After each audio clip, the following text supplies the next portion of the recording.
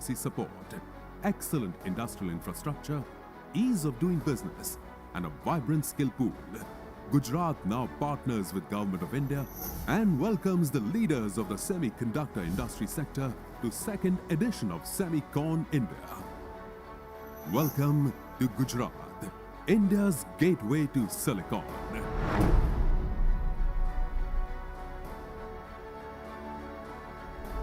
Swagatam.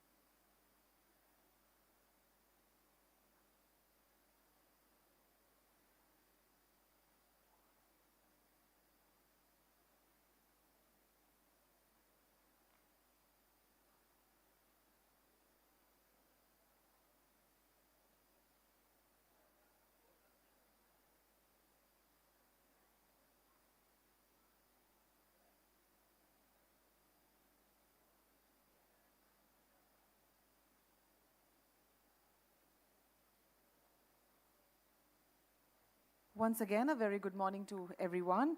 Those who have joined late, we request you to kindly put your mobile phones on silent mode or vibrating mode. Thank you. And we are about to connect ourselves to Delhi for our Honorable Minister of External Affairs of India, Dr. Subramaniam Jaishankar's. Okay, he's right over here. Good morning, sir. A very warm welcome to you. Good morning. Good to be with you all. Okay. We start the day today with a session on global partnerships creating opportunities. We at India firmly believe in Vasudhaiva Kutumbakam, or one earth, one family, one future. That is, equitable growth and shared future for all. The objective of Atmanirbhar Bharat, or self-reliant India, does not mean isolation, but development of the country for giving hope and relief to the world. India is on the path to become a trusted partner in the global value chain. In its pursuit to collaborate for mutual cooperative development, India, through its progressive foreign policies, has always come forward to join hands with like-minded partners worldwide. Ladies and gentlemen, it is an honor to invite Honorable Minister of External Affairs of India, Dr. Subramaniam Jaishankar, for sharing his insightful thoughts on India's role in emerging and critical technologies. Dr. Jaishankar requires no introduction. A recipient of the Padma Shri Award, Dr. Jaishankar has authored the widely acclaimed best-selling book, The India Way: Strategies for an Uncertain World. In his dynamic career, Dr. Jaishankar held various roles, including Foreign Secretary and Ambassador to the United States, China, and the Czech Republic.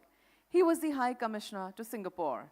Dr. Jaishankar has undertaken significant diplomatic assignments in embassies in Moscow, Colombo, Budapest, Tokyo. He has also served as the President Global Corporate Affairs at Tata Sons Private Limited.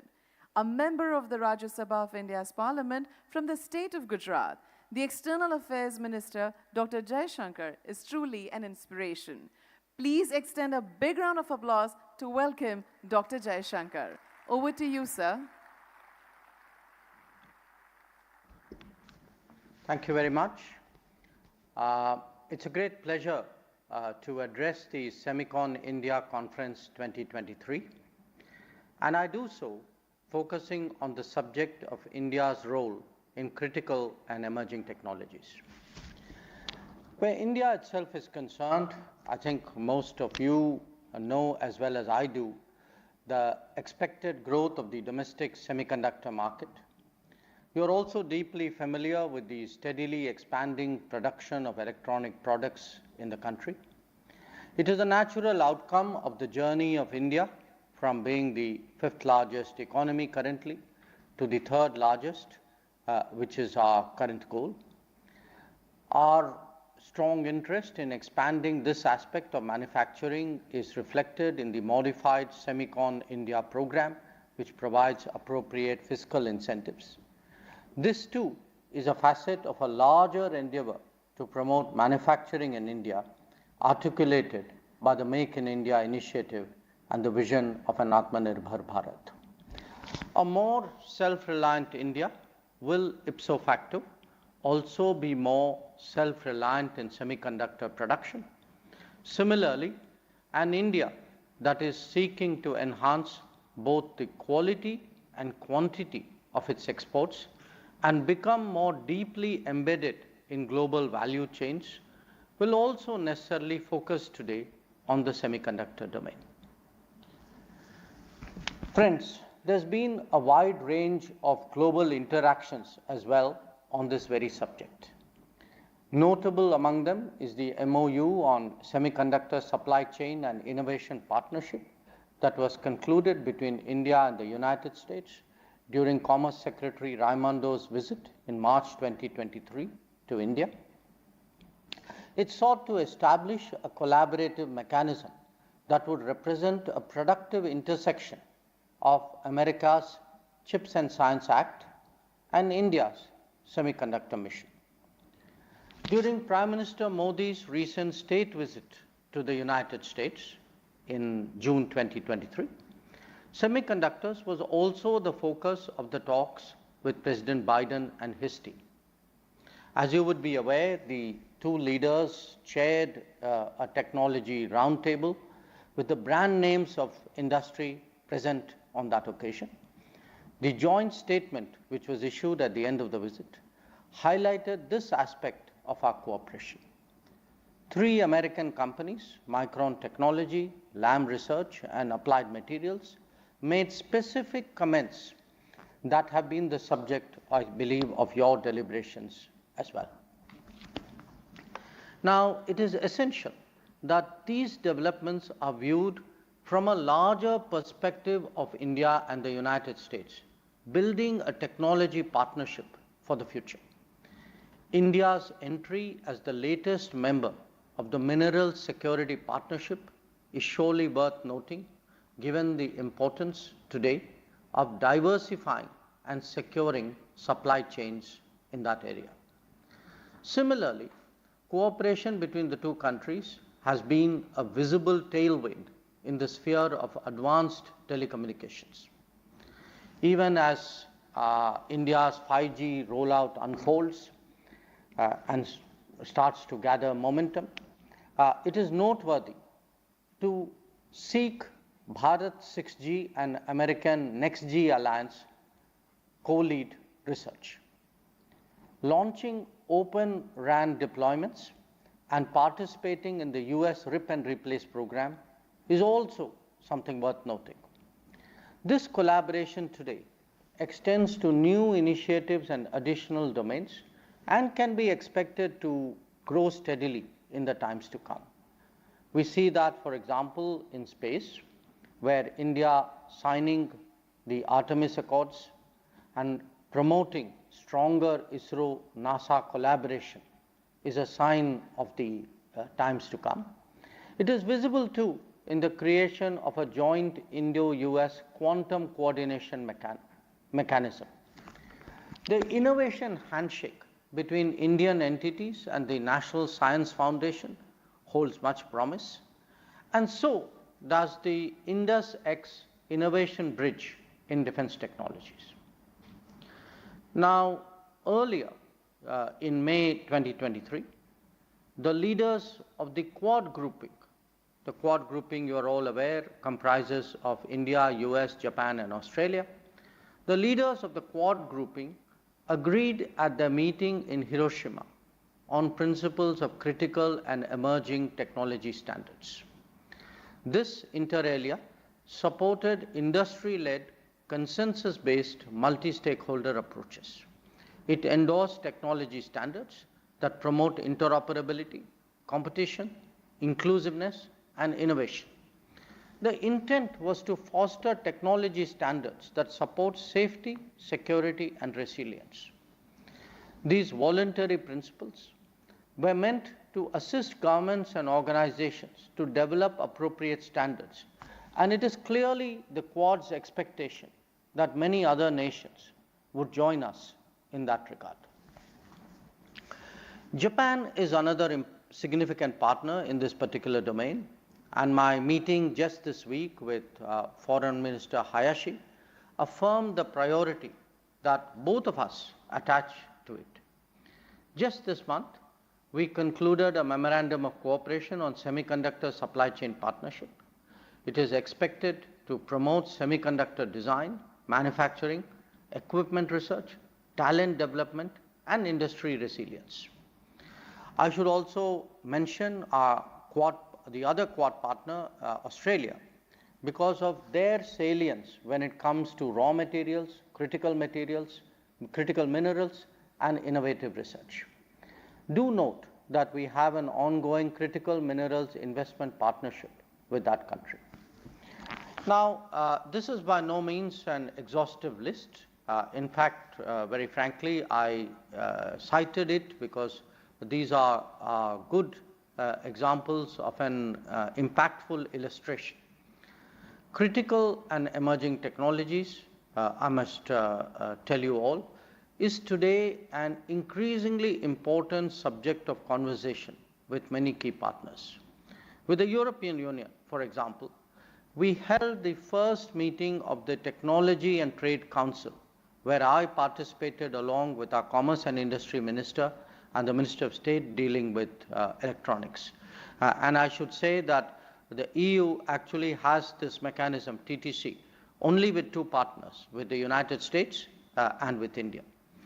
Critical technologies also find due mention in the Horizon 2047 vision document that was issued at the end of Prime Minister's recent visit to France. Now, having described the global cooperation landscape in some detail, allow me now to share some of my thoughts on the relevance of critical and emerging technologies today in international relations. To begin with, it is an intrinsic element of the knowledge economy that is steadily unfolding. In fact, if you think about it, one of its primary characteristics is how deeply it embeds technologies in a manner that profoundly influences all aspects of our lives. Now, if the very nature of our economic and social activities undergo a transformation as a result, then it is not surprising that CET, critical and emerging technologies, CET should now emerge as one of the most important metrics of power. Who invents? Who manufactures? What are the market shares? Where are the resources? Who has the skills? Where is the talent pool? These are now the increasingly crucial questions in the global arena. Now, some of you would have heard the term chip war. I think perhaps the depiction of a chip war may be somewhat overstated, but it has more than a fundamental kernel of truth. To a considerable extent, concerns in the CET field are influenced by how market shares and production dominance was leveraged in other areas. Because remember, technology trade is not just trade. It is as much about political science.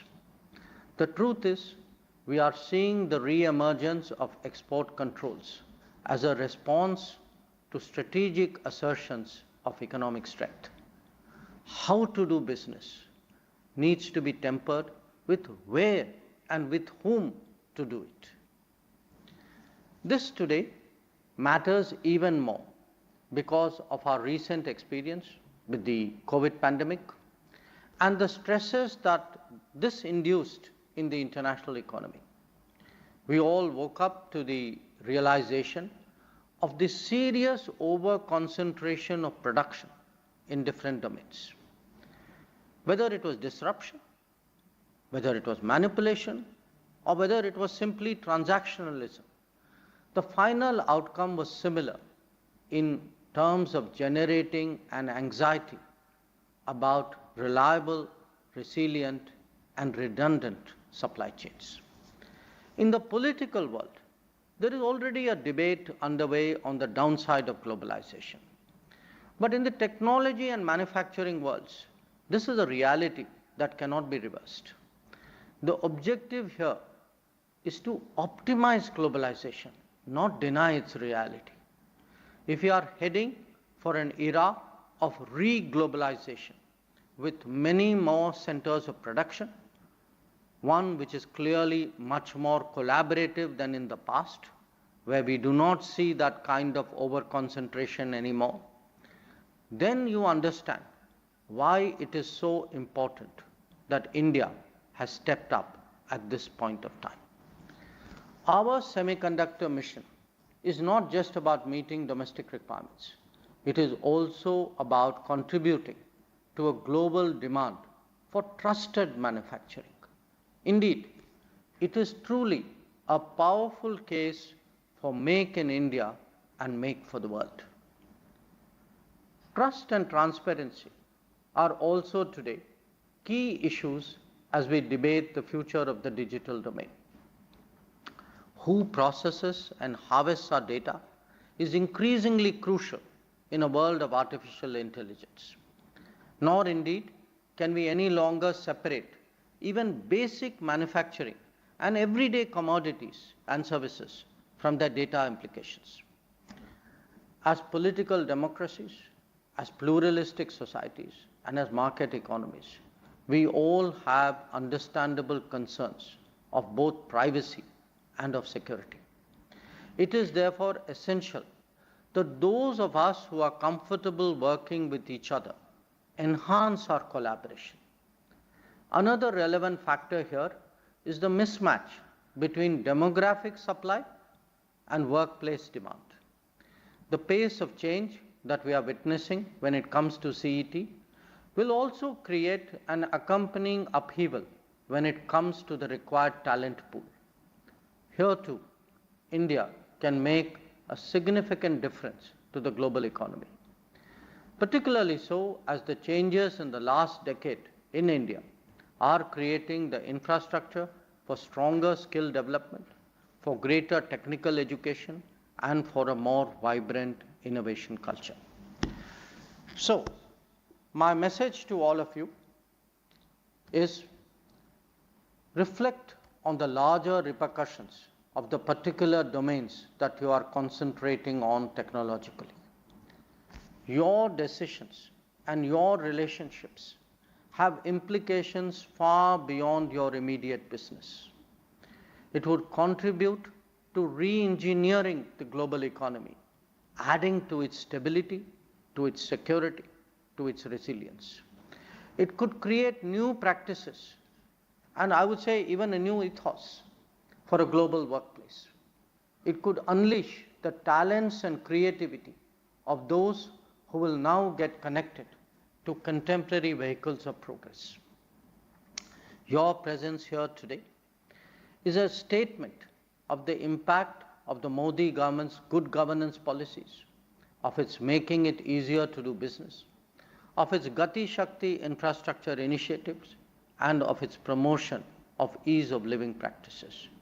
I am confident that day 3 will be as rewarding and productive as the earlier 2.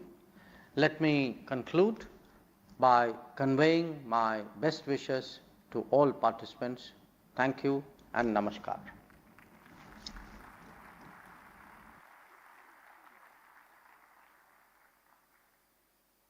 We thank Sir for sharing his visionary and path-breaking views.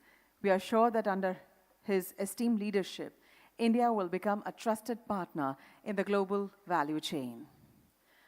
Our Honorable Prime Minister emphasized while inaugurating SemiconIndia 2023 that India wants the whole world to benefit from its skill, capacity, and capability. He stressed boosting India's potential for global good and a better world. Let us deliberate on international collaboration for trusted and resilient semiconductor supply chain through a panel discussion. I would like to call upon stage Shri Anshuman Tripathi, member NSCS as moderator. We welcome you, sir. We also wish to welcome the panelists, Shri Mike Hanke, Consulate General, US Embassy. Welcome. We welcome Ms. Koyoko Hokugo, Minister, Economy and Development, Japan. Welcome, ma'am. We welcome Ms. Georgina Rose Mackay, First Secretary, Australian High Commission. Welcome, ma'am. And last but not the least, Shri Arijit Ray Chaudhary, Professor, Georgia Tech. Welcome, sir. As the panelists take their seats, let me introduce you to Shri Anshuman Tripathi. He's a member of the National Security Advisory Board, a Sloan Fellow from Stanford Graduate School of Business. He specializes in creating entrepreneurial ecosystems worldwide in semiconductors, cyber physical systems, aerospace, defense, and holds a US patent in semiconductors. His research on hardware Trojans was also acknowledged by the US DoD. As a chip designer, his designed chips have accumulative sales of over 1 billion USD. May I request Shri Tripathi to kindly steer us through the imperative discussions during this session. And one more time, a big round of applause for all the dignitaries on the dais. Thank you.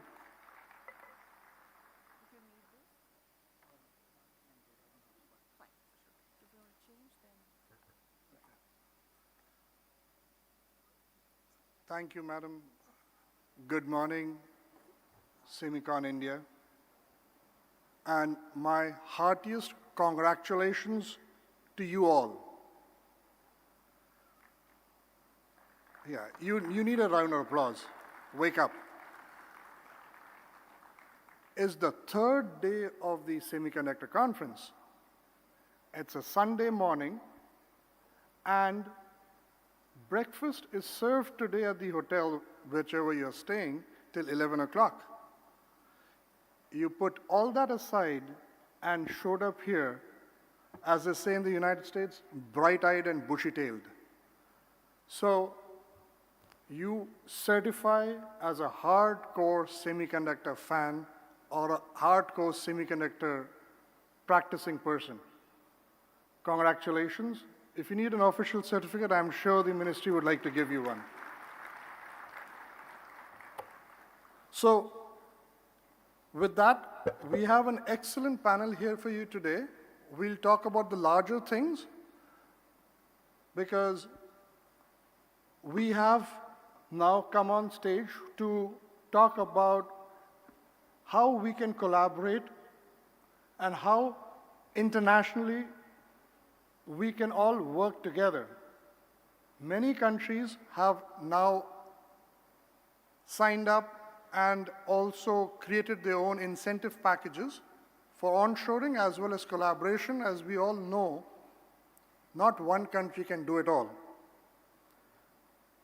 So, in the excellent panel that we have today, we have Mike Hanke, the Consul General of the United States at the Consulate General in Mumbai.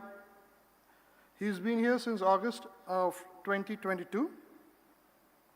Prior to this, he was the Deputy Chief of Mission in the US Embassy in Amman.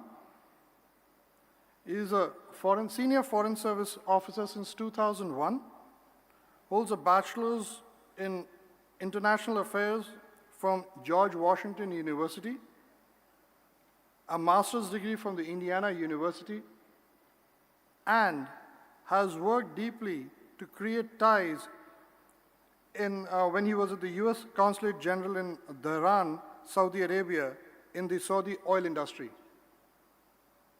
Sir, I guess now you're in the new oil, the semiconductor industry. Welcome, sir.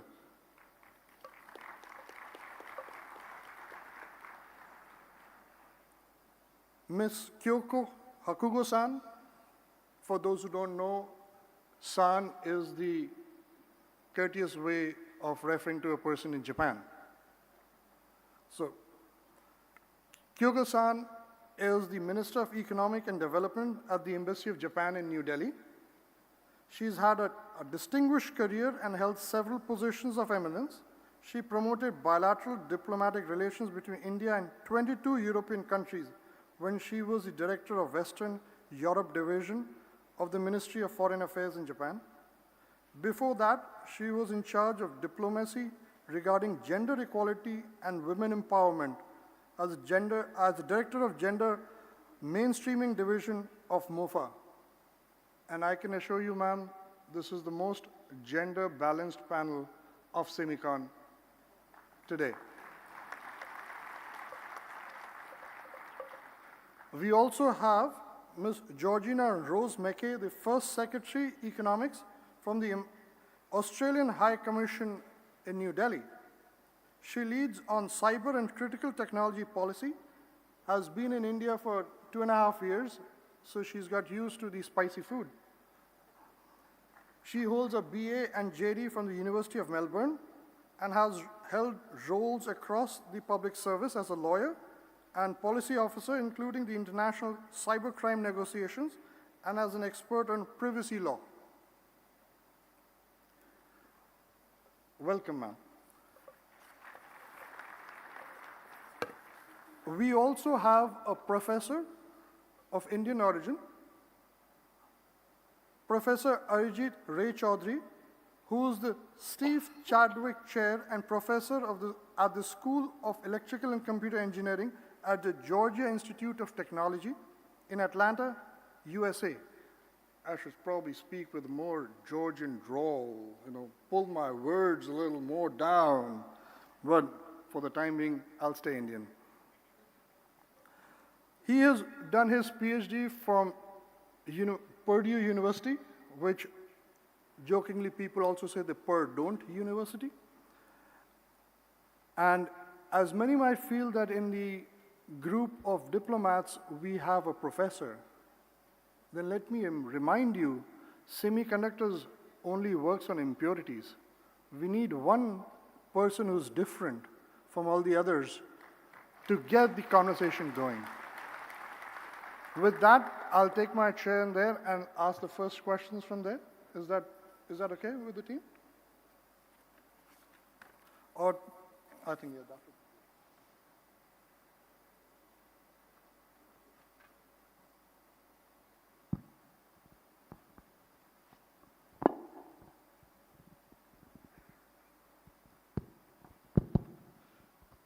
To set the stage, I think, how about we start with a 2-minute, you can share about your individual countries' efforts in semiconductors and international collaborations. Would you like to start, Hakugo-san? Okay, thank you very much.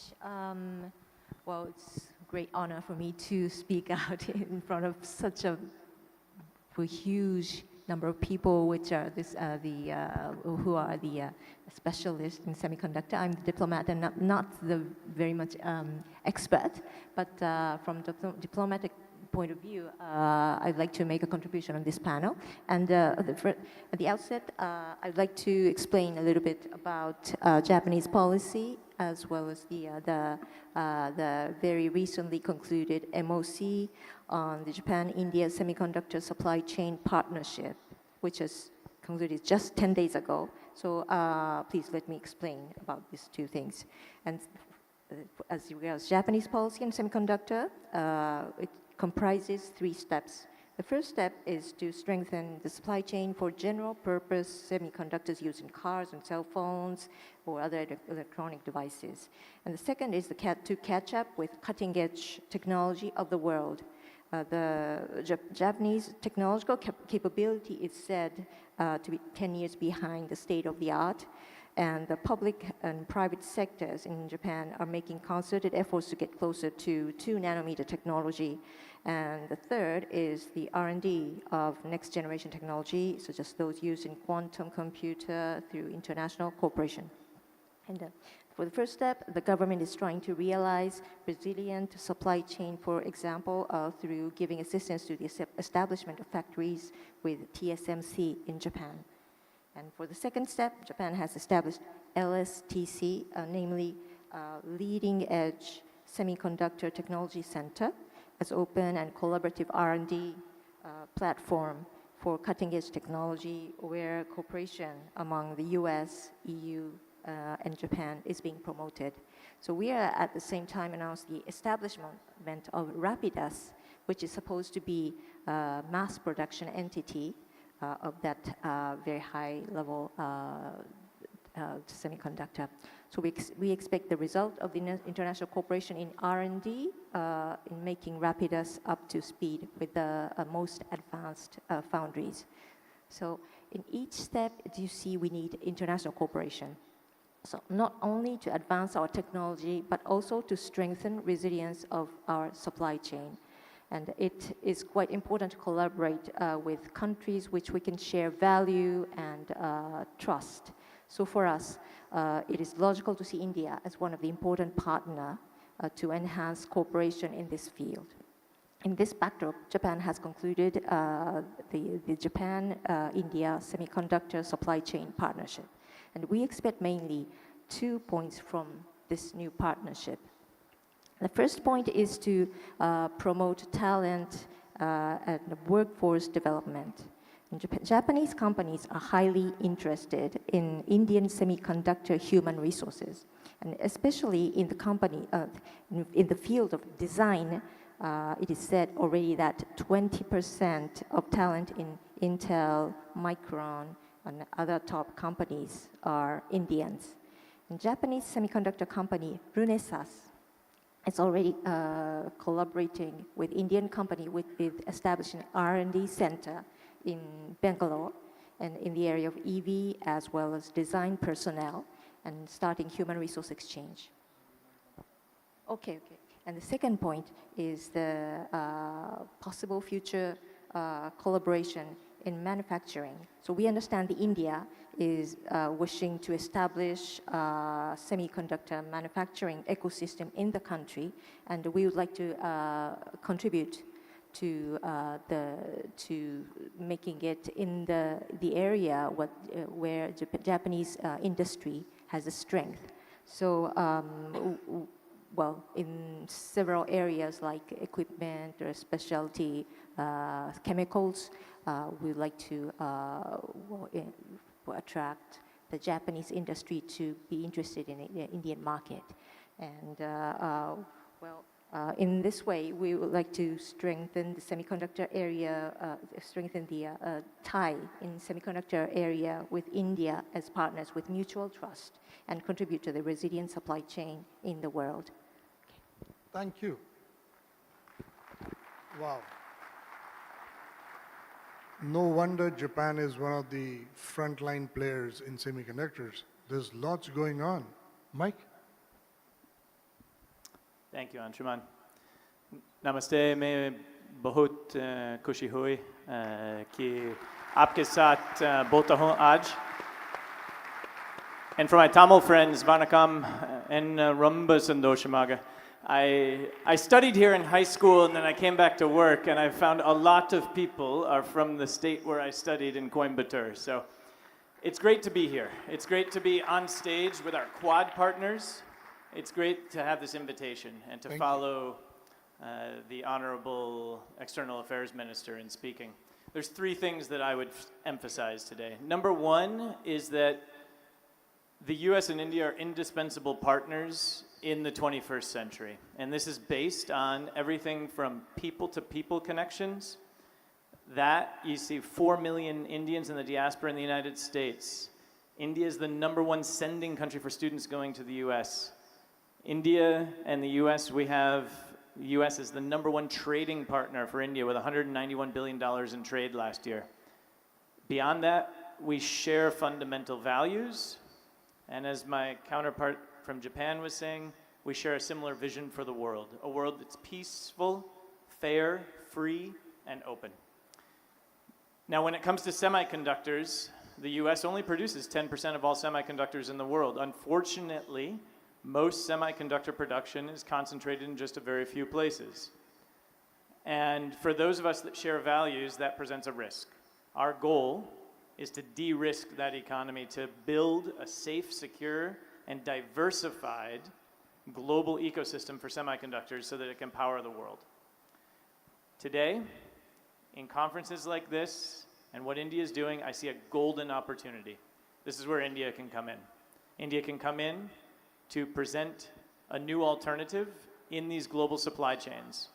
The US is putting investment into helping India and similar like-minded partners to build that supply chain. We see evidence just this week with the investments that US companies are making, voting with their feet. Take a look at the Micron investment here in Gujarat, the announcements by AMAT, by AMD, by Lam Research to come in.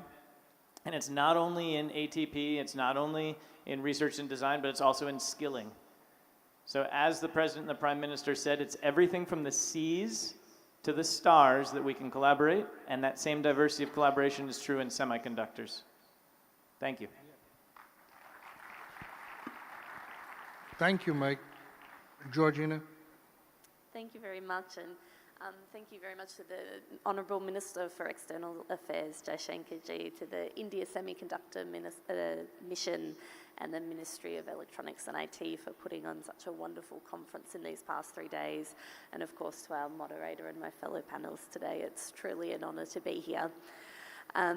So that we know that the global technology landscape is evolving at an unprecedented pace, and geostrategic competition is impacting the development and use of critical technologies.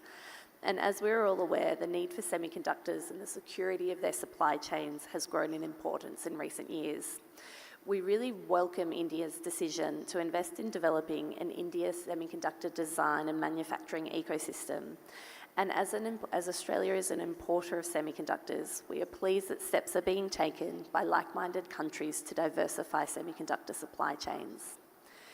The Australian government recognises the importance of critical technologies and is targeting $1 billion of investments in critical technologies through the National Reconstruction Fund. In May 2023, the Australian government updated the list of critical technologies, and on this list include advanced manufacturing and materials technologies, including semiconductors. Australia has value to offer across the semiconductor ecosystem, from critical mineral inputs through to design. Australia's critical mineral strategy is the government's plan to grow our critical minerals industry. With our rich geological endowment and track record as a reliable exporter of resources, Australia can play a pivotal role in delivering the processed minerals the world needs. The government is targeting $500 million of new investment in critical minerals projects via the Northern Australian Infrastructure Facility. In 2022, Australia added 2 new minerals to Australia's critical minerals list: high-purity alumina and silicon, which reflects the expanding significance of mineral inputs in strategic applications like semiconductors. Australia also has existing strengths in areas of competitive advantage in the semiconductor supply chain, including in niche capabilities in design, manufacturing and research, as well as in silicon irradiation, which is required for some high-powered applications. No single country can tackle the geostrategic challenges presented by critical technologies on their own, and Australia is working with our international partners to invest in and safeguard our critical tech industries. Strong partnerships are essential to realising our shared vision of a region that is open, stable, prosperous and respectful of sovereignty. In March this year, Australia and India agreed to deepen cooperation and extend existing commitments to the Australia-India Critical Minerals Investment Partnerships.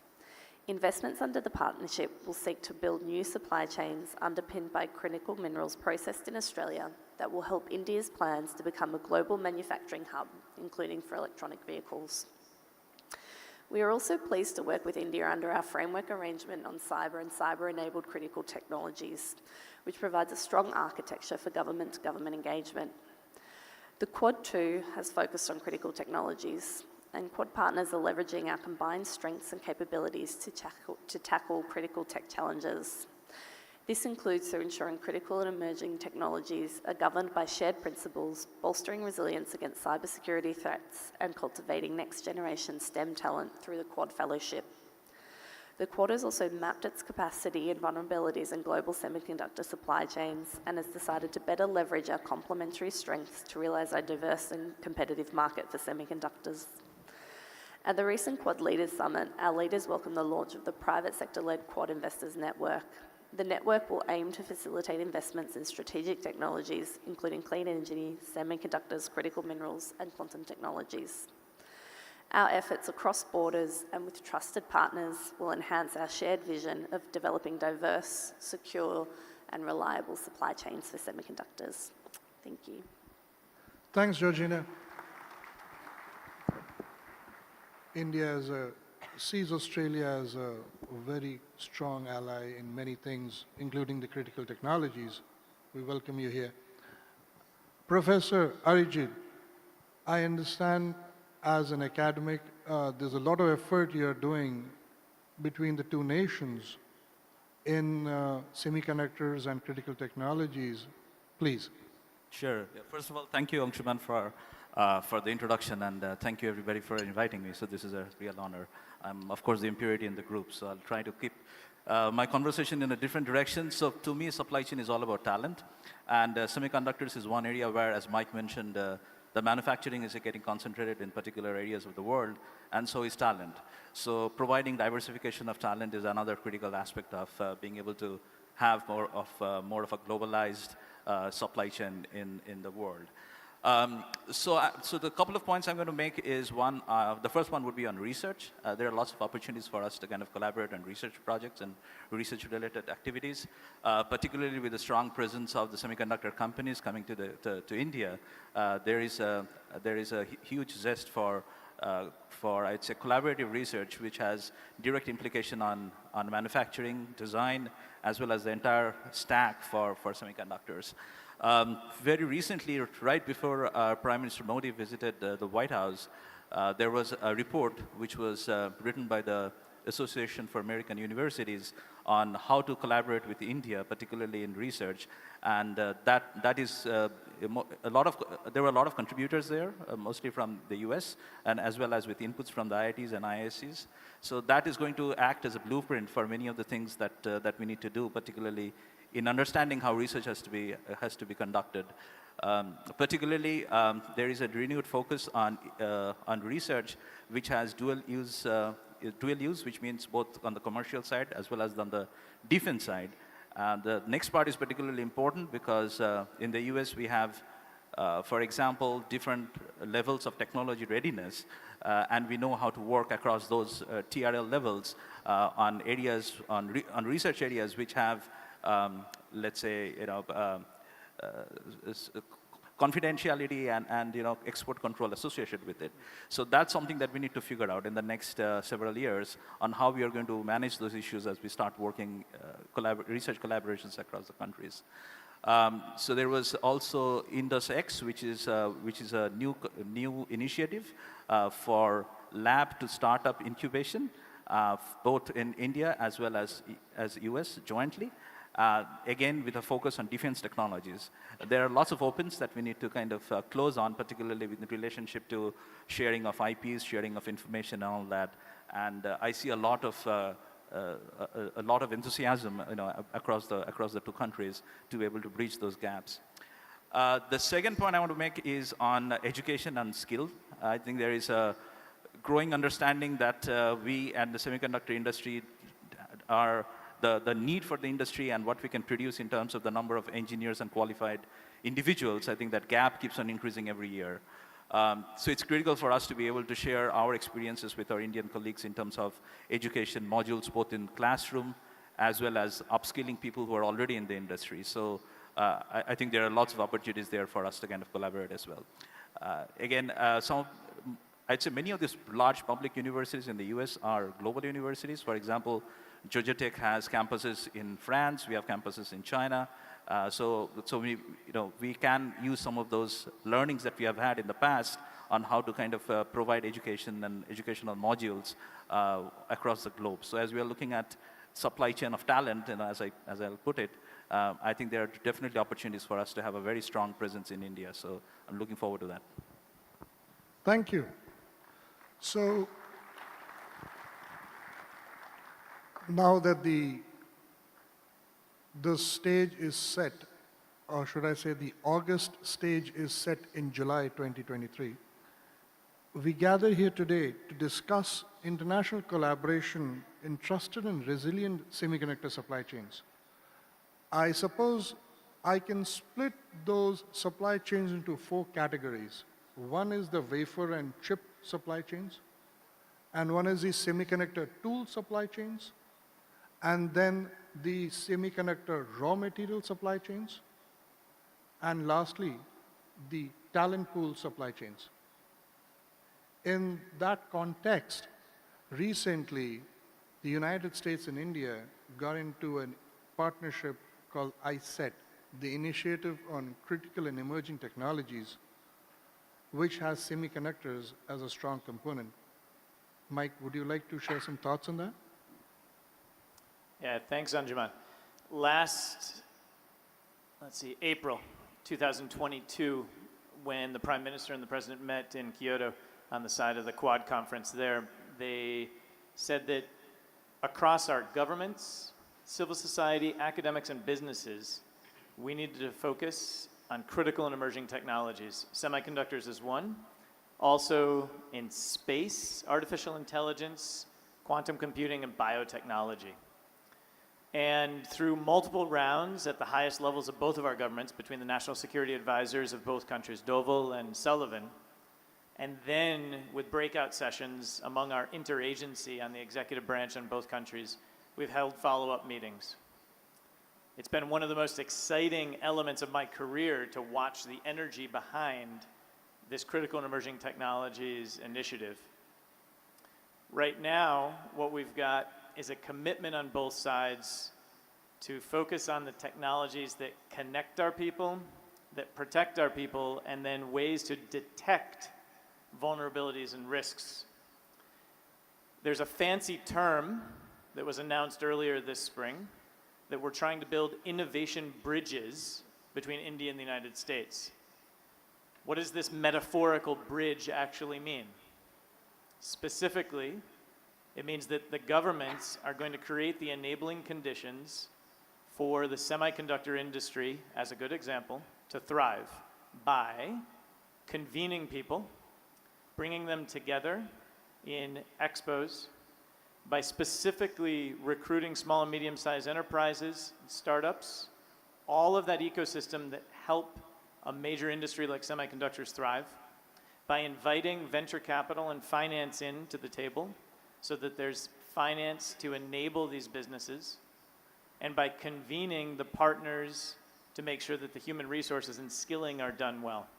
Everything from Georgia Tech to Purdue that I know that's here, they're doing some great work, and we heard that even just yesterday when we hosted a skilling roundtable with the Indian government, with local businesses, with American companies, and with US and Indian universities.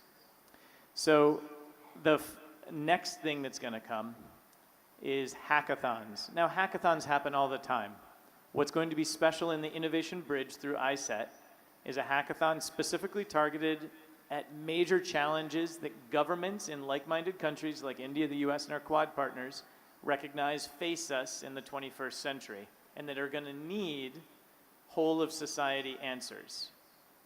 We're planning on the next hackathon in the coming months as a way to invite Indian students, researchers, government agencies to work with our counterparts to say, how are we going to solve some of those challenges? And then put the best ideas together with finance and research institutions to bring them to fruition. Thank you. So as Mike shared, we're working on multiple technologies, space being one of them.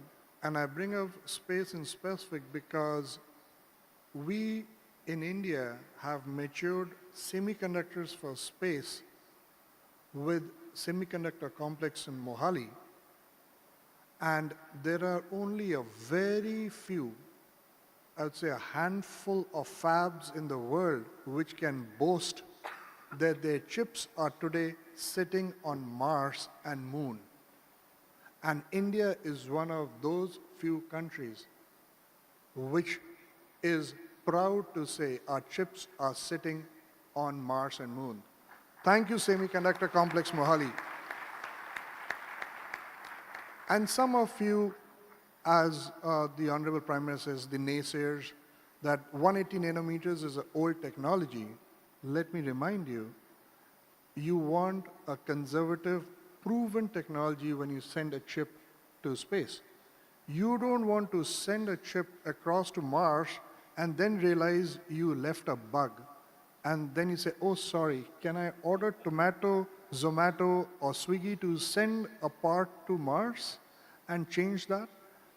So we are looking forward to further collaborations. Thank you, Mike. And Kyoko-san, we understand in the very recent past, last week or two, India and Japan also got into an MOC in cooperation.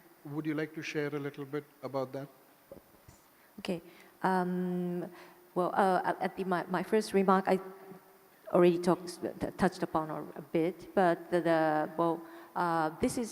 this creates a government-to-government policy dialogue platform, and in that we could discuss whatever to tighten our cooperation. And what we put in already in the MOC, one is the human resource, the talent and the workforce development. And well, I've already said that the Japanese industries are very much interested in Indian talent, and which is already very, very active in design field. But maybe we are trying to catch up to the very high cutting edge skill on semiconductor, and we are trying to have the R&D center as well as the manufacturing entity in Japan, and maybe in that endeavor we would like to collaborate with Indian people. And at the same time, I understand that not only in design, but in the manufacture phase, workforce, many engineers are needed. And we know that there are many high-skilled IT engineers are in India. And in the manufacturing part, we would like to collaborate to raise the engineer fits to that, specialized to that that phase. And this is one. And another one is, of course, the contribution to the Indian manufacturing ecosystem. And I understand in Japanese industry there are some very strong area exists, like the very specialty chemicals or gases, and in that, those companies who are producing that kind of equipment and materials, which I think we have already supplying in India, but would like to invest in India more. And of course, this is not decided yet, but the discussion will be starting, and I would like to see that this MOC, the conclusion of MOC itself, give impetus to the industries of both countries to do more business together. Absolutely. I think we look forward to that contribution. You mentioned two specific supply chains. One is the talent supply chain, and one's the tool, technology, and raw material supply chain. So three parts of it. And I think we're also catching up to the newer technologies. And you have a wide experience in gender equality, and now maybe you can help us do technology equality as well. And you mentioned about talent. Would the language differences need a little more mitigation? Would Indians need to learn a lot more Japanese and maybe the other way around learn some Indian languages? Yes, I think, of course, many people speak, Japanese people speak English nowadays, especially in the semiconductor area, but you're very good. I already know that you're good in Japanese. With perfect, Arigato. perfect pronunciation. But it is true that if the Indian people could speak Japanese language, it helps a lot. So between India and Japan, one of the very important area of cooperation is Japanese language education in India. And we also have the MOC on that, and we have revised that this year. And nowadays the Japanese language learning population in India is not much yet, but this is very important and for promoting the cooperation in semiconductor sector too. So I recommend the Indian people to touch upon to start in Japanese language, and we would like to help the Japanese language education in India. Thank you. Also, on the other side, on the raw material and gases side, I have personally been very passionate about a specific gas without which we cannot make semiconductors, and that is neon. In the recent past, the price of neon shot up 9 times, 900% in the international market for semiconductor neon. And neon is harvested from air. It's 0.0018% in the air, and it is usually harvested in air separation units, which are usually used in steel production. India is the world's second largest steel producer, and thus, by default, we are also the second largest neon producer in the world. And the world's largest air separation unit is in the home state of Gujarat, in Jamnagar. So we have enough neon to supply to the whole world and be the neon capital of the world. All we need is Kyokusan and the Japanese industry to do the last mile processing of purifying the neon to semiconductor grade. And we would be part of the international supply chain of neon and other gases. May I put that as a request for the governments to look at in a more serious way to invite companies around neon and other critical semiconductor technology gases in India? As we know, Japan has a lot of technologies around it, and as you just mentioned. Thank you very much for this information. This is very, very precious, and I didn't really, I expected that this concrete request come in this, this panel discussion, but this is very, very, potentially fruitful, the source of cooperation. Thank you so much. Yeah. I will, of course, convey to our industry. Thank you so much. And as this highlights, there are a lot of opportunities for India to enter the supply chains from a raw material perspective. We are a large country and a big country. And many other, like we had the panel yesterday on the gentleman from Inox talked about the possibility of semiconductor grade gases and some of these gases that are already being produced in India. Coming to Australia, and Australia is part of the Quad, many might not know that in quantum computing, Australia has a lot of technology to share, and many of the quantum computers are actually built on semiconductor components which are super cooled down to cryogenic levels. Georgina, you want to share? Thank you. Thank you for such a good question.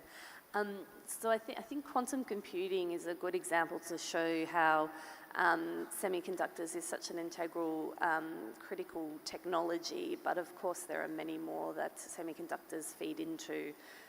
in a bit of a network of essential technologies that we're all focused on. And the benefit of groupings like the Quad and bilateral cooperation is that we get to exchange expertise in semiconductors, but also more broadly where we have areas of expertise and comparative advantage to share. So Australia has a very strong quantum technology history. Australia has been teaching quantum technology programs at university from 30 years ago when many countries weren't doing that, and now many of our experts in quantum tech are leading on research across the world in the private sector and in governments and academia as well. We like to think we punch above our weight in quantum technologies, so there's already significant venture capital investment in Australia.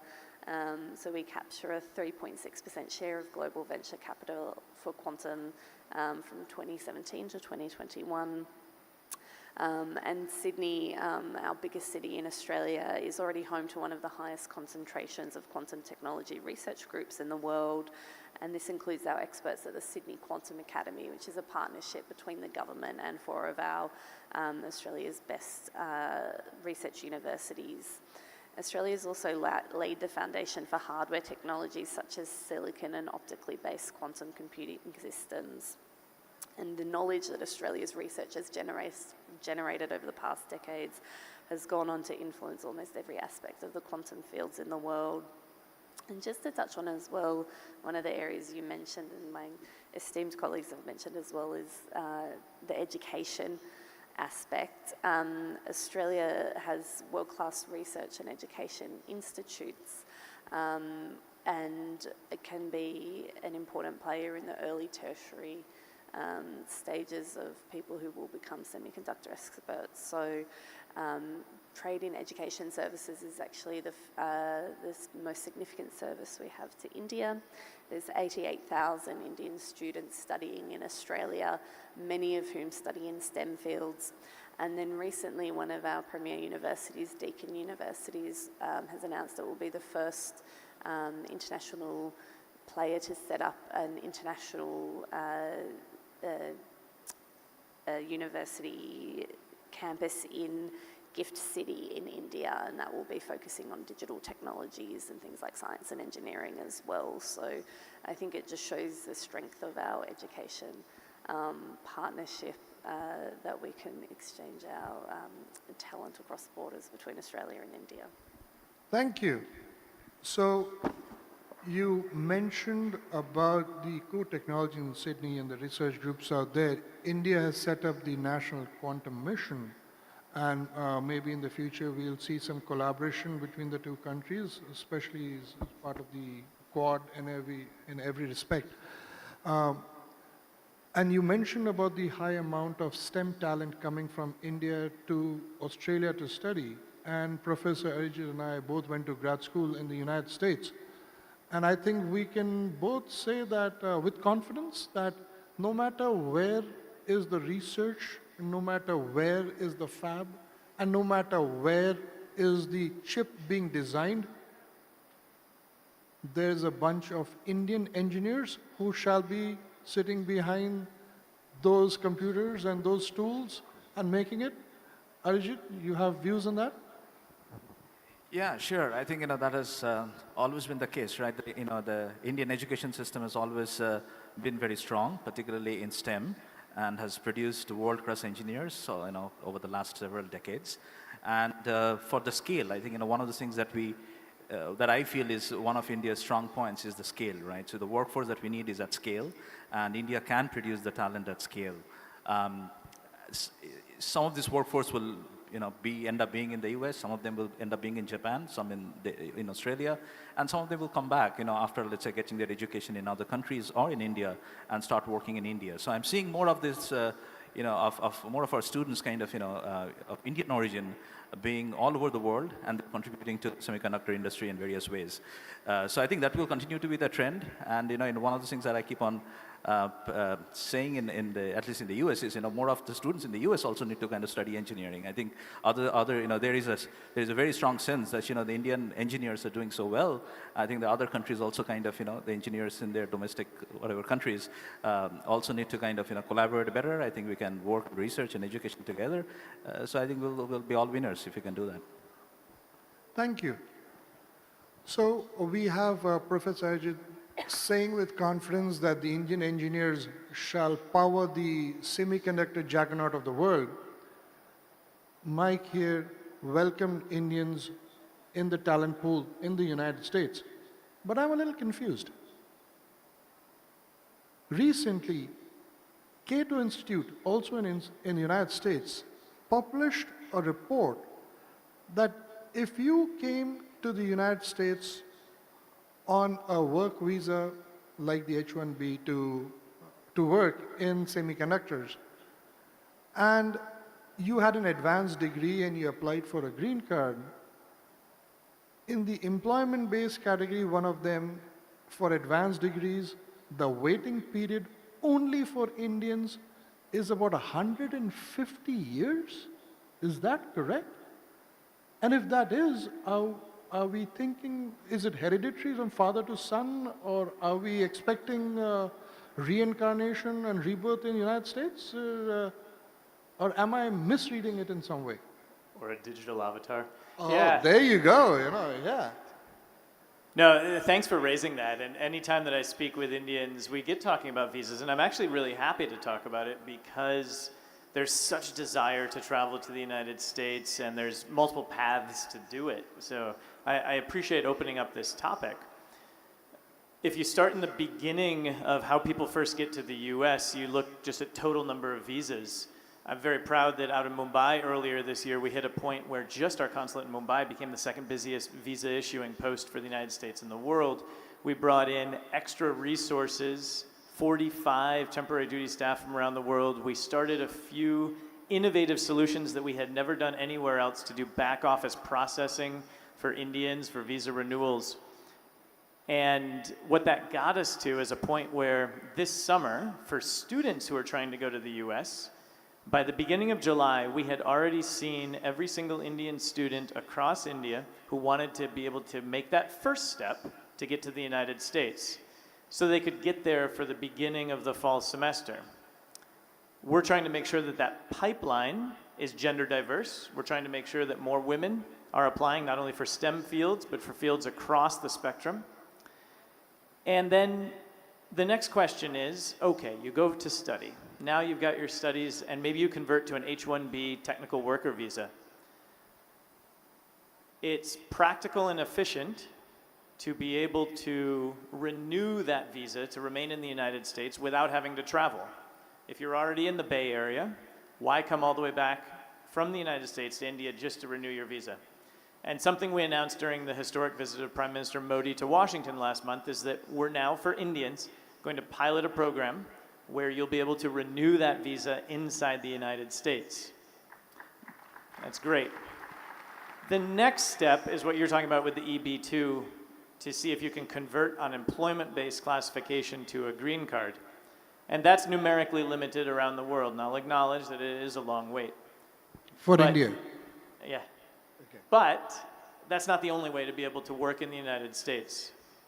Most of our countries that offer student visas have an optional practical training period to work afterwards, and that period's twice as long in the United States if you're working in a STEM field. You can work as the H-1B, and now with this program that we're doing for US-based renewals, you can remain on, and then that EB-2 facility remains open. What we're trying to do across the board is to see also through joint degree programs. My Australian counterpart was mentioning the interest of international universities to come here. I've seen dozens in the last year of US universities who are interested in doing twinning or joint degree programs between the US and India, so that an Indian student more cheaply and quickly can do maybe a 3+2 or a 4+1 and get degrees both from an Indian institution and from a US institution to make them even more qualified. more quickly and cheaply to work into the labor market. Thank you. So, going to another topic in here, semiconductors is a cyclical business. We go through periods of oversupply and undersupply in the demand. We just had the issue with COVID, with the automobile industry internationally feeling a crunch. There were supply lines and production lines which was stopped. Now, with almost every major country putting in an initiative, $52 billion in the United States, $47 billion in the EU, and a similar amount in Japan, is there a possibility we might end up with an overcapacity and an oversupply in the near future in the manufacturing sector? Any of you care on the Kyoko-san, yeah?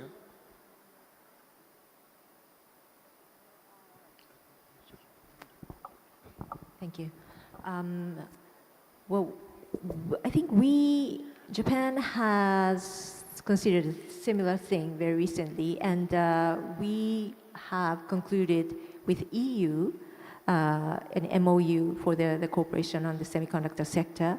And in that MOU, there is information sharing clause on the subsidies that the both are providing for the semiconductor sector, and with the thought that if those subsidies, this kind of government assistance is not provided in not coordinated way, may induce the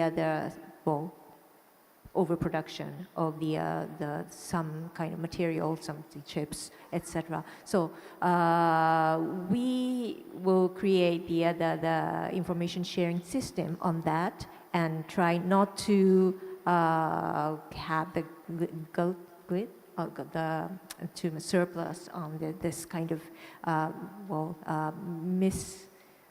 the failure of the market. And also we will create between Japan and EU, create the early warning mechanism for the disruption of the supply of the semiconductor, in order not to have for example, the shutdown of the factories during the disaster or the pandemic. So to prepare for that.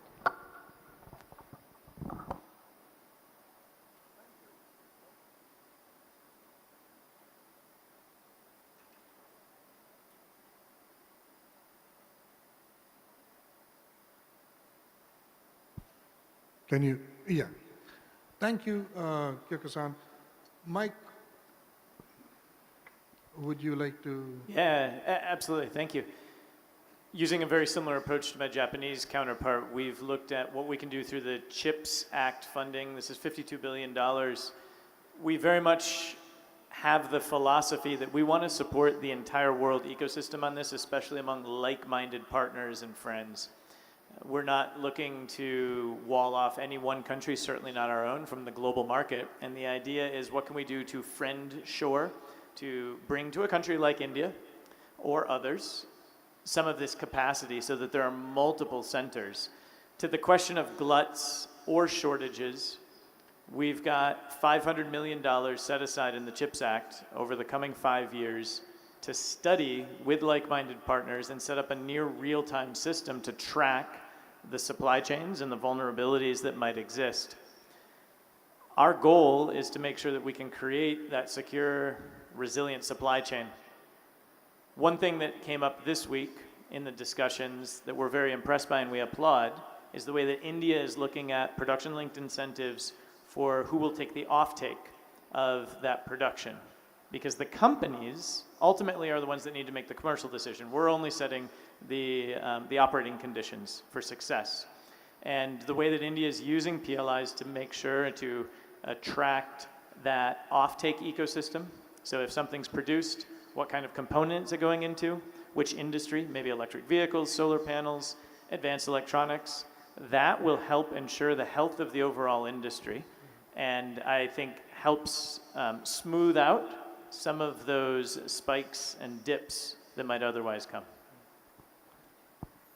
Well, so from Jersey shores to Chennai shores, we can have a friend-shoring out there between us. And as Kyoko-san talked about the information sharing, I can say beyond doubt, the IT infrastructure to make that information exchange would be done by some Indian company. So it would be easy to come on board and also be part of that information sharing between the larger group, as Mike just talked about it, not about stonewalling any country. In that context, when we say that we want to have all the countries going in, if I look at the dissection of the $52 billion of the CHIPS Act, I understand $8 billion is demarcated for manufacturing. Is that correct? I think it's around it. And India, in its semiconductor mission, has put together $10 billion, of which the whole could go into manufacturing. So we are neck and neck of the 8 and 10. Maybe there is a possibility of further collaboration on the manufacturing sector, and we can have more of the manufacturing of the fabs with the United States and India? Well, I think the first step to figure out where we go on this has already been taken. In March, our Secretary of Commerce, Gina Raimondo, signed a memorandum of understanding with Minister Piyush Goyal to commit to determining exactly what you're talking about. How can we put each of our nation's resources towards new commercial opportunities, towards R&D, and towards skilling? And through that, there are subcommittees to determine exactly how we can collaborate and coordinate between our countries to create those business opportunities. I know that the studies are going on that. There's been an initial report that's come out, and I think in the fall, there's the expectation that our two countries together will be able to make a proposal to say, here's exactly where we want to focus on to take this forward. Oh, fantastic. So, like Nikkei Asia carried an article recently that the information sharing was between US, Japan, and the EU. So in the very near future, we could see India also on that table, because, as I said, under the table, the connections in the IT sector is being done by the Indians. so yeah, so we just need to come from under the table to over the table, and we would be part of the system there. Also, on the higher end of technologies, in the EUV sector, where we talked about the 5 nanometer and below, there's a lot of national pride in those technologies. And it is usually seen that such strategically controlled technologies are not bought and sold, but they are bartered. So if we look from the perspective of individual countries, what are the areas you would think in Indian technology and raw material landscape would be a good exchange for a critical technology of the high-end semiconductors between your country and India? Kyoko-san, would you hazard a try?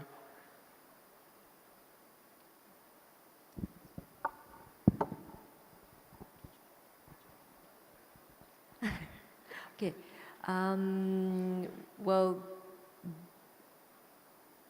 what I would like to say is that the barter is, if we look from the government point of view, of course, talent and maybe manufacturing capacity in India. But of course, this is very complex system with the private companies, which decide,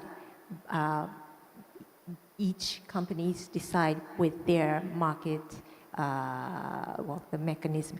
And of course, barter, what we as Japanese industries as a whole interested right now is the people, Indian people, the talent that you already have, and you are very active anywhere. And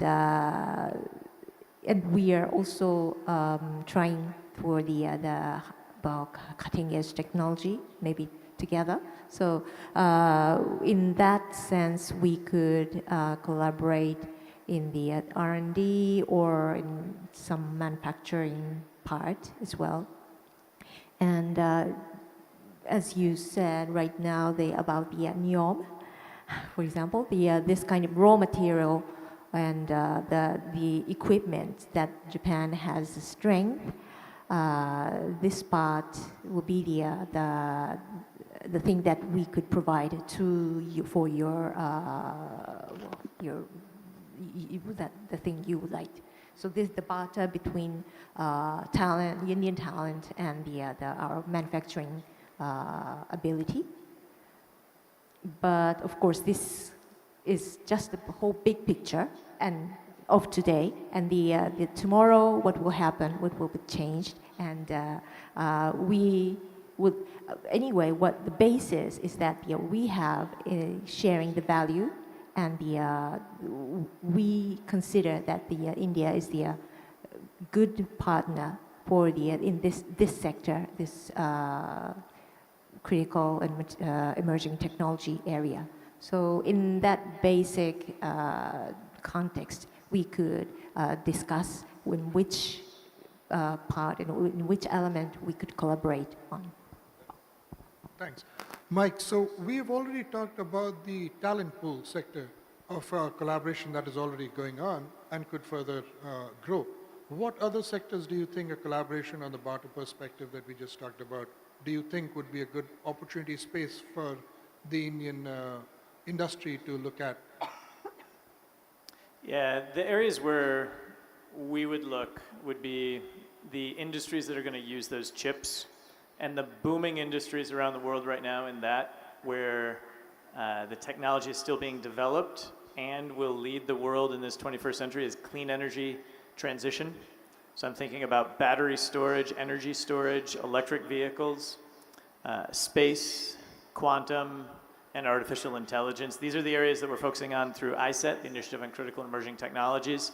I think India already, with the great work that it's done in its auto cluster, has the opportunity to grab a lot of capacity in the electric vehicle sector. We're putting money in from our side into development of the solar panel sector.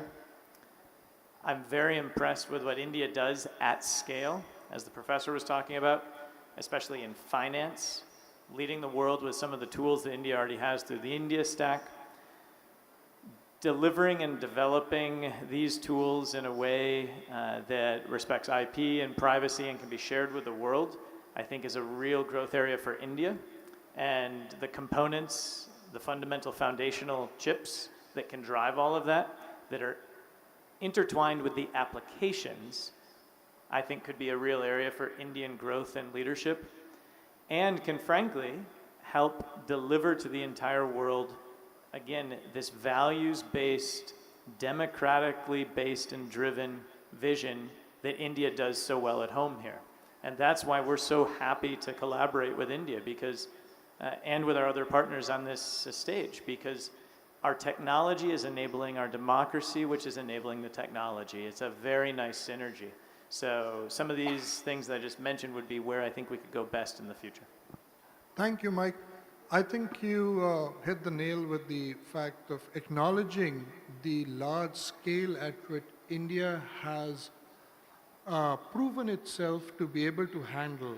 And I think it deserves a specific term to say that this is the scale.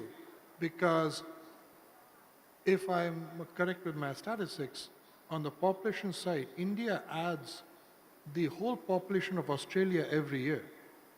There's a similar statistic, if I'm not mistaken. Am I right, Georgina? Yes, I think that sounds about so right. we have a complete new Australia coming into India, and so we have a juggernaut scale. So I think going forward, when we talk about Indian technologies can handle scale, it's a different scale altogether. We should say juggernaut scale. So we handle JS scale technologies. You want to add to that from an Australian perspective on the exchange? Yeah, just to say, I mean, I think India is rightly proud of its tech talent here, and I think the world looks at it very jealously. One of the things I always note when I'm talking to my Australian colleagues is that while we're focused on gender equality in STEM in Australia, India actually has much better stats and much better stats than a lot of Western countries on women in tech. It's not to say that there aren't still challenges, but it's something that I think we can look to learn from India. I know many Australian companies come to India to set up R&D facilities, and our biggest semiconductor company in Australia that produces the most semiconductors, Morse Micro, has set up an R&D facility in Bengaluru. So we're so lucky to partner with India on the tech talent side. And then, as the Honourable Minister for External Affairs said in his speech today, we also have a close partnership on critical minerals, which are essential for semiconductors, and then more broadly, as well as my colleague was saying, for the green energy transition, for things like batteries and electric vehicles as well. So there's great collaboration there. And it's just truly wonderful to be in India at a time when the Australia-India relationship, as well as the Quad relationship, is just really on an incredible upwards trajectory. In the last 5 years, my colleagues at home can't believe just the amount of collaboration across the board, including particularly on cyber and critical technologies. And the key areas of interest for us that we share with India, often we think about quantum technologies, artificial intelligence, next generation telecommunications like 5G and 6G, as well as biotechnology. And I think there's a lot more we can do in those areas going forward. Thank you. I can't believe it. Georgina just said that they are jealous of India in a few things. She used the J word in a different sense. So I really like the fact that India is now at a stage where countries like Australia are jealous of us. And yes, a little loudly, please.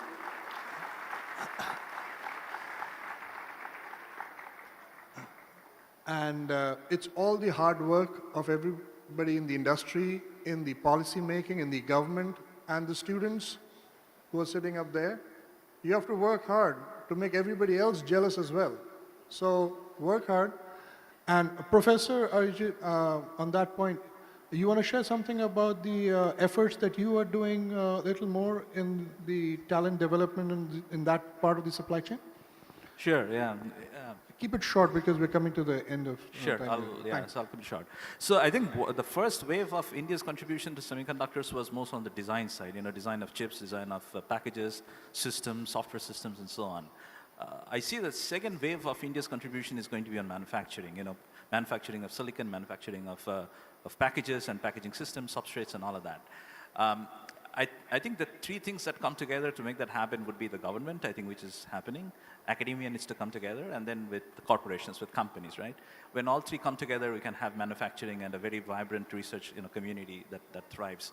So I think we are at that point in India where I clearly see the second wave of innovation happening in India in semiconductors. The other thing which is also very eye-opening is India as a market is also expanding quite a bit. Particularly, there's a huge demand for chips locally in India as well. So not only in design but manufacturing, very specific materials, very specific kinds of systems that you want to build.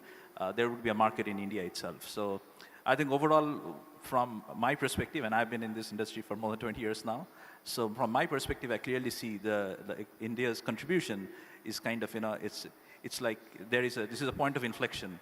So, going from design to more of manufacturing to playing with the big players in the really hard business of building things. So I think that's very, very encouraging. Thank you. So as we come to the end of our panel discussion here, I think some points resonate with all, that we are all together as a team in this. We have to share resources, collaborate further. India provides a lot of talent and a lot of raw material in other areas where there's more room for collaboration going forward. There are countries who would like to collaborate further, and there's some who are jealous. And we have a roadmap to build the future together going forward. Any extra points that any of you would like to add?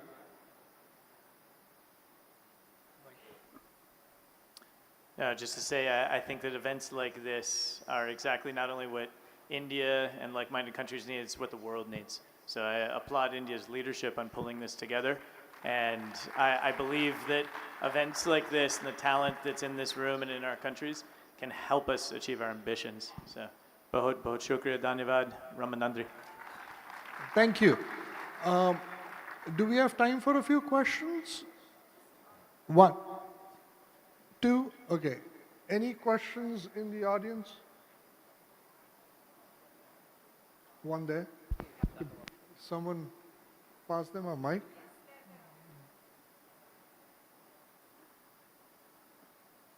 Please introduce yourself. Hi, good morning. Vijay Raghunathan from Purdue University. Thank you for a great panel. Question I had, and Mike, you briefly touched upon this, is as various countries, India, the US, and Japan, and others, set about their policies on subsidies, can we also have some talk, and would love to hear any of the panelists' thoughts on this. How do we make sure this is not a race to the bottom in terms of subsidizing or over-subsidizing each other? That's one. And the second part to that question is, as each of these countries also stands up their advanced research centers, whether it is the ISRC that India is talking about, or the LSTC, or the NSTC in the US, can we also think about some strategic cooperation on the R&D side between these research leading edge, I guess, national level research consortiums or corporations to really get the research innovation engine jump-started on a global scale? Thanks. Mike, you want to? No, thank you, Vijay. I appreciate the work that you're doing through Purdue, Georgia Tech, and others to lead the way. And what came out in our skilling roundtable that we held yesterday with about 50 partners from across industries and sectors is the need for a consortium-based thinking. However that gets shaped, that'll be developed. But the idea is, if we're like-minded in our goals and our ambitions and our values, then we should also most efficiently align and assign our resources. And we have some ways to do this as we look into the future. One of the best things that we can do, we've started through the Association of American Universities, which is a collection of leading research universities. I know Purdue and Georgia Tech are part of that. We invited them down to India. There was just the meeting back in the US earlier this month, leading Indian universities going there. And it's not meant to be exclusive, but it's meant to at least set the agenda on what the research needs to be. Because among like-minded countries, we don't all need to do everything. And I think if we align our resources in that way, we'll be better off. And then as we look at the industries that we want that to feed into, I think it's important to prioritize. And the leadership has been sending a clear signal. We need to prioritize on certain industries that are going to help us with clean energy transition. They're going to help us with biotechnology, with AI and quantum that will facilitate the future. That's important, that AI be a little more inclusive. I remember, my name is Anshuman, but back in the day when there were new systems which had come in Microsoft Word, they would autocorrect my name from Anshuman to anti-human. So I'm good. I'm looking forward to the AI growing further. Kyoka-san or Georgine, you want to add to his point anyway? Good. Next question.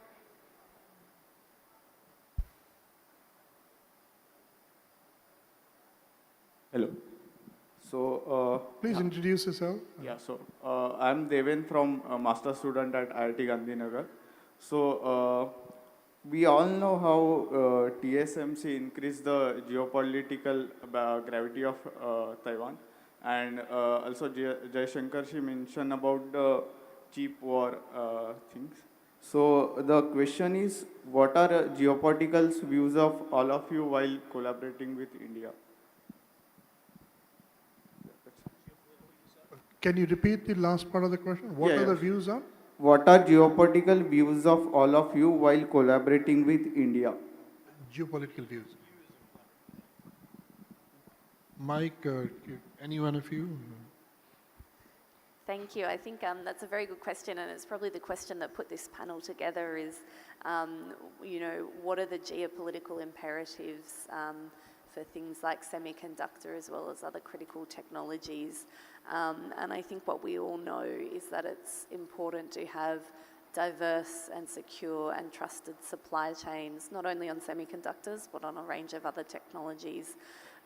It's a very complex world, and it's even more important to be working with countries like India bilaterally, but also unilaterally through organizations like the Quad, where we can work together and work for, you know, an Indo-Pacific and a world that is open and secure and prosperous and respects sovereignty. And we know that technology is more and more underpinning our security and prosperity going forward.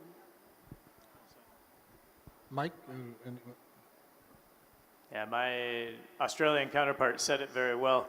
I think when you look at the recent history, whether it's semiconductors and the vulnerability that comes from having too few producers, if you look at food and fuel, you look at the effects of Russia's brutal invasion of Ukraine, you can see where risks come from having resources concentrated in too few channels.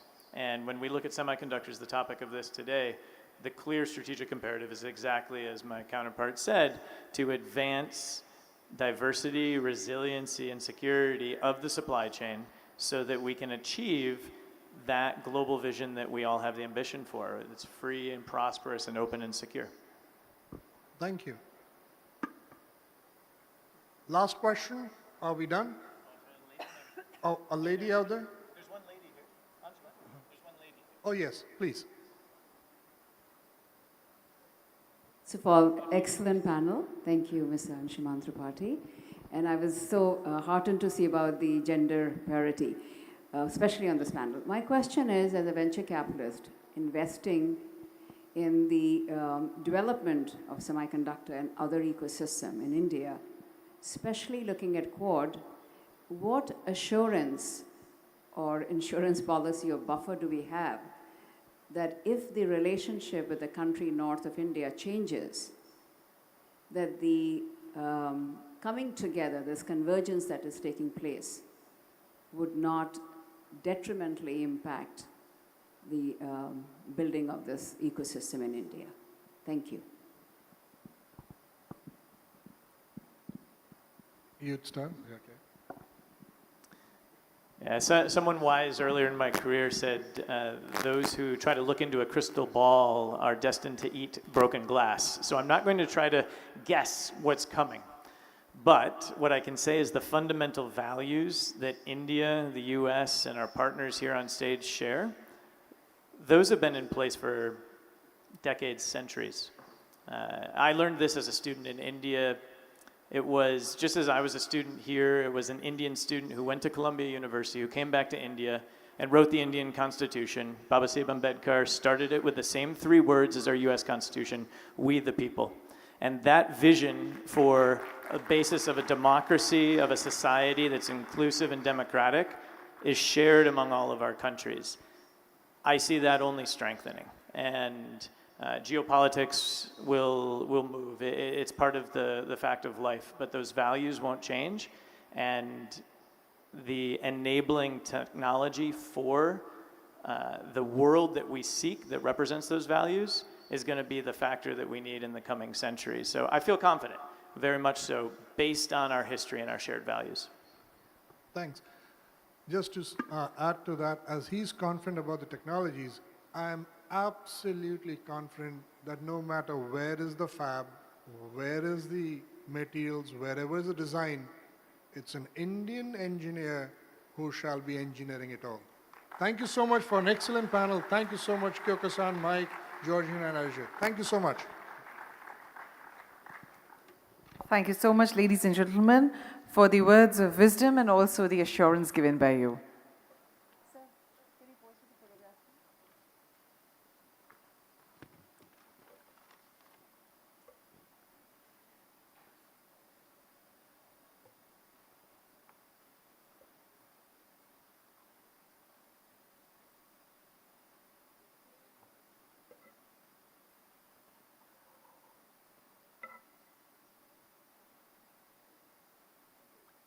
Thank you so much once again.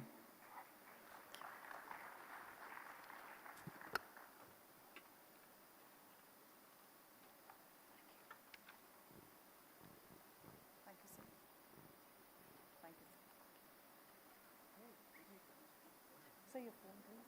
Sir, sir, the phone.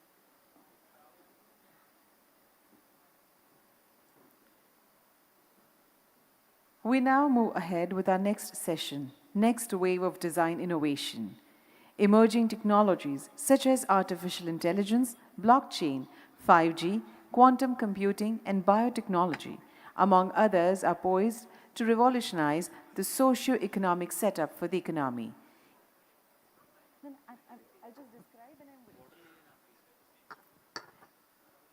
India is now prepping for the critical cutting-edge technologies, and we shall wait for just 2 minutes for now for the stage setup. Thank you.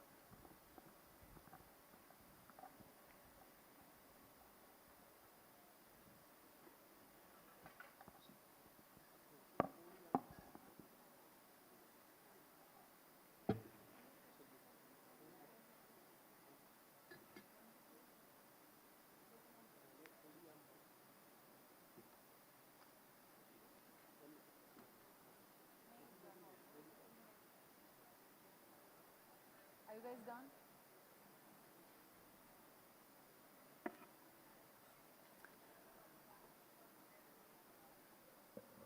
So we shall now bring to you a panel discussion on emerging technologies, opportunities, and challenges. I, with pleasure, would like to call upon stage Shri Santosh Kumar, Texas Instruments, as a moderator.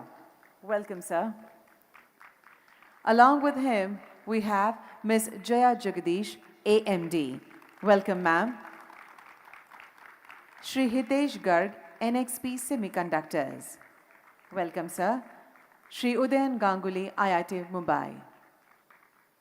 Welcome, sir. Shri Santosh Kumar, our moderator, is VP Texas Instruments and President and MD in India. Prior to this, he was business manager responsible for ADAS, Autonomous Driver Assistance Systems, and video business based out of Dallas, Texas, USA. He has over 20 years of product development and general management expertise over multiple roles in TI. I would request Santoshi to take over the session. Thank you. Thank you. Good morning. I would definitely start by congratulating METI, ISM, and...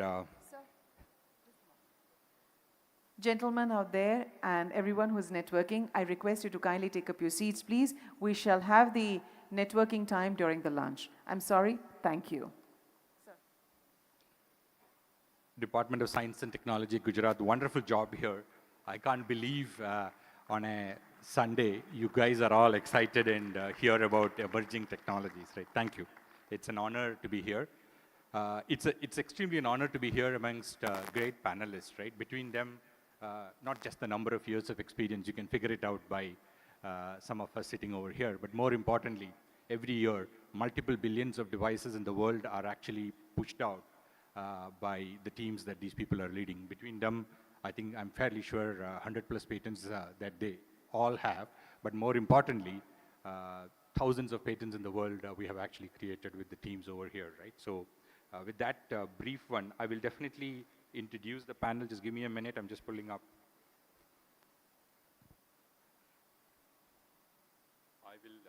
I'll start with Jaya. Jaya Jagdish, you've seen her, heard her multiple times here and other forums. Country head and senior vice president of AMD India.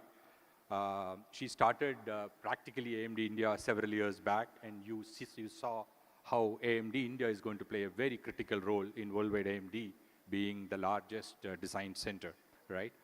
She has built a very strong team on CPUs as well as accelerators that AMD India is doing. Just last year, she has been awarded Rising Woman of Influence by Global Semiconductor Alliance, and there is no better leader than that here in India to get that award.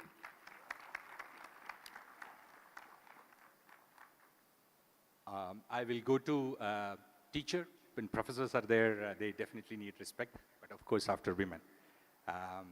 Uday Ganguly, right, his research interests are in semiconductor device physics, processing technologies for advanced memory and computing, neuromorphic systems. He has authored 50 plus journal articles, 90 plus conference things, and 25 plus patents over here. After bachelor's in IIT Madras and MS and PhD from Cornell, he also spent some time in applied materials before coming back here. I am extremely proud that the kind of things that he does for improving the infrastructure for Semiconductor Chandigarh, several work he has actually done. Of late, just last year, he won the Abdul Kalam Technology Innovation National Fellowship Award. So honored to be here sharing a stage with him. My friend Hitesh Garg, India Country Manager for NXP Semiconductor Systems, and is leading the business operation for all of the 4 sites that NXP has over here. In his technical role, he is responsible for building world-class products. He has got 25 plus years of experience in analog, mixed signal, digital, and all of that. But more importantly, I would actually welcome here because he started his career in our own Semiconductor Congress, SCL Chandigarh. Right? So welcome to all the panelists for a wonderful session here. My job is to quickly give a opening comment with respect to why we do have a panel like this and why are we really discussing this, right? First thing, semiconductor market is really going well. For example, when world population is growing at the rate of 1%, right? It's been like that for quite some time.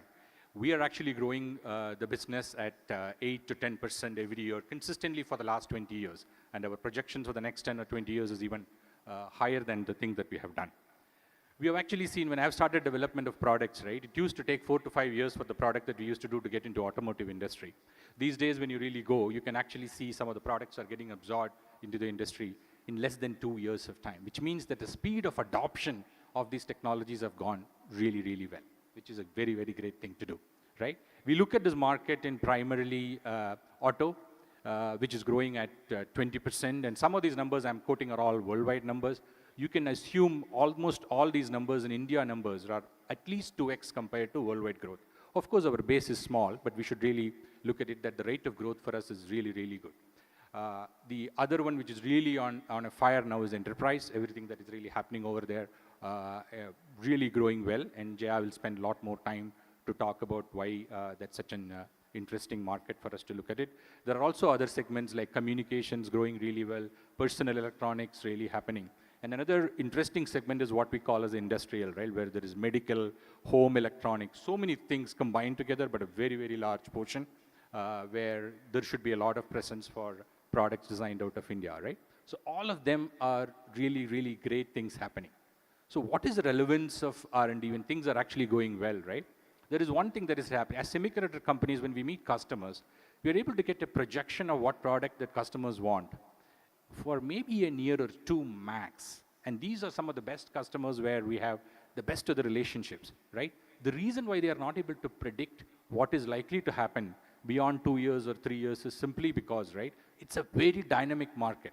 The kind of products that we are developing now is very different than what we used to think that we will develop 7 or 8 years back. So it's a very dynamic market, changing really well.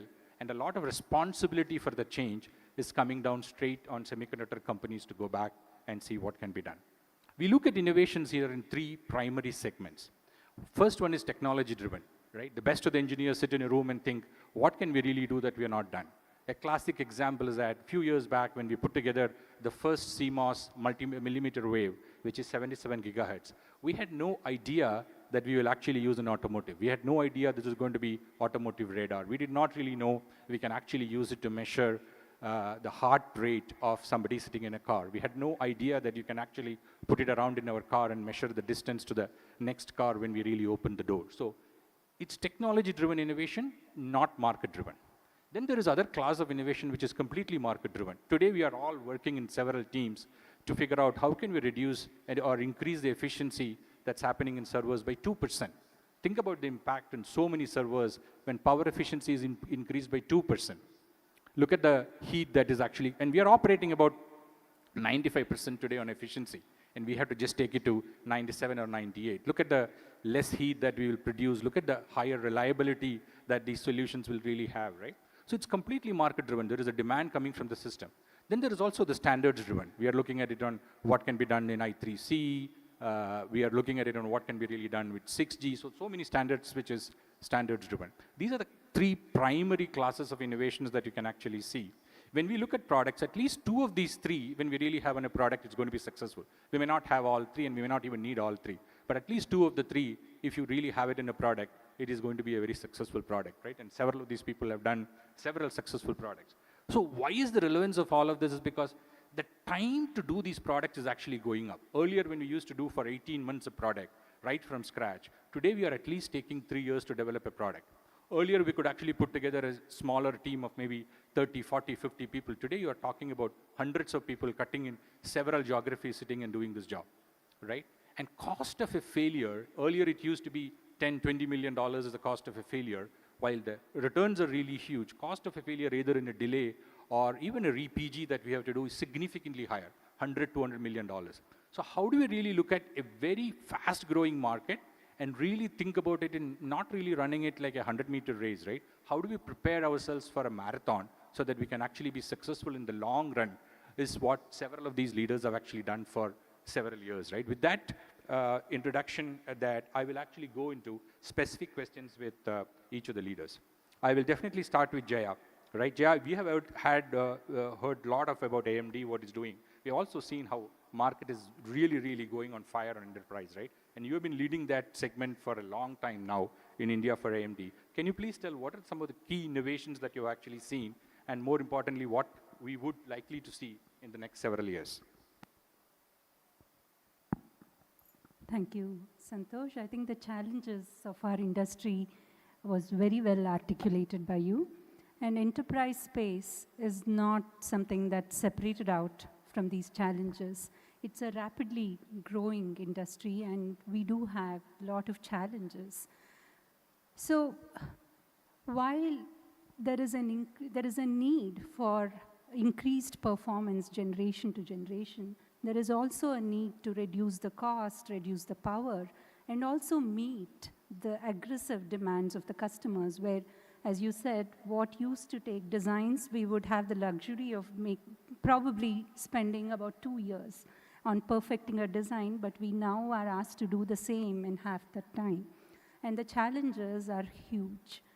So again, some of the driving factors for the growth are well known to us: digital transformation, increased data processing and data analytics, IoT, blockchain, methodology, and of course the all-pervasive AI, and not to leave out virtual reality and augmented reality. As we see advancements in all of these areas, that just increases the rapid growth in the servers or the data centers. And of course, these kind of growth or requirements have led to many challenges as well, and we can't forget the need for the 3 S's, which are security, sustainability, and scalability. So whenever we have challenges, we do have innovations. That's the beautiful part of the industry. So there have been several innovations in the data centers or in the server space that have enabled us to overcome some of these challenges. A few of them that I can mention are server virtualization, that actually presents the compute resources in a virtual software form, and it allows multiple users to be mapped based on the requirements and not really dedicated servers per user. And another leading technology is the edge computing, where the processing power of the end devices is actually added to the processing power of the CPU, thus making the servers more efficient and optimized. And we also have hybrid clouds picking up, that allows a lot more security and offers public and private space depending on the sensitivity and criticality of the data that's being processed. And scalability is a huge factor to meet the demand. And we have hyperscale data centers that are coming up, where every component can be replaced, and you don't have to replace the entire server. So that offers a large scalability factor. And of course, we have artificial intelligence, where algorithms are helping hugely to optimize and make our data centers highly efficient. So these are some of the efficiencies or innovations that have come up with the data centers. Now, doubling down to the system level. There have been several innovations on that front as well. And one of the most important ones are heterogeneous computing and use of accelerators. The CPU bandwidth is extremely strained. And no matter what we do, it's difficult to keep the power at check, and also CPU can become a bottleneck for many of the data processing. So we have heterogeneous computing, where CPU is not just your only processor in the system. You do have co-processors like the GPUs and also the data processing units that offload the workloads from the CPU and process the necessary data that's needed. So this also helps us in reducing the power in the systems. And talking about DPUs or data processing units, this is something that's kind of gaining significance by the day. And it's also a processing unit that can offload data-centric workloads from the CPU, and it's gaining huge popularity. And the interconnects become very important in controlling the latency in the systems. And the latest addition to this is the CXL, Compute Express Link. So this is a high-capacity, high-bandwidth interconnect, and it also helps in maintaining memory coherency between the CPU and the end devices. That opens up a larger memory space for the system. So all of these, and of course, many more that are going on and yet to come, have definitely helped us increase the efficiency and optimizations of our server space. Thank you. Thank you, Jaya. When Professor Tumala Rao yesterday talked about systems, you actually heard Jaya say so many things, right? Edge computing, virtualization, security. While these are semiconductor problems, it is also absolutely system problems and software problems that we are addressing every day at work, right? Hitesh can actually talk about lots of domains. His company works on several domains, right? But because of the importance that we see for automotive market, in India particularly, everything that's happening in the segment and a lot of innovations and complete designs happening from there. Hitesh, can you spend some time to talk to us on what are your, how do you see the future from an automotive perspective? Thank you, Santosh. I think you made a very nice opening remark. You said there are three things which are driving us to innovate. So one is the technology trend, one is the market trend, and the third is the standards. So I see there's a fourth one, and which is called mega trend. So sometimes, right, for us in semiconductor, the path is not very clear that where we are going to go. So our customers are not clear. I would say the ecosystem is not yet ready. So then we turn to the mega trend. Okay, how do we would like to see the world after 10 years? And in some cases, our decisions are driven by those kind of thoughts. And exactly automotive industry is driving on that thought. So one is CO2 reduction. We would like to see less and less CO2 by our vehicles. So that is one of the mega trend which is driving electric vehicles today. Second is autonomy. How can we reduce accidents? How can we save human lives? So autonomy plays a very, very important role. That's another mega trend which is driving all the innovation in automotives. So I think taking these clues, so these are the basic mega trend, then we are building, third is connectivity, right? So we are talking about how can we be more safe, how can we, so if your car is traveling somewhere, how can we store the data in the cloud, so those kind of things. So taking forward these three mega trends, we are building technologies. In autonomous driving, we have, earlier it was radar or LiDAR, which was very costly. Now we are coming with radar technologies, which are very, very cheap and effective and very, I would say, weather-proof, those kind of technology. So that's one on ADAS. Connectivity, of course, we are talking about vehicle-to-vehicle connectivity. We are talking inside cars. So earlier, there were only CAN, LIN, FlexRay, 10K, 100K kind of connectivity. But now we are talking about gigabit, like gigabit, 10 gigabit kind of Ethernet running inside the car. The third is, since we are having these sensors, we are having these autonomy, we need to have stronger processors inside the car. So we are having edge processors, we are having zonal processors, we are having domain processors. So high-end processing needs because of autonomous car needs. So that's how we are evolving, right, based on these needs. Then you talk about electrification. So we need to have battery packs. We want these battery packs to be very, very effective. So that's driving us to be very effective in the BMS area, battery management system. How can we be very effective in the battery management? So this is what I see is, and also infotainment. When people are in the car, so they would like to be connected to the world, they would like to talk to their families, and so how can we be also enjoying when we are traveling? So that's another thing which is kind of asking us to build these solutions. The last is on the safety. How are we, if my car is traveling, so we talk about new trend called digital twin for the car, right? Whatever data that when the car is driving is being captured in the cloud.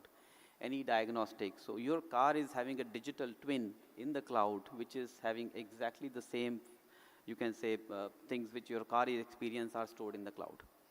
So these are the advancements which are coming as we see now. So 10 years down the line where we are, so I think we can all guess. But from the technology or from the execution standpoint, we are building low-cost radar solutions. We are building the high-end processors in 3 nanometer, 5 nanometer. So as Jaya mentioned, so right, so for the, so one is on the computing needs for the home market or for the server market. But in the automotive is another big market where we need high-end high compute. And also the architectures are changing. So the automotive guys are coming to us. The OEMs, the Audis and the BMWs of this world, they are coming to us and they say, dear NXP or dear you Semi guys, can you please tell us how the future architecture of the car will look like? Means they are asking us that how do we partition the domains? So earlier what we were having in the car, it was all a flat architecture. Then we went to a domain-based architecture, and now we are talking about zone-based architecture. So more and more compute capacity, how we divide the architectures, and that is helping us to develop a complete new thinking. So we are thinking about software-defined vehicles. So our vehicles are going to be fully software-defined, and it's a complete paradigm change. So what we used to have, right, for any function inside a car, we used to put a box, we used to put a dabba. Now, that's not the case. So what we want is a flat car architecture or a well thought about future-proof car architecture, and how do we enable those features by software. So that's a new trend which is coming. So I think automotive is going to be the killer market in next 5 to 10 years. And India has a lot of opportunity because we are the third largest automotive market. And I think we can start from the drawing board. We need not to see what West has done or German industry has done, European industry has done in last 15, 20 years. We can start from scratch, knowing or looking at these brand new architectures and grow from here. So I see great opportunities for semiconductor as well as electronic industry in automotive. Wonderful opening on auto. You would have noticed he actually covered several technologies, RF technologies, chemical, metallurgy, what we have to do with high precision, high performance, right? And he also covered about boxes, right? Practically how multiple boxes are actually becoming singular boxes with zonal architecture, right? So many innovations really happening and happening at a very, very fast pace. Thank you, Hitesh. Now, I move on to Udayan sir. So one of the interesting things that we hear whenever a bunch of industry people meet, they come back and say that, look, industry is doing okay, but you know what, in academics, they're lagging, right? They're not up to speed. How can we bring them up, right? But when we really go back, we hire some of the best people from the same places, right? We actually hire from the campuses, from the colleges. What is happening over here? What are the places where we know for sure academia is much ahead than industry, And I would really like us to hear some examples where academia is leading the industry directly from here in India. Thank you, then.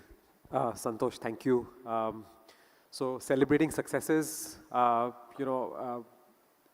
yesterday there was a panel about startups, and a lot of the startups essentially came from TI's door. So something to learn from Santosh and what he's feeding his engineers. Jaya, of course, on a panel, she led the talent development. So your talent point, she's probably a better person to answer. Hitesh, had a background at SCL.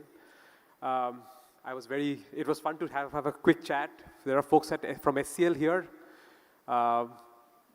Another success, have maintained a technology line here and grown. So, and, produce people like Hitesh.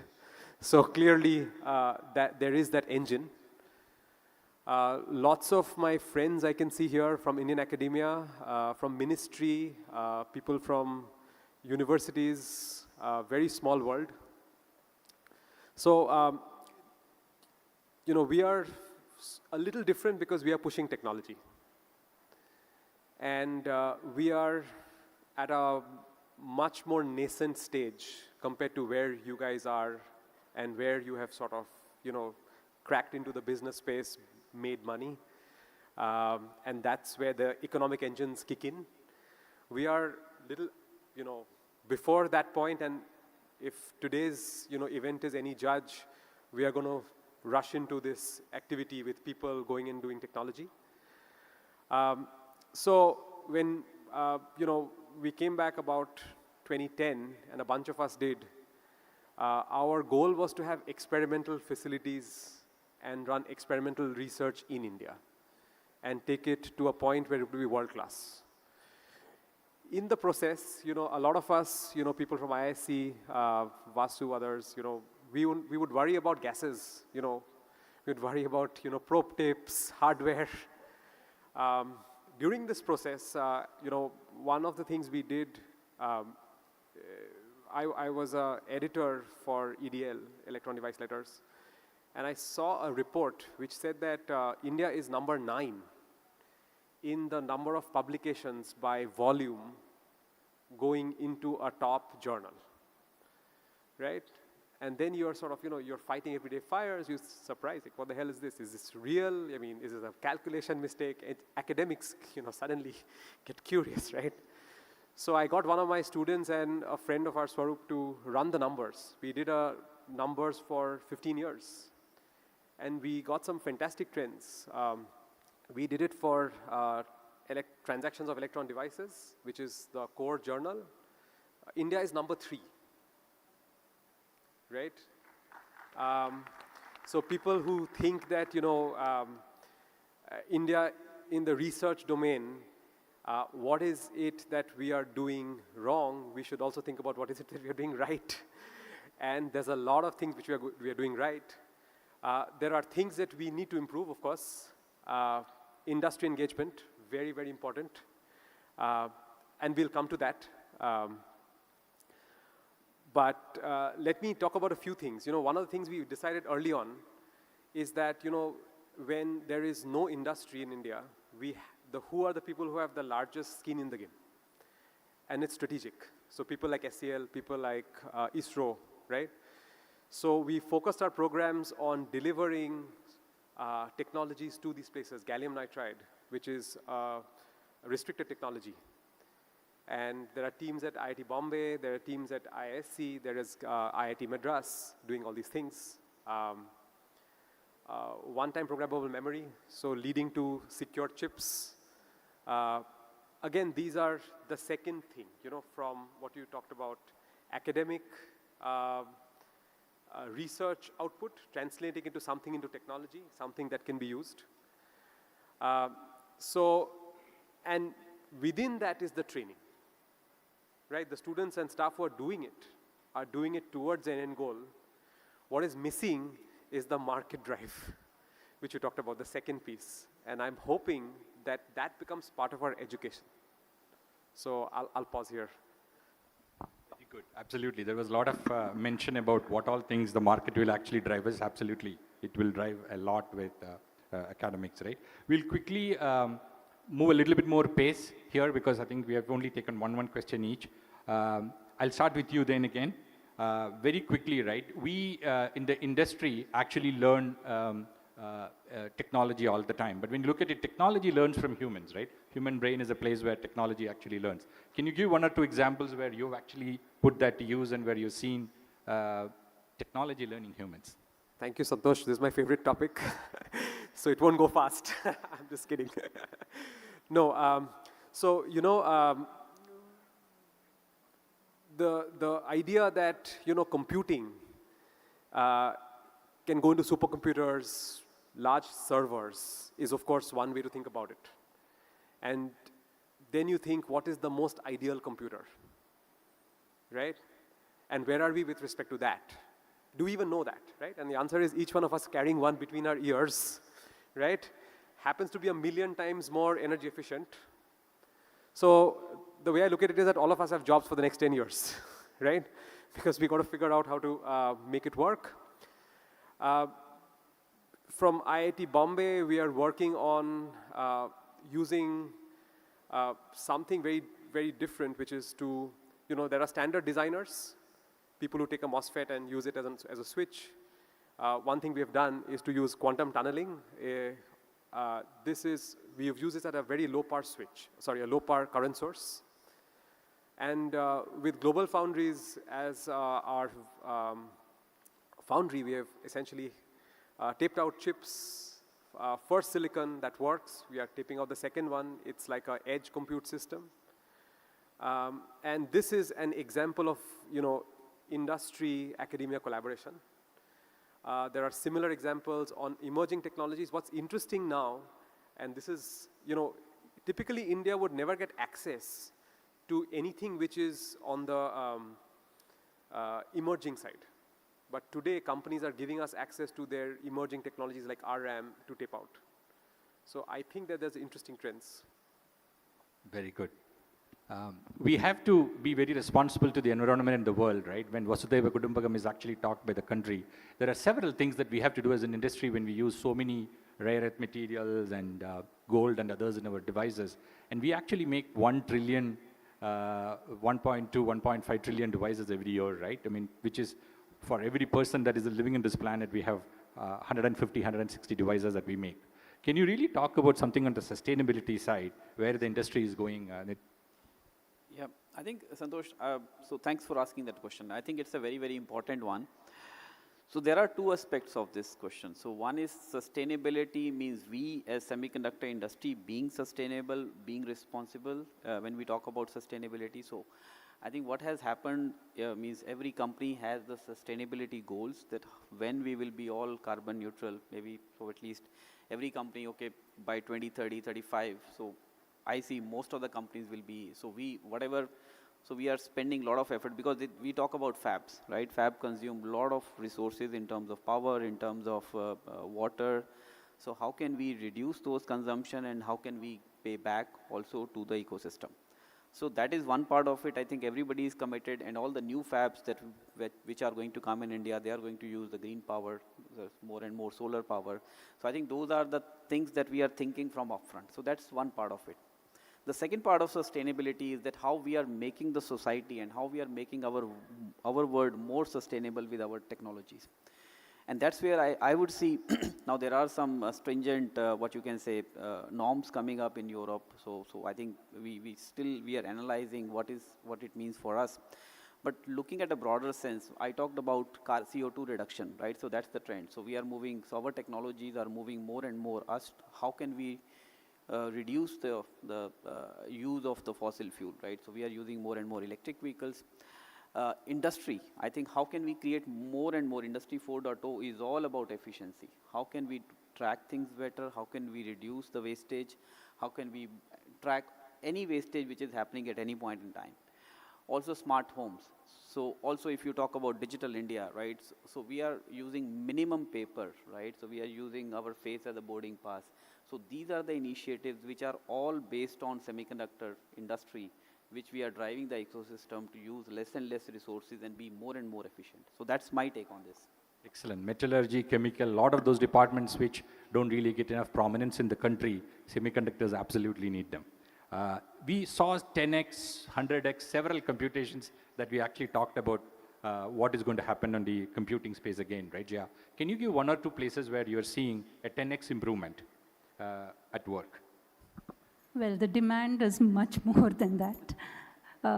I'll briefly talk about some of the innovations that are happening in the design space to meet the aggressive demands, whether it's 10x or 15x or 20x. I mean, there are, of course, the list is very long and we don't have time to cover most of it. I'm just going to focus on a couple of innovative design concepts that AMD has definitely adapted, and we are into exascale computing, as most of you know, and power is definitely the most important one. And one of the important innovations is the chiplet architecture with advanced packaging technology, where the design is, rather than having a single monolithic die, where there is little control on how you control the bounding box and get the performance with the power, at bay.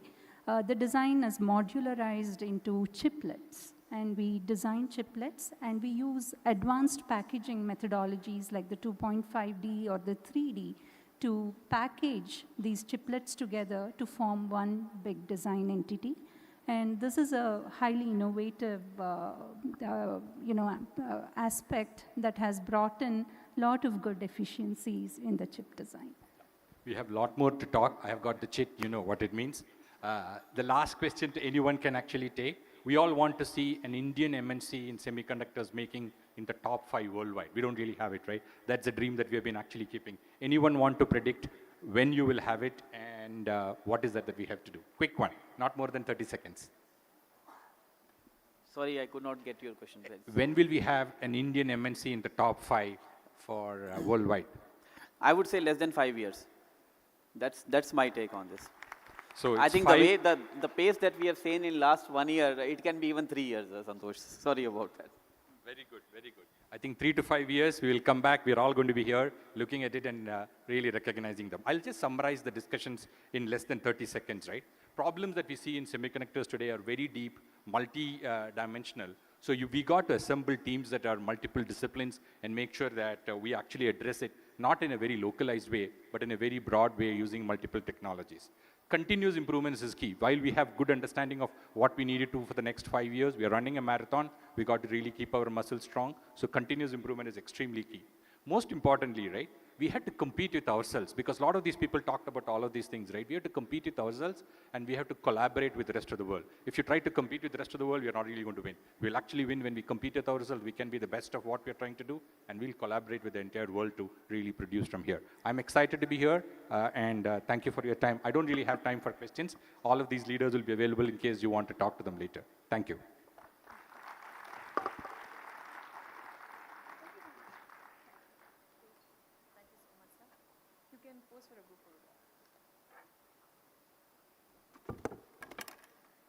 Thank you very much, Moderator Sir and the panelists, for that discussion and for bringing light to the aspects of crucial importance in semiconductor technologies.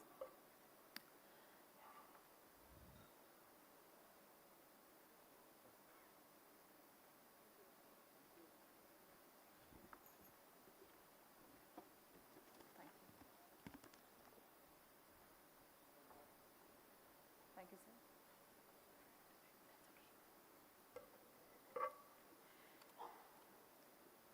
We now move ahead with our next session, which is Catalyzing New India's Techade. India is focusing to lead technological revolution. Techade is a word close to our heart as we are promoting technological advancements for the economic progress of the nation. We just take 1 minute of yours for the setup to be changed.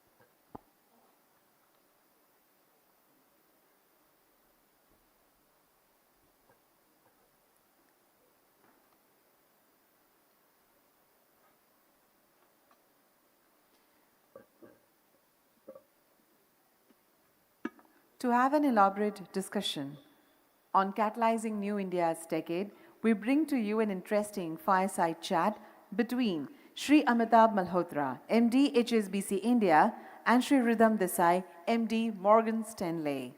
Please welcome them with a big round of applause. Mr. Amitabh Malhotra is MD, Head of Global Banking for HSBC India. Welcome, sir.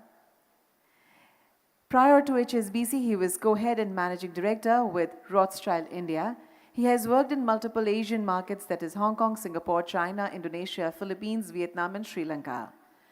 He is a member of the Bank's India Executive, Risk Management and Asset Liability Committee and on the board of HSBC Securities and Capital Markets and Securities Private Limited. Shri Ridham Desai is a managing director of Morgan Stanley with 25 years at the firm. He heads Morgan Stanley's Indian Equity Research Team, which is the top-ranked team in the country. He has been consistently ranked among the best equity market strategists and analysts in the country over his career spanning over 3 decades.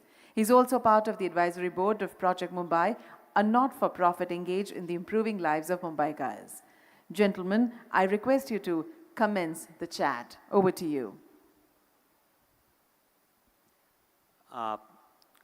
Good morning or good afternoon. It's pretty much close to noon right now. Thank you for having us here. We want to use the time judiciously, so probably we'll just get started quickly. Here are them. Okay, so obviously what we are seeing is being not only noticed but being experienced is the serious amount of initiatives that the government of India is taking right now in order to promote and fuel the economic growth. As part of that is laying a lot of emphasis on manufacturing sector and in terms of enhancing the capability. This is driven by some multiple criteria, whether we have a cost arbitrage benefit coming out of India, whether we have local demand that is there, and in order to feed the global markets to that extent. So there are certain sectors identified, and obviously today's topic is semiconductor, and semiconductors is one of those key sectors which is identified. Now, currently at least, India's capability in this segment is limited to a certain portion of semiconductor industries, and I understand the design part of that is where there is immense amount of existing business focus and good amount of acumen and market share. But in the larger context, and some of the other markets do enjoy a mature status for this, in India, if I may use the phrase, what's the brouhaha about the semiconductor industry? And timing-wise, why now? Yeah, good morning to everyone. So I think there are, well, I'll use this phrase, the stars are getting aligned. So India has always had potential, but the coming together of 3 factors, you can almost call it the Triveni Sangam, is happening. So the first factor at play is the multipolar world thesis. At Morgan Stanley, we've been talking about this for almost 5 years now. If you go back to the world of the past 2 or 3 decades, it was a world where production was dominated in China and America was the main consumption center. It was largely a bipolar world. US and China dominated global GDP, global trade. That whole thing is now unraveling. And we are moving into what we characterize as a multipolar world. Production centers are going to get more and more diversified, and consumption is emerging in many places. India is actually very uniquely positioned because it's one of the few places on the planet which is capable of both delivering production as well as consumption. So a lot of multinational companies are seeking to set up shop in India. This is also evident in the discussions that are happening at board meetings. So at Morgan Stanley, we have a proprietary indicator which we call the MNC Sentiment Indicator. In this, we have a machine-powered algorithm which actually reads into the quarterly filings of 3,000 multinational companies globally. And we essentially pick up keywords relating to, say, India, and what is being said about India. The machine has been taught to grade the context, grade the language. And that sentiment indicator is rising like this over the past 3 years. And in fact, it's very similar to what China experienced towards the end of the first decade of this millennium. And what we saw in China's case was this was followed by a very big increase in FDI. So India seems to be very similarly positioned coming out of this first part of the Triveni Sangam, which is the multipolar world thesis. The second thing is about the government's role. So while India is obviously benefiting, there are a lot of countries that provide alternate production sites to China, Vietnam, for example. Why India? So I think here the government has actually played a very important role as a catalyst. And I think the story began somewhere in 2019 when the government announced a major reduction in corporate tax rates. You know, historically, when we have surveyed companies around the world and asked them what is the biggest cost or impediment to doing business in India, tax stood out as a major factor, which is Indian tax rates were very high. So one fine morning in September 2019, India dramatically reduced tax rates on corporates, which had never happened in India's history before.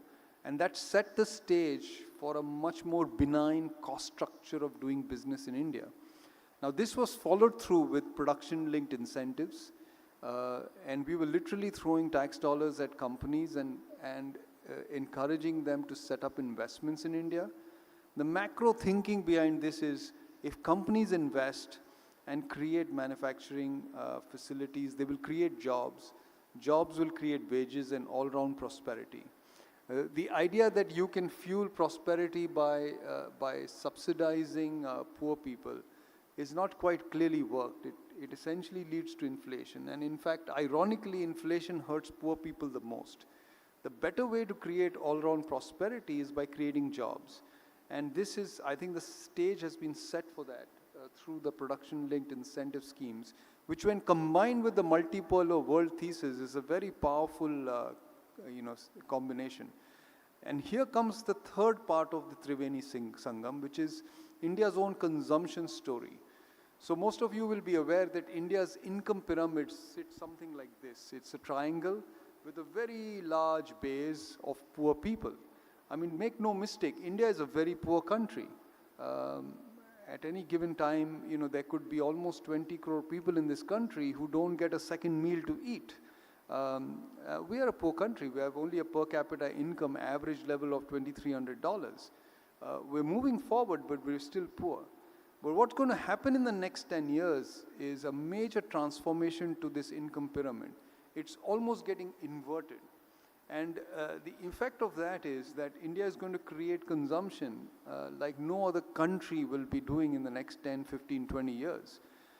From the top to the bottom, there's going to be an unfolding of consumption which makes India extremely attractive to multinational companies. In fact, for a lot of these companies, most of their top-line growth and earnings in the next 10 years will come from India. In fact, we talk about this. We wrote a report, extensive report on Apple just a couple of weeks ago. Apple will derive a large portion of its revenues from India, and whether Apple beats Wall Street estimates or not will hinge largely on how India does for Apple. So this is a major change for a lot of multinational companies. Now, if you're trying to target this market, if you're trying to access this consumption, what better way to do it than to actually set up a home production facility? And then once you set up a production facility, it is even better to scale it up so that it can export, because scale lends itself to economies. So, you know, Amitabh, to answer your question, I think this Triveni Sangam of multipolar world, of government policy, and of India's consumption changing, I think is the reason why we're very excited about the prospects of the semiconductor industry. So guys, you heard it. It's Triveni Sangam out here that we are referring to that is going to cause great. Yeah, so if I may ask you a question, Amitabh, how do you see the financing of all this setup? Do you think that we have the access to the capital? Because enormous amount of capital will be required. You know, just to highlight, we think that the electronics industry, which has, by the way, tripled in the last 8, 9, or 10 years, from 30 billion to 100 billion, is going to probably go up 6 times in the next 10 years to 600 billion. So this will require enormous pool of capital. How do you think we're positioned to access that, and where do you see the position on that? Sure, Rhythm, thanks. I mean, it's a very relevant question, especially the ambition and the scale at which we would like to see the semiconductor industry grow to.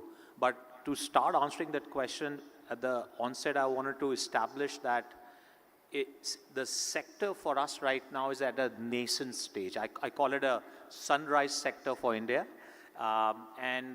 It's not the same for a lot of other markets where this is part of the evolved economy. So sunrise sector or nascent stage, then the next point would be take a cue from where some of the other sectors were where we are here today from a semiconductor. And it's not apples to apples, but I like to pick a sector like renewables energy, okay? Now that's different, it's in manufacturing, but the framework is different. It's got concession behind it, it's got credit support in the form of a SECI NTPC stepping in. But just the fact that about 2 decades ago, if not at least 15 years ago, it was pretty much where we are here right now, where there wasn't a dominant position and we were building it up. And if you were to take some of that kind of learnings from there, that was a new sector for banks in India. I'm talking about Indian banks. So there wasn't a credit assessment history or experience for them. There wasn't a risk analysis framework that, let's say, domestic banks had done. And who stepped up to start with in order to provide liquidity, capital, funding for that? These were multinational banks, foreign banks. And the reason I'm taking to there, not because I work for HSBC and you work for Morgan Stanley, what I believe is that it's again going to be the multinational banks who are going to initially drive the funding and financing for this sector. Because they, in the other region, in the other market, are already engaging with the players that will start rolling out the manufacturing capability and capacity in India. So they have relationship, they have experience of having financed and funded a fab facility being put somewhere else or a testing facility being put out. So they will draw from that experience or draw from comfort from that sponsor having worked in different market, and they will like to take that further from a point of view of the Indian market is concerned. So the choice of sponsor will also give comfort to provide financing. The nature of financing is going to be pretty much in the multiple forms. So it is going to be a typical term loan that will be extended by the bank. It can be availed in the form of a foreign currency loan or a rupee loan. But I would say external commercial borrowing is going to be a pretty important avenue to draw, as we have seen the others do. Sponsor names are pretty strong. We could also use GIFT as a center to book a lot of these ECBs out of here.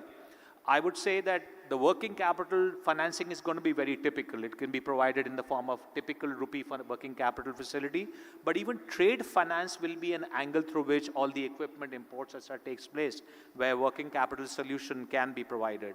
Some of the other angles out here from a financing perspective could be evaluated in the form of export credit agencies.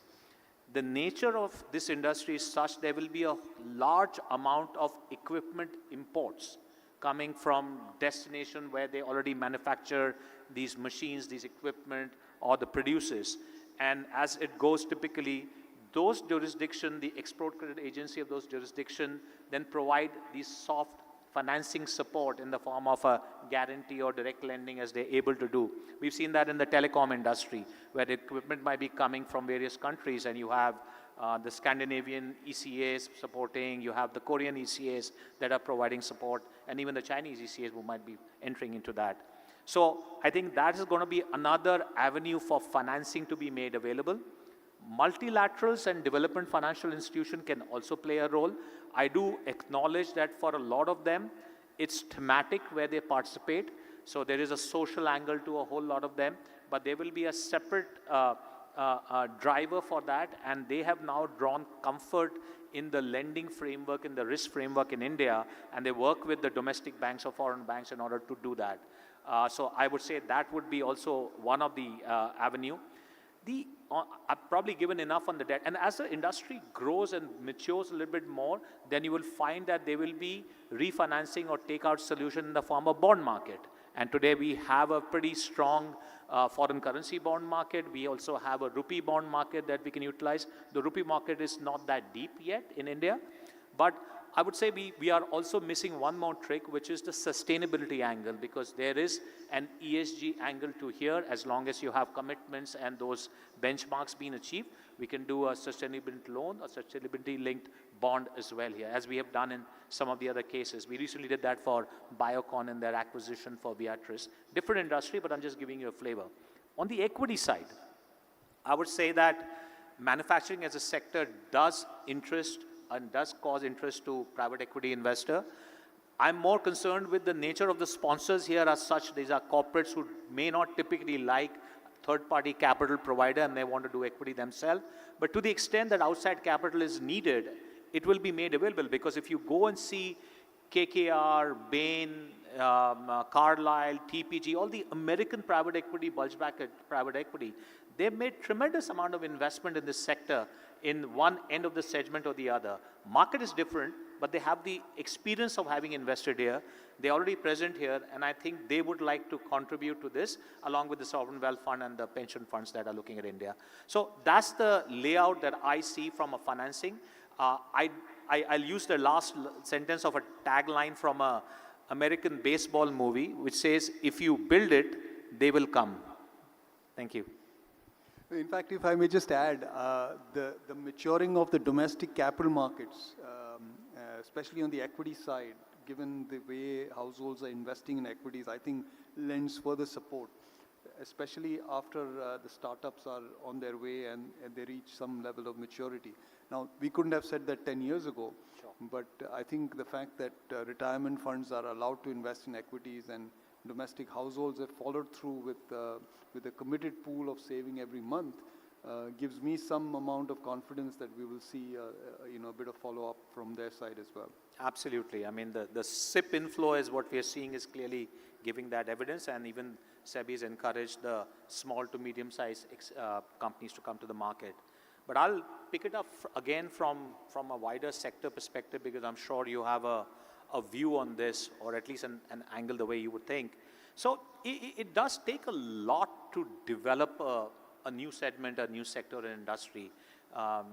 There is a Hindi movie phrase of "Sari Kainate" is what we use. But I think from there you need global participation, you need seamless execution of the project, you require supply chain certainty, vendor, dealer kind of network to be put in place, access to technology, let's say with sponsors or foreign players are going to bring, G2G free trade agreements in order to make sure that you can supply to the other countries or the markets. So how do you see this industry evolve, and what would you think the ecosystem look like as we go forward? Yeah, so I think that's a very interesting question, Amitabh, and obviously there are many facets to this. So I think the interesting or the encouraging aspect is that India is already arriving on the scene on global mobile phone production. We're currently sized at about $38 billion, but that number is growing rapidly. For example, Apple is clearly committed under the PLI scheme to make multiple million phones over the next few years. Samsung is diversifying away from Vietnam because it's so big now in the Vietnam GDP. And actually, I may digress a bit here. Vietnam is a very good example of how you can successfully scale production in a very short span of time. Vietnam has gained major share from China. So the skeptics out there who say that, oh, we cannot do it quickly enough, should look at the Vietnam example.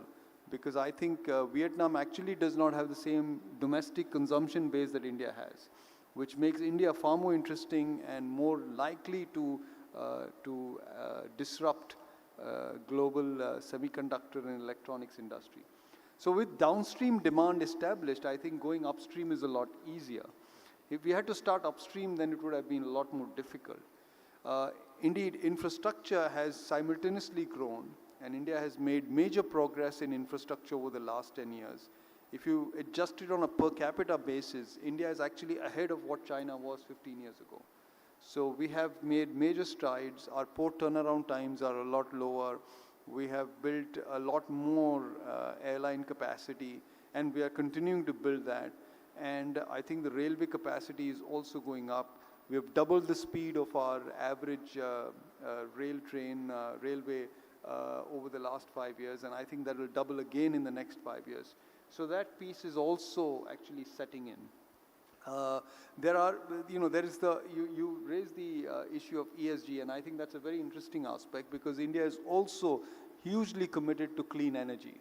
And the scope of renewable energy will expand multifold over the next 5-7 years, and that will supplement the growth of this industry. India is domesticating its energy requirements. And to that extent, it will reduce the risk of scaling manufacturing, and including Semicon, which will be a major energy guzzler. So India's oil intensity is going down. Electricity is far more ubiquitous, and we will add a lot more solar and hydro and hydrogen capacity to our energy. So I think a lot of these things are getting combined together, which kind of settle down some of these issues. I may quickly add here and then ask you one final question. Is we could do better with a little bit of adjustments to the PLI schemes.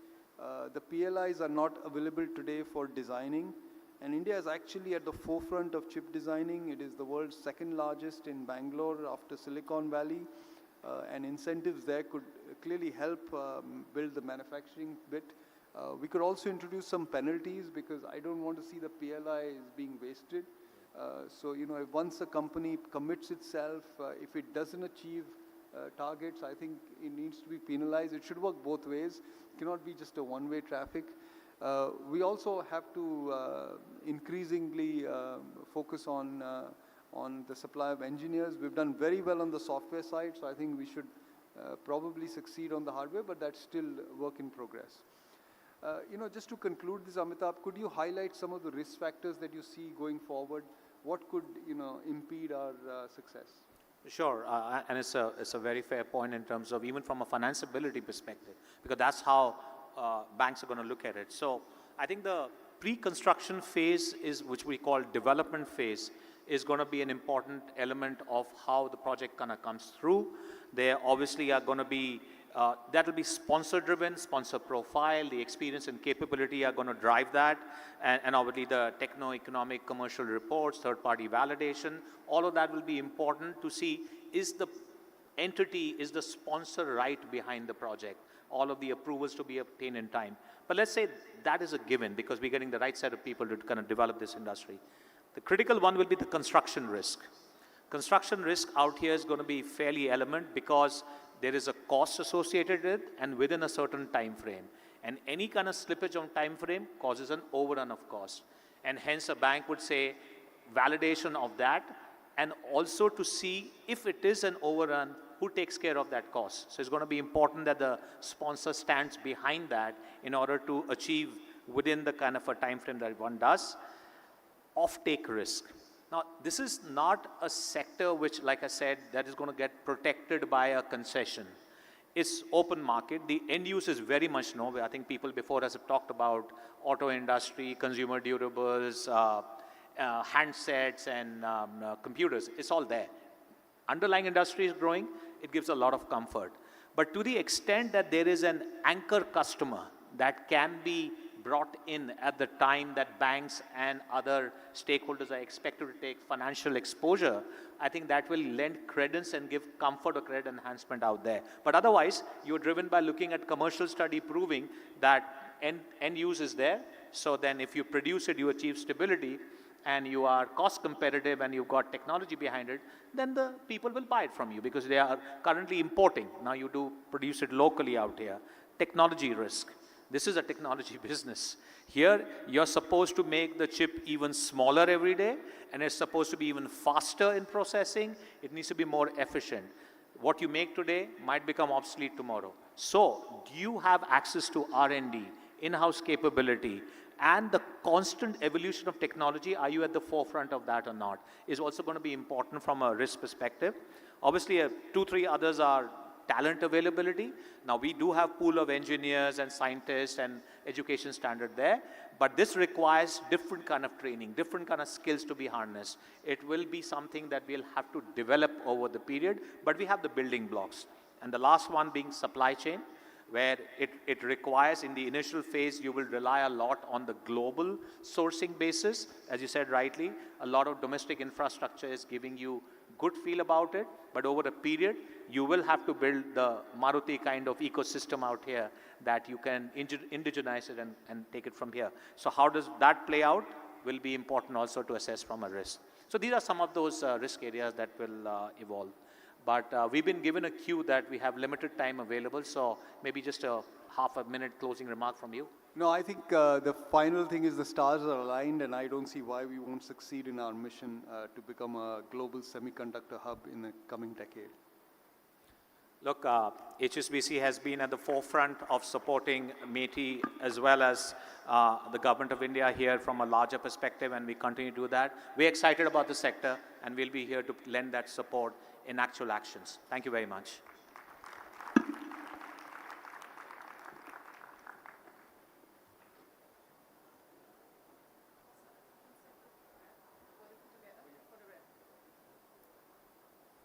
Thank you so much, sir, for the words of wisdom and for the assurance of the support. We appreciate it. Can we have a big round of applause?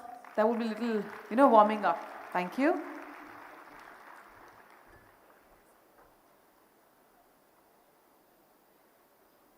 We now move ahead with our next session, which is Readiness Assessment for Semiconductor Ecosystem. Relentless efforts have been made to promote India to become a semiconductor manufacturing champion. However, it is important to understand the status of preparedness of India to be a semiconductor manufacturing nation. And to understand this in detail, we have a panel discussion on India's growing presence in electronics GVC. We shall just halt for 2 minutes, and then we shall call upon the moderator, sir, and the panelists just after 2 minutes.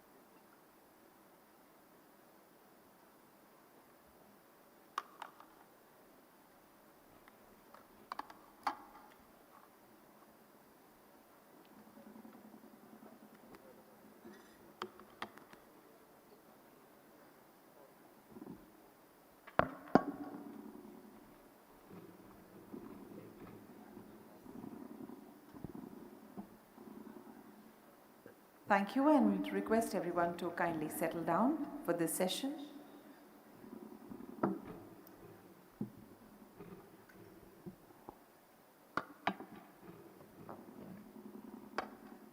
Okay.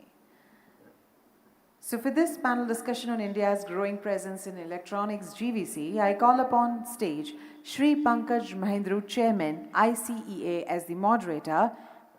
Please extend a very warm welcome to him with a big round of applause. We'll also like to call upon the panelist of the session, Shri Sudhir Pillai, Corning, India. Welcome, sir. Shri Aman Gupta, Boat. Shri Raminder Singh, Radiant. Ms. Nandini Tandon, Venture Capital, Silicon Valley, CA. Shri Ravi M. Bhatkal, India Element Solutions. We welcome all of them with a very, very big round of applause. Indeed a pleasure to have you all over here.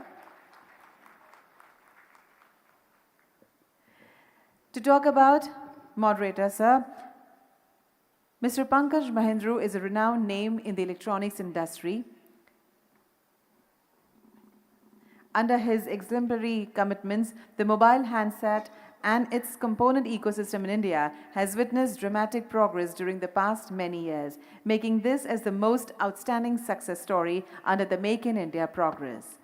He and ICEA contributed towards raising industry concerns which helped shape government policies for strengthening mobile phone manufacturing in India.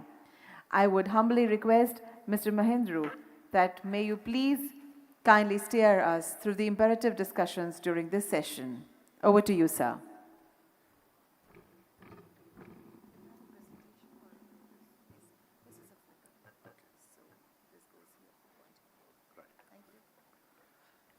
Good afternoon, friends. I'll first like to congratulate Dhwani for being such a wonderful compere and chaperoning this so elegantly and in such a wonderful manner. A big round of applause for her.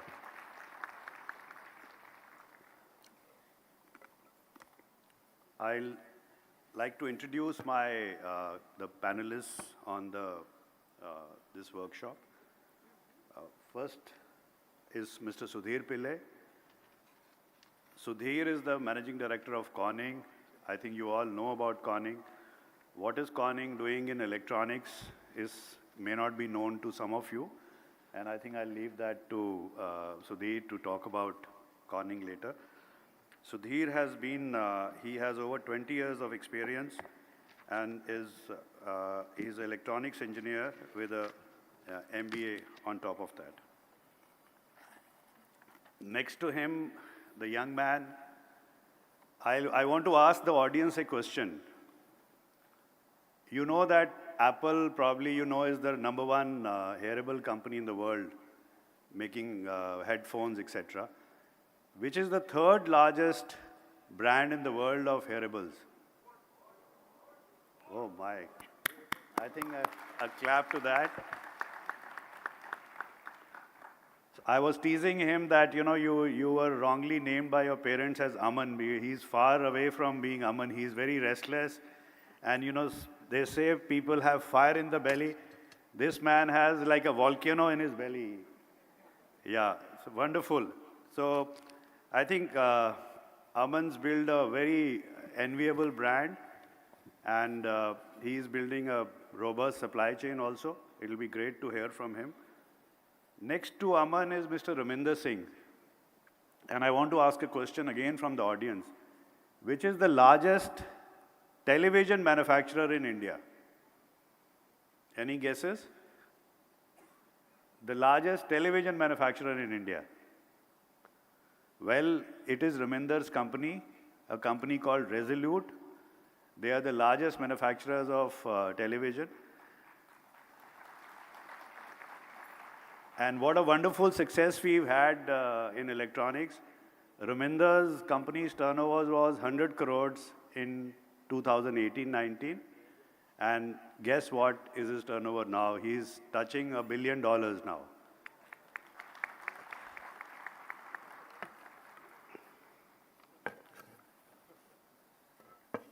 Dr. Nandini Tandon is next to Raminder.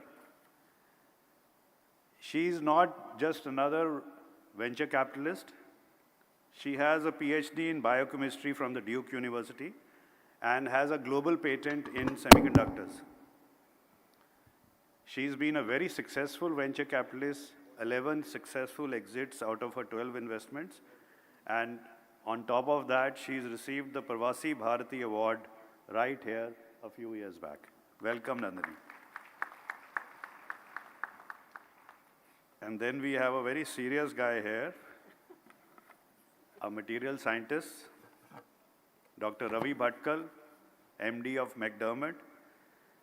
He runs the largest electronic interconnect materials company in India, which is a critical part of our global value chain, which is materials from the end product right up to chips. Ravi is very passionate about India and wants to transform India through the research, infrastructure, and cutting-edge skill development. Dr. Bhatkal is also a PhD in material science from RPL, New York. So now let me get back to my seat and start the...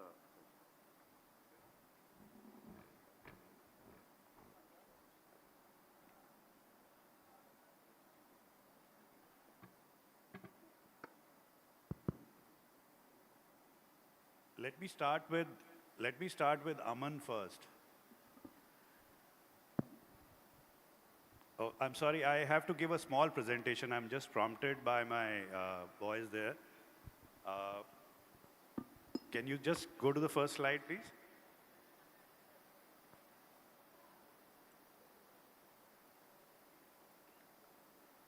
The objective of this small 5-slide presentation is that, you see, you guys must be wondering that everything we've been talking about is in the future, that this is about to happen, and this is the vision, etc. But it's not only that. There is a strong track record of what has happened in the last few years, especially till 2014.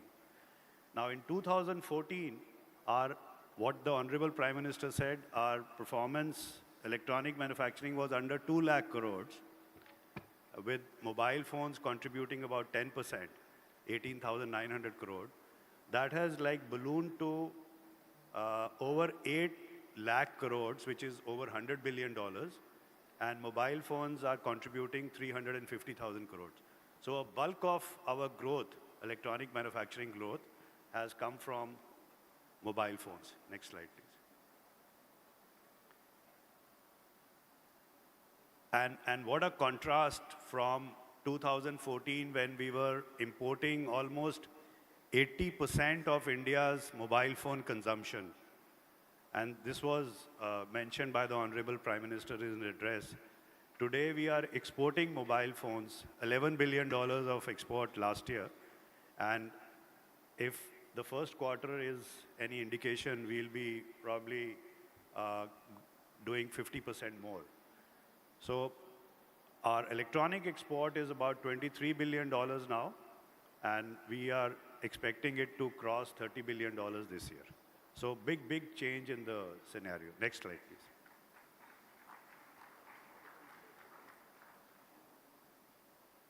please. This is a number you've heard of very often, 5 trillion GDP, and we are aspiring to hit $300 billion of electronic manufacturing in that time, with exports of $120 billion. This will make electronics one of the top 3 exports categories in the country by 25-26. Next slide, please. We mentioned to you that mobile phones was the heavy hitter when it came to the growth of electronics, but as I said, abhi to party shuru hui hai. This is what every segment now has to come into action, starting with IT hardware, consumer electronics, strategic electronics, industrial electronics, wearables and hearables, PCBA, auto, LED lighting, telecom equipment, electronic components. This is what makes up the $300 billion vision for 25-26. And that's just 32 months away now. Next slide, please. Exports out of this, every category there is a export aspiration, and policies are being put together to make sure that this happens. Mobile phone leads the way with a 52 to 58 billion target of exports. We have touched $11 billion last year. I think we should be at about 16 to 18 billion this year, and this is the trajectory which we are looking at. ambitious but possible. Next slide, please. Mission 1220 is, it has not yet been officially announced by Government of India, but we have put this together that by 32, that is by the end of about 9 years from now, we should be the leading electronic manufacturing nation in the world with output of over $1 trillion. So I think you have to tighten your belts, and the volcano in your belly is going to play a major role. Raminder is suddenly looking very, very serious, and good to see you smile, Raminder. So next slide, please. The two pillars which will make it possible are the global value chains, which are the lead firms, and creating Indian champion companies. I think that's at the core of our strategy, that what the Indian champions, how they will emerge and become global leaders. So let me start with how we'll structure this session is that I'll ask you one opening comments, about 3 minutes, starting with Aman. These are very ambitious numbers. We've already grown 300% in the last 5-6 years, and we are aspiring to grow 3 times. Do you think it is a realistic target? And what is going to be your role in this wonderful journey of the next 3 years and then the next decade? Aman?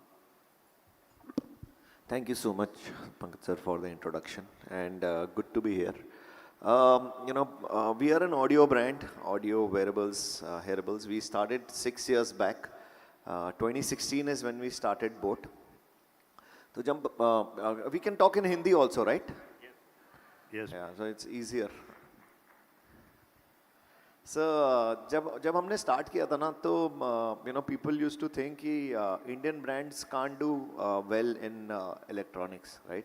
Ki, when we were starting, we were rejected by the whole world. The world at that time was mostly investors, right? People thought कि यार India से brand नहीं बन सकता.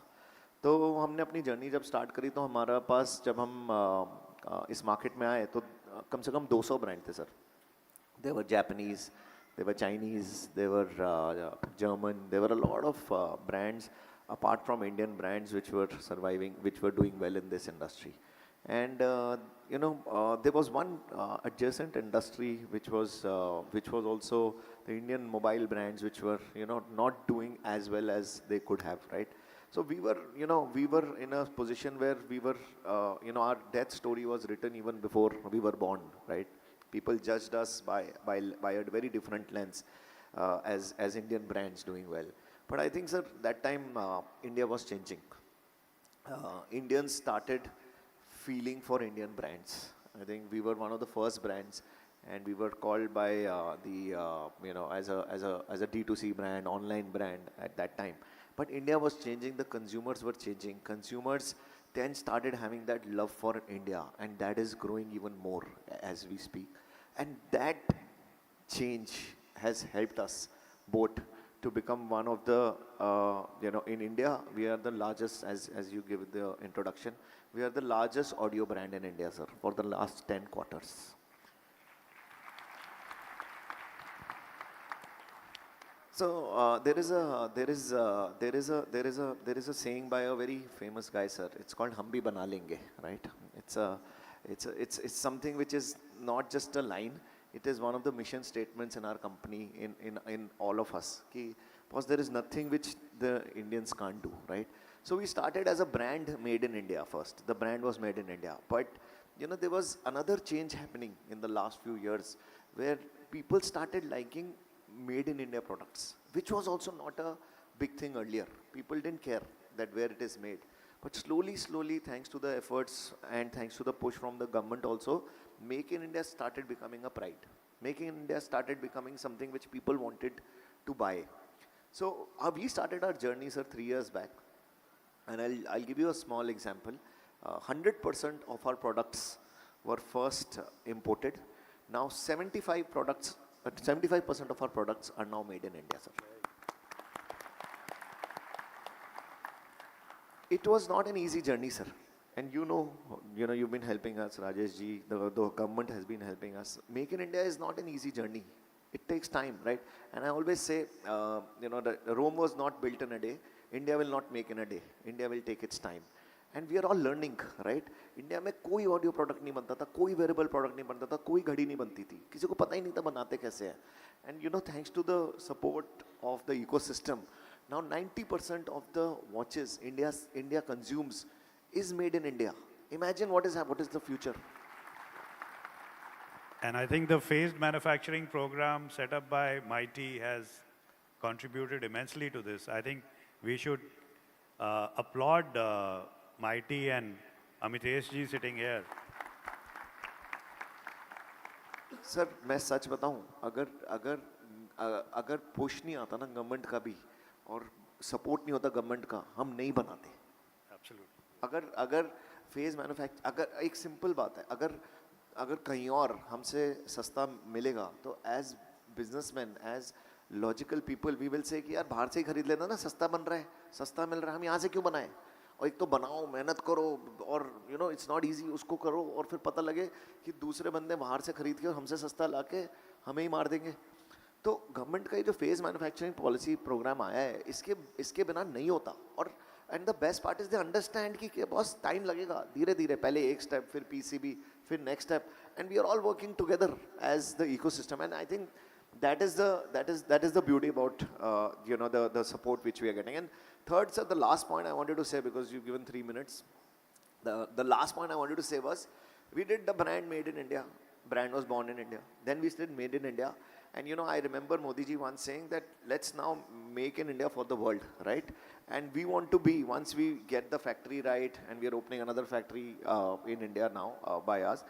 Once we get the factory right, once we get Make in India right, we want to make for the world, sir. Why can't we do that? Why can't we have... Aman, we want a promise from you. When will you be clocking $1 billion sales in United States? Sir, we should. So I'll tell you a small example, and these guys will kill me for taking their time. Sir, I was invited by the Prime Minister's office for the Paris trip, right? And I was sitting at the table, and there were a lot of the CEO delegation was there, and everybody was talking. And I said, we all, when I said in the conference that we all love French brands, right? And I hope there is a time when French people start liking Indian brands, right? And I think that is what the new India aspires to be, sir. Yeah. We all see Apple store के बाहर line लगी होती है. मेरा तो बड़ा मन है किसी दिन US में बोट का स्टोर और वहाँ लाइन लगी हो, सर. अलग ही फील आएगी. You didn't answer my question. I wanted a commitment from you. Sir ऐसे कमिटमेंट कर दी ना सर, इतने मीडिया वाले रिकॉर्ड करके बोलेंगे इसने बोला था अभी तक हुआ नहीं, तो सर अभी उसके बारे में सोचने दो थोड़ा सा, सर. अभी बताऊंगा. Thank you, Aman. Wonderful. So Sudhir, from this very sort of volcano in the tummy type of address of Aman, let's go back to the things which are the fundamentals of the global economy. These large century-old companies who make things going, and which India needs the most. It will be wonderful to hear from you how you see our vision, and what do you see your personal role and the role of Corning in India's journey. Thank you. So let me end what Aman started, and I would like to quote our current Tata chairman, who once said that, recently I heard him saying that this Make in India started like a slogan. The slogan became a belief. The belief became a movement, and today we are in the execution phase. So all the companies in India are in the execution phase today. And when you talk about a self-reliant, what Aman was talking about, making boat a brand in US, I think it's just about time that India would be self-reliant. We can argue about 2025 or 2026 or when, but it's going to be a self-reliant. Coming to Corning, quickly, we are a 172 years old company, and we have been vital to all the industries that we serve and the world that we share. We are into that unparalleled expertise of glass science, ceramic science, and optical physics. I will not talk about what we did globally, but let me talk about how did we contribute in India. So I was a young kid in 1980s when the first Asiad was happening in 1983 Delhi. That's the time when my father got a Samtel TV at home. And that TV was enabled by Corning. We had a joint venture at that time, the name Samcor, and Cor was Corning in that. So since then, we have been enabling the industries, all the industries that we talk about, a semicon or a mobile, to deliver to the customers. Then the next big thing that happened was in 2012, when we set up our mega plant for drawing fiber in India. And very recently, we have set up few more manufacturing footprints in India, and we are evaluating how the ecosystem is evolving to participate in the mobile and the display ecosystem. So that's how we are empowering the Indian customers and the industries in India. So far, if I look at the policies, how the policies have been helping us, I would say, if I have to sum it up in one word, I think it's exciting. We are very happy about the policies. What I really need from the government, and that's something that I have been always talking to the government and say that, hey, there's a policy document, now can we have a manufacturing strategy for that? When I say manufacturing strategy, which means it cannot be just a big statement around policy, but can we really look at the stacks of each component that goes into a product? Like if I talk about mobile manufacturing, can we really look at different stack of a display? Can we look at cover glasses? Can we look at touch panel? Can we look at display separately? So that's how we will be able to build this entire ecosystem in India to make sure that whatever the aspiration of Honorable Prime Minister is, we are executing that on the ground. So we are all committed to that growth in India. Thank you, Sudhir. We have great expectations from you and Corning. Raminder, do you pinch yourself sometimes in the morning that how did this happen, 100 crores to 1 billion? What has contributed to that?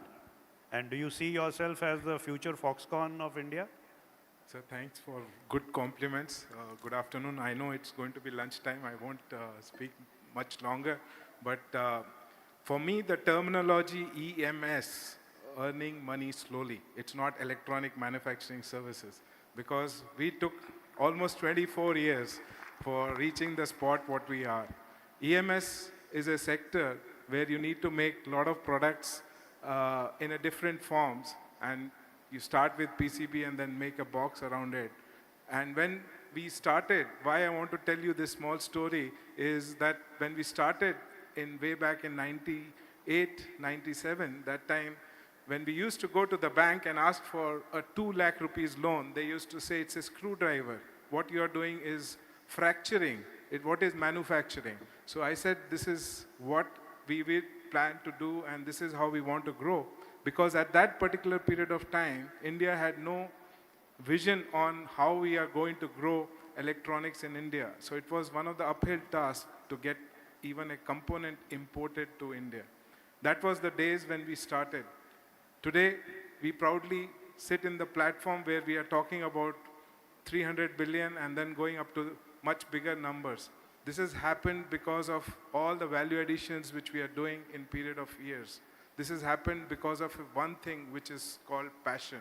A passion is something which I always talk about to all my team members, that once you have a passion of doing manufacturing, you can achieve. Because in our thinking, in our terminology, we call it take nation as first, second your company, and then comes you yourself. Once you have that kind of a mindset, that when you think that yes, this nation can do, we can do. And that is something which we have learned in many years. So for us, a passion is very important, that once you have some will to do any kind of a manufacturing, you just get into it and do it. Today, we became the largest TV manufacturers thanks to the government. It's not happened magically that we did something. I used to watch people coming from abroad bringing TV sets at the airport. I always used to wonder why we can't manufacture within India. And thanks to the government that they came up with the thought that, okay, we ban the TV import. And that is where the evolvement of manufacturing started. And that is where we are now what we are. So if government understands the pains of electronics manufacturing, I think we can really conquer the world. It is just a beginning, I'll say. And I am very sure that whatever numbers we are projecting, though it's looking high, we will be much beyond that if we have same kind of a passion, same kind of people who really take risk. For me, as I said, EMS is all about earning money slowly. Let's come out of the mindset of trading, that we just don't trade. We really wait for the money to really realize, but once it realizes, it really makes you proud as an Indian that yes, we can deliver what we wish to deliver. So for me, it's more of a passion, sir, rather than numbers. Thank you. But do you see companies like yours and Dixon and other companies, the EMS companies, evolving into the future Foxcons?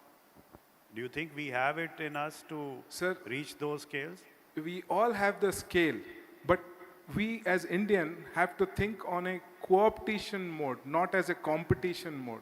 You know what happens is, as I told you, once we take nation as first, we all have to group together and see that what we can deliver as a team rather than just fight within us. So everyone has a potential, everyone has a strong vision. We should not look at making fast money. We should really wait to see that what value addition we are bringing in. And one of the thoughts which I just wanted to convey is that, you know, we have come out with a strong PLI scheme, but PLI scheme should now further enhance to go into what value addition you are bringing into the system. Because if your value addition is going above 50%, incentivize that company, because that is where real manufacturing will happen. Right now, it's more of an assembly. We should get into more of value addition of about 70 to 80% of any product we are making, right from semiconductor to component packaging to final product. So that is a change scenario where the government should really incentivize. So that's something which we all can do, and we'll see Absolutely. Evolvement of not only Foxconn and Flextronics or anybody. We'll have much bigger numbers coming from India, sir. I understand why your company is called Resolute. I can understand now. I was wondering why it is called Resolute. Thank you, sir. It's determination. Yeah. I'll move on to Ravi. Ravi, you are in the very core area and you straddle every vertical of electronics. And please tell us a little bit about your company, what it does, and how do you see India panning out? And in your particular area of material science, what are your suggestions for us? And I'll make a little correction, Raminder. TV import is not banned. It is only kind of not encouraged. Officially, it's not banned. So thank you, Pankaj, first of all, for inviting me to be on this panel. Thanks a lot. And good afternoon to all of you. So a little bit about our company. Our parent company is called Element Solutions. It's a US headquartered public company on NYSE. We were set up, and it's a advanced materials and specialty chemicals company. That's essentially what we do. And the largest part of the business is in electronic materials. It's probably one of the only companies that goes from chip to box, from back end of line semiconductor that was being talked about yesterday and day before regarding from copper damascene chemistry to copper pillar bumping to packaging materials to IC substrate fab chemicals, PCB fab to board assembly to box build. We are in every layer of the electronics manufacturing value chain. It's a sort of a unique position to be in. We operate in 50 countries globally, including India. In India, we are 92 years old as a multinational. We were set up in India in 1931 as a manufacturing company. So we've been manufacturing that long in India. We sort of helped build the electronics industry in India, so to speak. We grew up with the electronics industry, and we ended up training many of the engineers today who are in the SMT space in India. So, very much we are sort of part of the fabric of the Indian ecosystem in electronics manufacturing. I would say the time is absolutely right now for India to scale in a very big way. The ingredients are all there. The government policy is working out phenomenally well, and I commend the ministry and Honorable Prime Minister for providing the impetus, and the ministry for actually putting a program together that's really galvanizing the entire industry. What I see going forward is really building an ecosystem and taking that ecosystem upstream. So if you look at the evolution in India, it's really from box build and what Raminder mentioned, assembly, to now board assembly. And I think going forward, it'll be PCB and IC substrate, fab, semiconductor packaging, and fab, right? For that to happen in an effective way, we need to build a pretty strong ecosystem supporting all of this. It's like the tip of a spear and then working your way back from there. So things have to happen simultaneously now in terms of investing substantially in materials, upstream materials that enable all of these components and systems to be manufactured here. The second part, I think, is really to achieve massive scale. And to achieve massive scale, we have to think about really manufacturing with very high levels of Sigma, Six Sigma level manufacturing, and inculcate that mindset into our education system. I'm talking about undergrad or even before that. Setting up, literally manufacturing ecosystems on campus and educating the engineers in that way.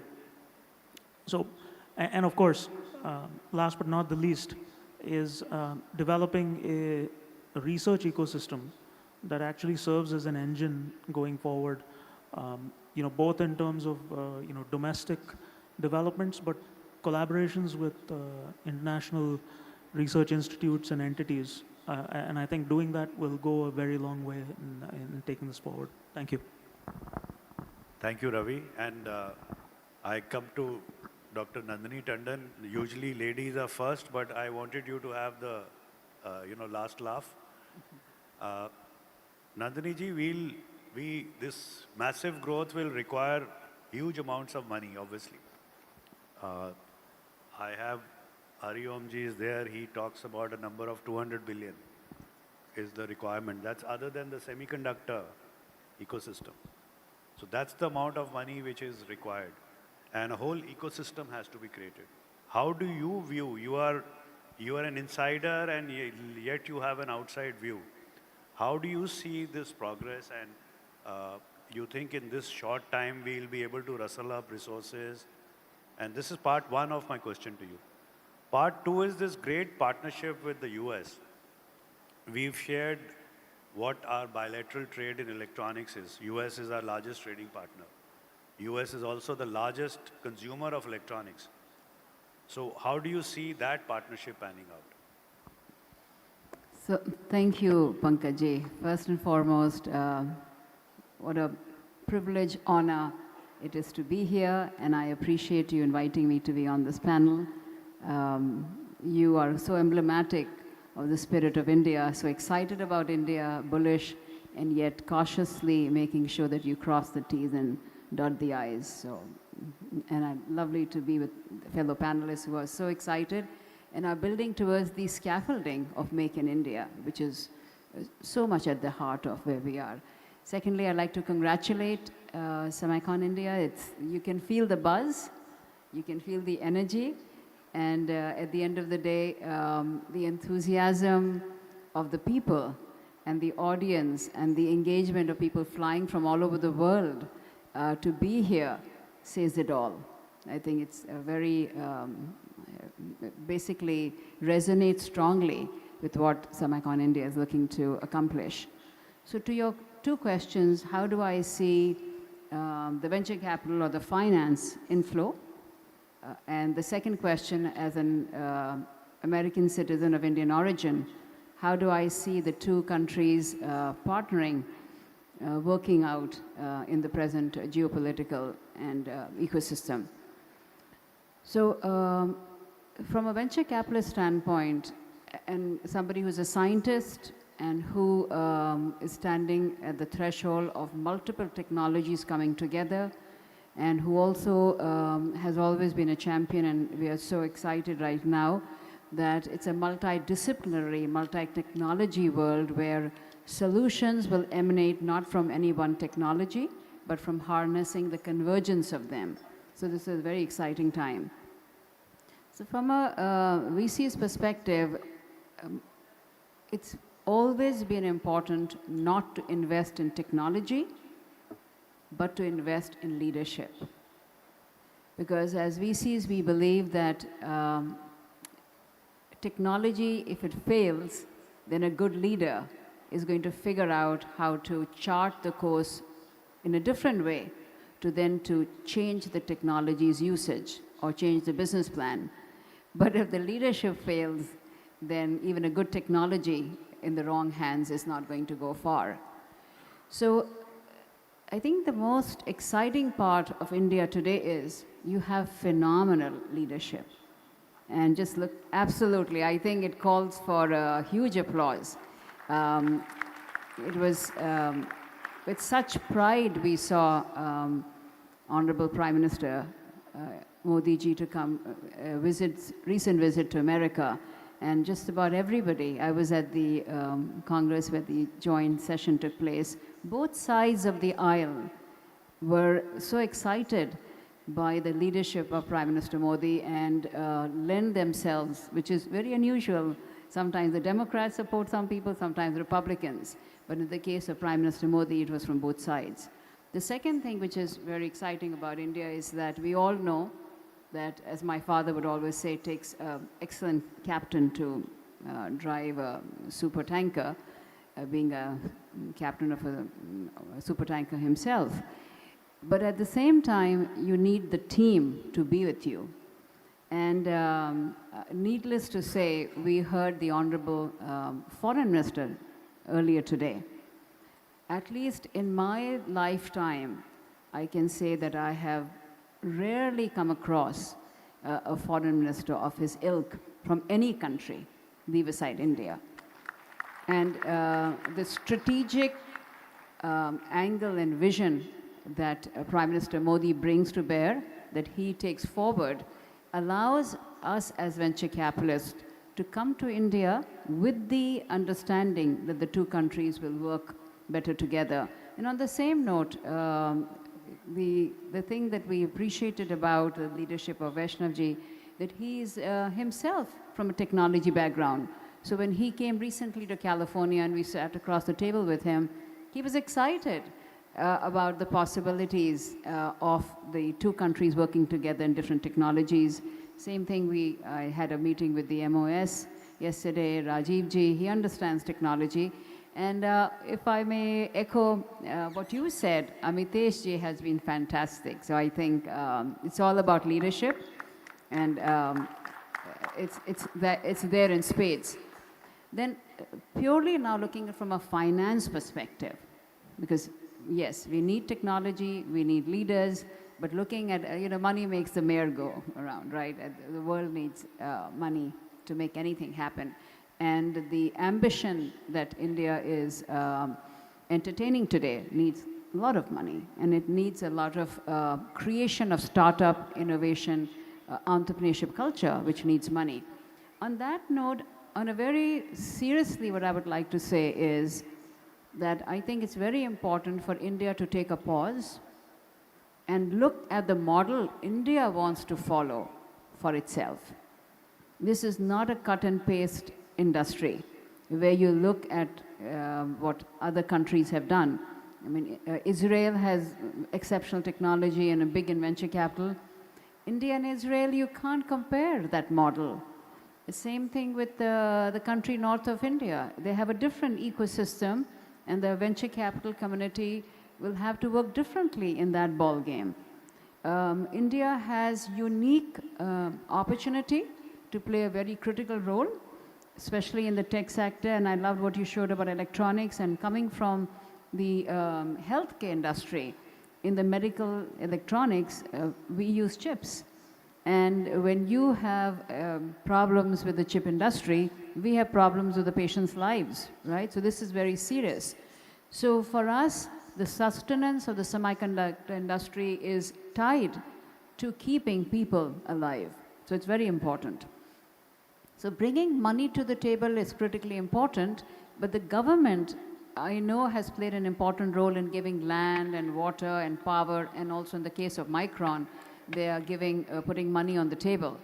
But I think there are only so many Microns in the world today, and there'll have to be a very thoughtful approach to how this ecosystem can be generated, so that if we are serious about, and I know, and that's why I started off by leadership. I said this leadership is very serious, and I think the best hallmark of this leadership being serious is they are good listeners. I recall before we would come to India, and they would tell us how we sitting in America should run America. But now when we come to India, they are willing to listen to us, and they're looking to see how we can work together. The important thing would be, I think, for the ecosystem to ensure that we support those high net worth individuals that can also bring money to bear. We need liquid cash. We cannot rely on the banks, because I'm also an entrepreneur, and an entrepreneur's journey is challenging to begin with.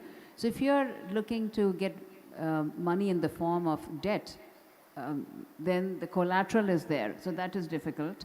And then there are so many other issues at the play. But there is a lot of money that India has today.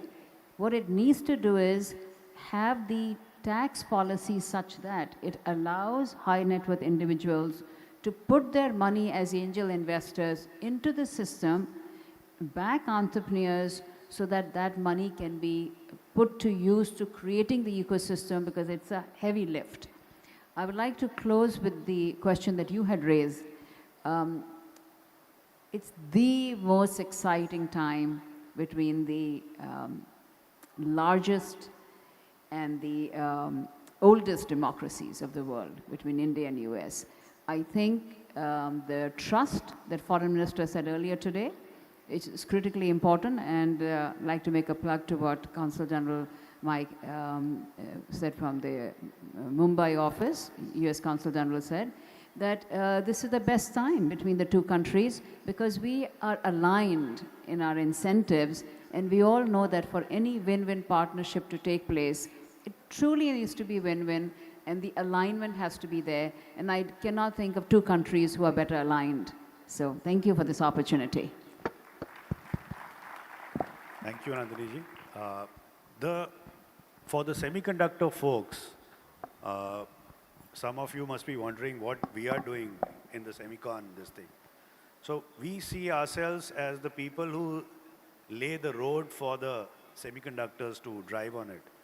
And just to give some numbers, we consume 15% of the mobile phones globally, India, and produce about 20% of the global mobile phones.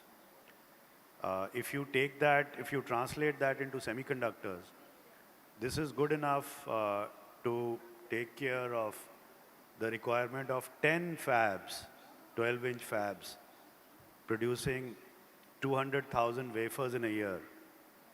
If you take the dies at 148, this is the kind of number which can get consumed theoretically with the volumes we've built. And as I said, abhi to party shuru hui hai. The other verticals have just begun. You heard hearable wearables, IT hardware, laptops, desktops, tablets, and the other verticals. So look at the kind of consumption which is going to be there.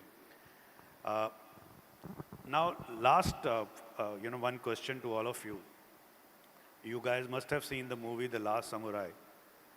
And in the end, when the captain goes to meet the emperor, he asks him that, tell me how the samurai died.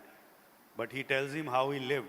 So I want you to take a contrarian view that, in all this bonhomie, what are the core two challenges which you see which can upset this great, relentless vision which the Honorable Prime Minister has set, as a caution to the policymakers that what do we have to watch out for? I'll start with Sudhir first. Thank you. So, as I alluded earlier, the policies set by the government are fantastic, and thanks to those policies, we are seeing a non-linear growth in India. Talk about digitization, the kind of money that's moving on the UPI is we couldn't have ever imagined a few years back. So it's perfectly well, and that's the reason MNCs like Corning trying to evaluate the options in India. What is the need for a company like Corning, and again, which I mentioned earlier, is we have a great policy. Can we really look at a manufacturing strategy, which means, for example, the display, if I talk about a display fab, you have to really look at the different stack of a display, from a cover glass to a touch panel to a display. Look at that, how do we get those ecosystem to India? Second is not a requirement, but a suggestion, is if we can have a land bank corporation kind of thing in India, which will make it very easy for acquiring land, the large mass of land for constructing factories quickly. The other one is again a suggestion, is a uniform labor code across all the states so that it's very easy for implementing any policies that we would like to have. But to end, I would say thanks to these policies, all in the right steps in the right direction, which is helping make India make India a self-reliant. It's just about, we can just argue about the time or the year when we'll be self-reliant. It's just about to happen. Wonderful. Aman, I know there are no boundaries in your mind. And you have this never say die, this thing. Can you think of something which needs caution, or where you think we are not on the right track? Sir मतलब हम लोग जब start हुए थे ना sir 6 साल पहले, तो हमें ना बहुत डर लगता था, ठीक है, मतलब आई बी फ्रैंक, गवर्नमेंट से डर लगता था, राइट, वो ब्यूरोक्रेट से डर लगता था, करेक्ट, और कभी ऐसा नहीं होता था कि हम कुछ बोल सकें, कुछ कर सकें. अब सर पहली बार है कि I request a date from the minister, from the secretaries. अब मिल जाती है सर. अब the government is talking to us, और हम लोग ना इतना हमारे पास जैसे बहुत लोगों के पास पूरा एक डिवीजन होता है गवर्नमेंट सपोर्ट का, बहुत लोगों के पास बहुत सारे एक्स सेक्रेटरीज भी काम करते हैं, करेक्ट. मेरे को तो था नहीं सर. हमें तो नॉर्मल कंज्यूमर समझ आता है, मार्केटिंग समझ आती है, प्रोडक्शन समझ आती है, तो हमें तो बहुत सपोर्ट चाहिए सर. मतलब आप लोग इतना सपोर्ट करते हो, मेटी सपोर्ट करता है. बिना सपोर्ट के सर हम तो मतलब बहुत सारी इंडस्ट्रीज खत्म हुई हैं, हम भी खत्म हो जाएंगे. तो हमारे को तो आज हमारी प्रॉब्लम एक्स है, कल कुछ और होगी.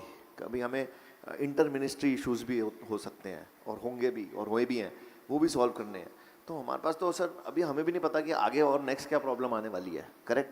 तो हम बीच में हम जाएंगे, और हमें I just from my side, from representing the young industries, young startups, we need more support from the organization, from the government, than probably the bigger guys. So just keep supporting us is my request to the whole government. And secondly, the ecosystem play is very important, sir. We just जैसे मारुति बनी थी तो पूरा ecosystem बना था कि कोई कुछ बना रहा है, कोई कुछ बना रहा है.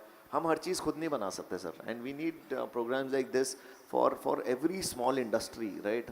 जैसे अब हमने पीसीबी शुरू कर रहे हैं इंडिया में, तो रबर कैसे बन रहा है, अभी जैसे पैकेजिंग शुरू हो गई है तो रबर कैसे बन रहा है, उसका कंपोनेंट कैसे बन रहा है, ये कैसे बन रहा है. So it's not just I would say assembly, and the government is working on that. I think the whole ecosystem has to come together for brands like us to start leveraging that. So those are the 2 points I would say, sir. So like Three Idiots, all is well, right? For now, sir, all is well, sir. Right. And that's a huge endorsement. In spite of my constant prodding, you have 2 strong certificates of endorsement. Raminder, does anything keep you awake at night?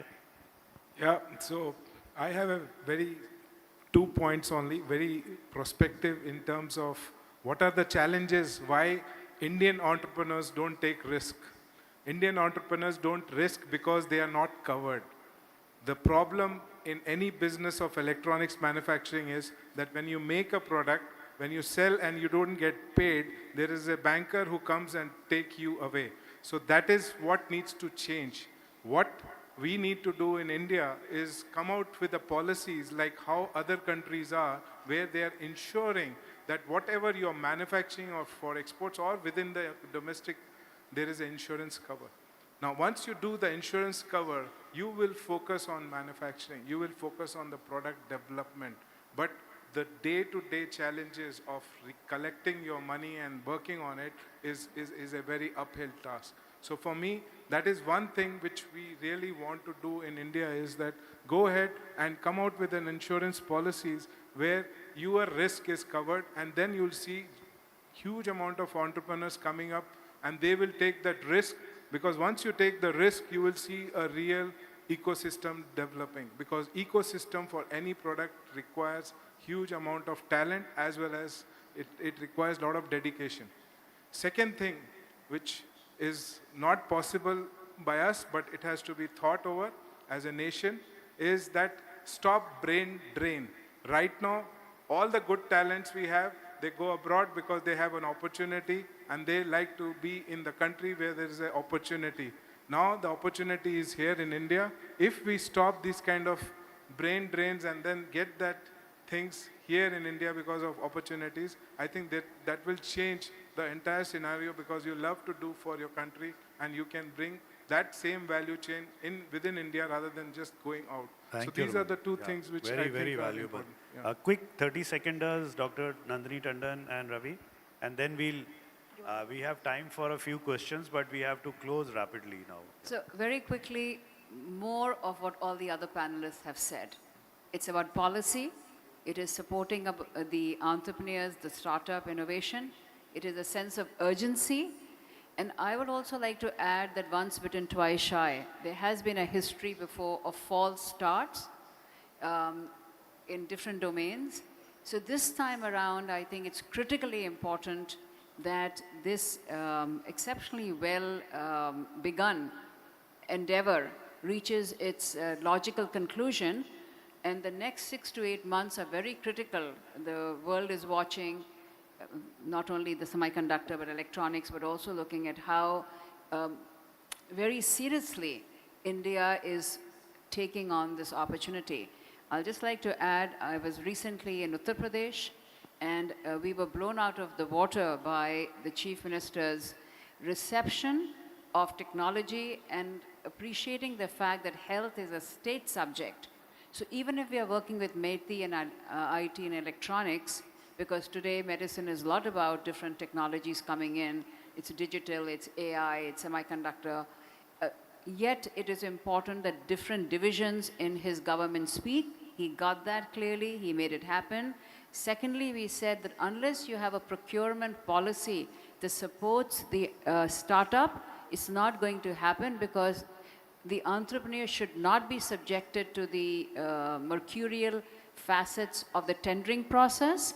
There should be due diligence, so whatever comes out by the entrepreneurs gets subsumed in the states and in the Indian government. And building upon the brain drain, even if we have the Microns and the Intels of the world supported, and our engineers come back to India, they will still be working for American companies or German companies. If we truly want the brain drain to get navigated to make in India, we'll have to make monies available for the startups with policies that protect them. Thank you. Thank you. Ravi? Yeah, Ravi. So I just have 2 points. One is people development. To sustain the level of growth that we're looking at, you're going to need people. And they have to be developed and really educated in the right way and in the right numbers. Second is the ecosystem building along the entire value chain and really localizing the ecosystem. And third is really, and this is already happening, putting the regulatory framework and the policies to actually enable this to happen very, very fast. Because it's like jumping from one running train to another, and you got to do it simultaneously. Thank you, Ravi.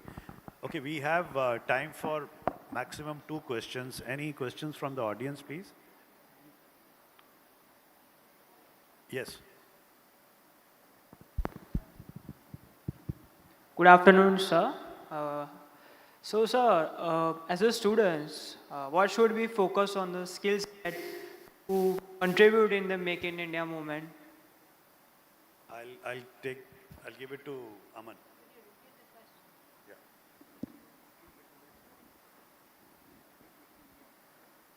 Yeah, so I think there is a lot of skills which are now developing, right?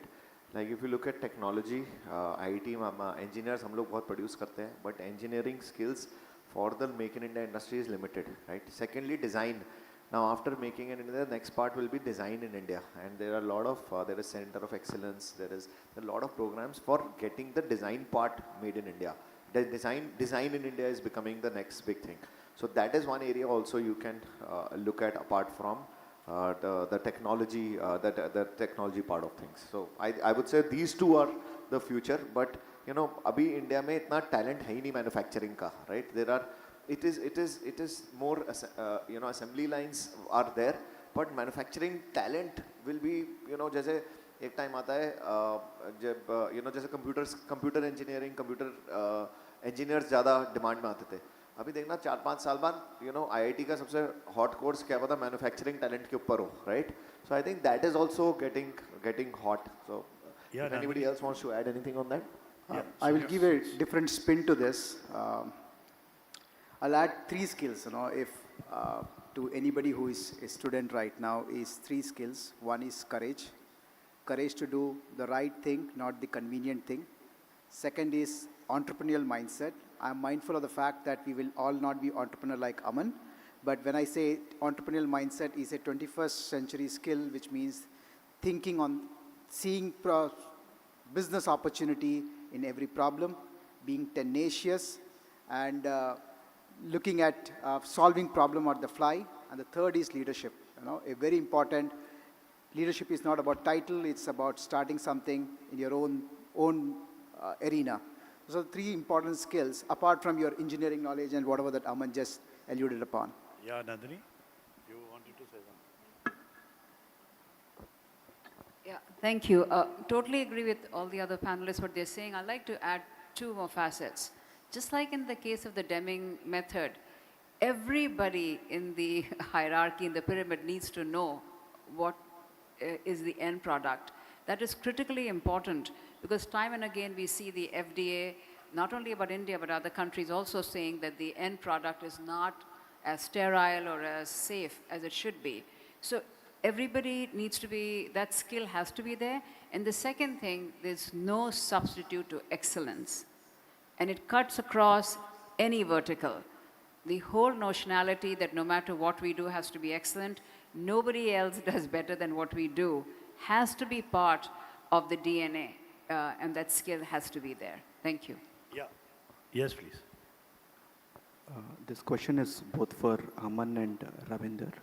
Can you speak a little louder? Yeah. So this question is both for Ravinder and Aman.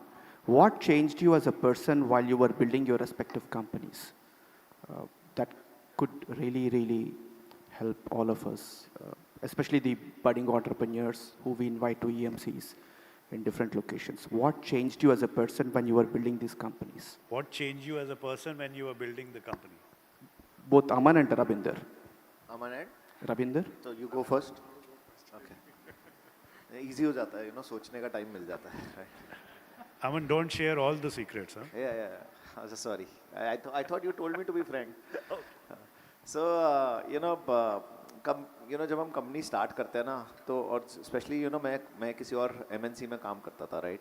और जब हम company start करते हैं ना, तो हम सोचते हैं कि there are a lot of things which we think are taken for granted, right? हमें लगता है ये admin टीम का काम है, ये finance टीम का काम है, and ये logistics टीम का काम है. But जब तुम खुद start करते हो ना, तो तुम्हें पता नहीं होता कि तुम्हें सब कुछ खुद करना पड़ता है, because you don't have money to do a lot of things also, right? Because you're probably bootstrapping at that time, right? और founder सुनना बहुत अच्छा लगता है कि now the founder है, and if you look at the successful founders, you'll see the story that today you know them as successful founders. What made us was the failures which we've gone through, right? I never got success till, I don't think even I'm still successful, I'm just on the path, right? But लोगों ने, मतलब मैं जब story बताता हूँ तो हमारी जो 5 failed startups है ना, उसके बारे में मैं ज़्यादा बात करता हूँ, because जितना मैं I'm from ISB, जितना मेरे को ISB ने नहीं सिखाया ना, उतना मुझे ये failed startups ने सिखाया है, right? आप जब start करते हो ना, तो आप ही मैनेजर हो, आप ही PN हो, आप ही PS हो, आप ही CEO, आप ही CX हो, आप ही सब कुछ हो बॉस, क्योंकि तब आपके पास लोग नहीं होते करने को. तब आपको ये देखना पड़ता है कि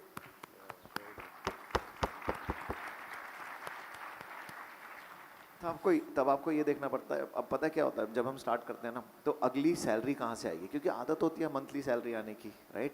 that next salary, where will it come from, right? My wife, when I had failed for 5 starters, my wife told me कि मैं तेरे को 3 साल देती हूँ अब, ठीक है? अब तुझे मैं 3 साल दूंगी कि तुझे इन 3 साल में जो करना है कर.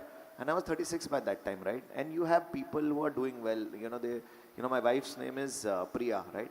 So I say I had 2 pressure. One was peer pressure, one was Priya pressure, right? So इतना pressure हो जाता है when everybody starts doing well and you are just struggling as an entrepreneur, right? So things change. You then start embracing, you start embracing things around you. You start taking energy from people around you, and there are times when you go down, right? And those are the times you have to like stand up and say that hashtag हम भी बना लेंगे, right? You have to get up and say strong. Yeah, Ravinder? Yeah. So, Aman, your story and my story is similar. The reason why, when I passed out of my college, my father said, truck chalao ya hotel kholo. Because this is what Sardarjis generally do. But I went ahead in electronics.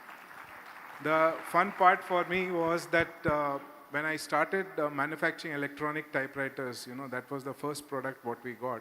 We had very different challenges as I started in 90s. But slowly, I thought, okay, let me be a little aggressive. And I sold my company to Celestica, one of the largest EMS in the world. And again, in 2009, I bought the same company. Only 6 people in the world have done that.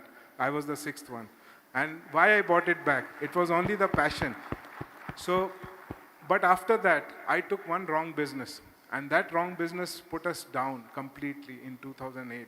So I think what happens is the business teaches you more than what you do as a business. Because in business, these kind of things do happen, that when you have a failure, you should have that courage to go back on your basics, that what you knew before will continue to do what you want to do. So that is where we went ahead and went to the basics and struggled and moved ahead in our lives. So I think the failures will happen, but how far you can cover your risk, how far you can challenge yourself, I think that is one of the motivation for all of us. Thank you. I think we've run out of time, and I don't think we have more questions here. So, in summary, I think I'm very encouraged myself seeing the confidence of all of you. And I used to narrate a famous couplet from Shakil.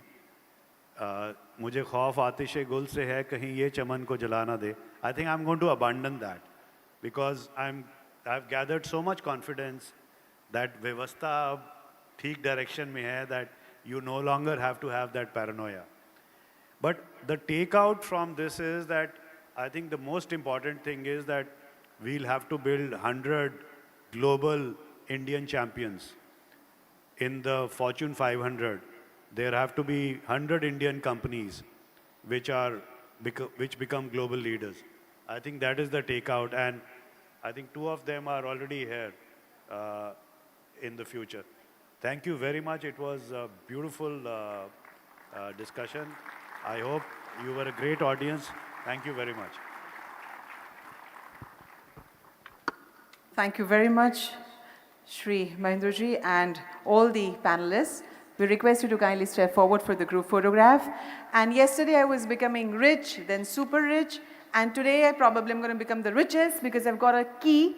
I think it's from a locker, or it has Japanese or some other language written on it. So if somebody has lost it, we have found it.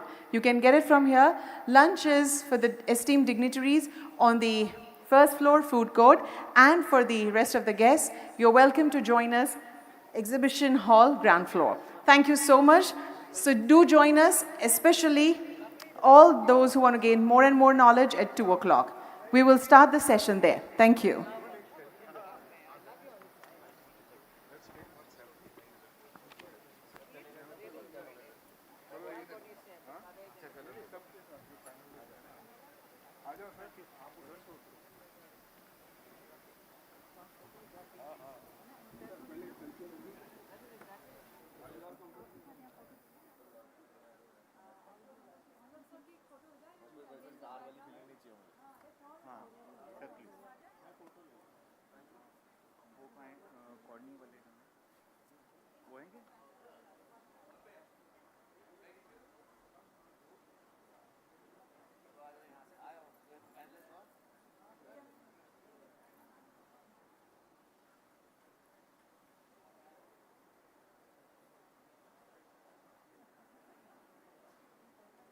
नीचे वो बहुत गंदा है।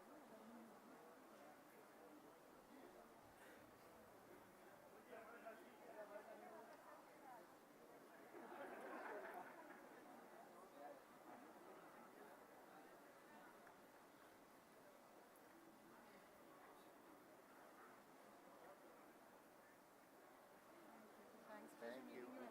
Good to see you. A lot of sharks are waiting for you. Yes, Thank you, sir, for the one.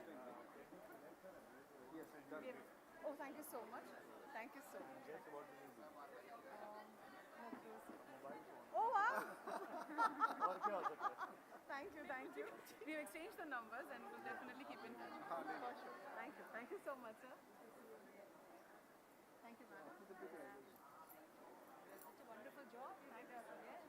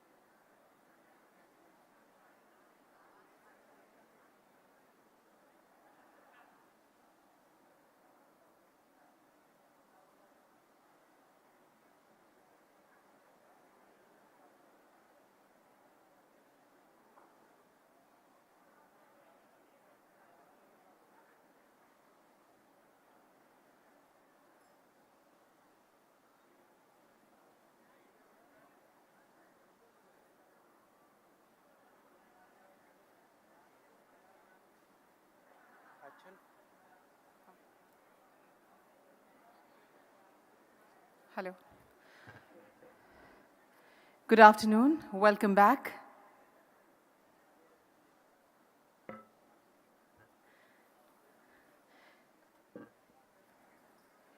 We shall now start this session.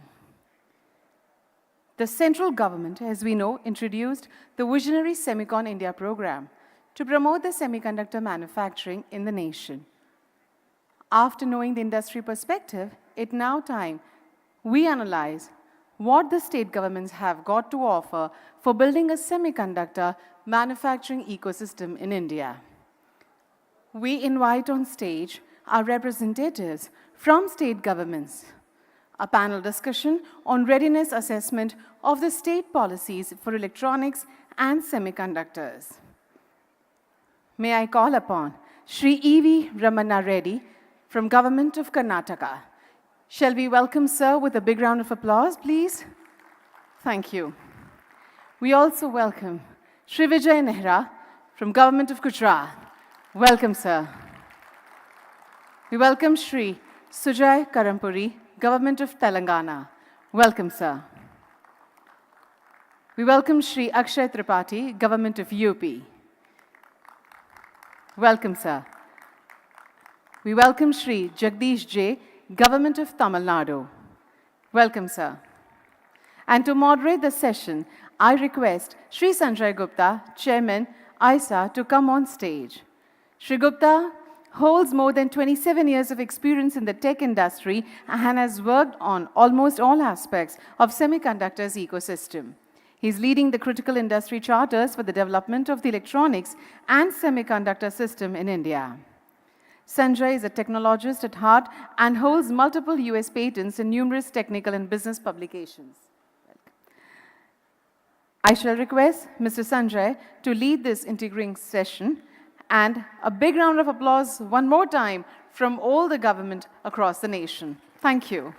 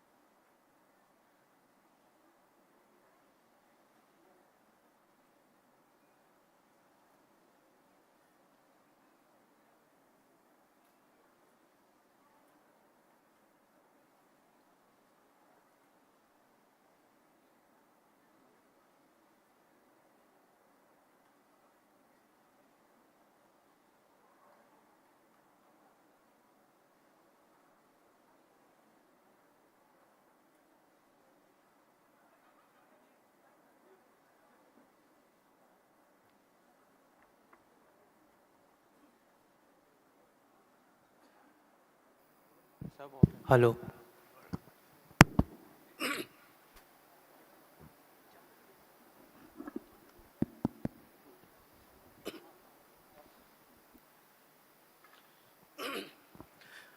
Good afternoon, everyone.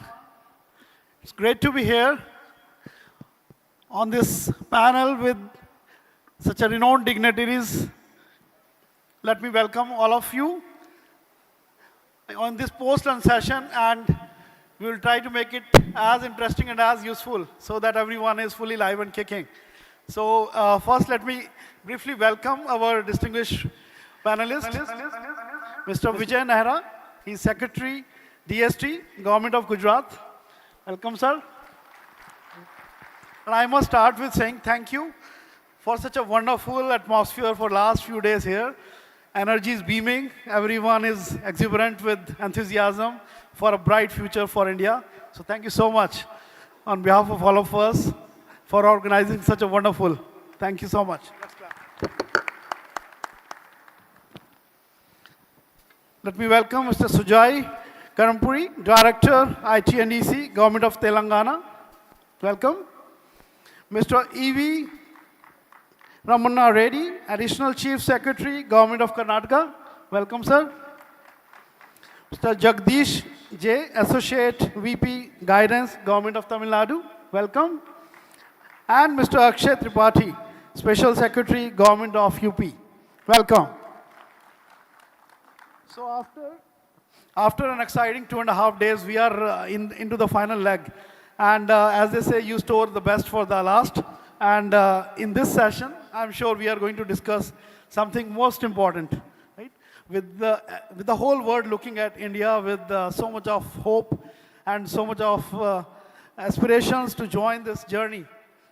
The final outcome is how well we work between industry and government, along with academia to make it possible. And today I have on my left 5 gentlemen from the government who are going to make it happen. So before I start, let me give you an industry view from IESA. So I represent Indian Electronics and Semiconductors Association as the chairman. And we are talking to pretty much every single industry in semiconductors and electronics and how they are trying to ride onto this growth journey that the whole world is looking at us. Our semiconductor consumption in the country is growing at a pace that we have not seen before. And overall ESDM sector, based on all the reports, will, if we do nothing, will cross the import more than oil. And we know that that will not be good. And that's why right from the top, there is so much of focus to do the indigenous manufacturing of these electronic products and semiconductors. I see that there are 4 frameworks, 4 pillars to make this possible, to put India on the world map. The first one is the supply creation. The first one is about the policies and the right environment. And that's where all of you come into picture. I see tremendous enthusiasm, speed of execution in changing and refining these policies so that we are world class, and we will talk more about that. That is one pillar which I think I'm most proud about, that we are doing one of the best job as Indians. The second one I would say is about infrastructure. This dream is not possible without world-class infrastructure, and this infrastructure is not anymore limited to just a physical infrastructure or just the IT infrastructure. This now includes world-class manufacturers who will require the gases, the chemicals, some of the most complex things that we have not thought about, right, to build the semiconductors. The third pillar I will speak about is the talent base, the whole talent. Are they ready for every strata of skills that is required to make us the semiconductor nation? And the fourth one, I would say, is the demand creation industry.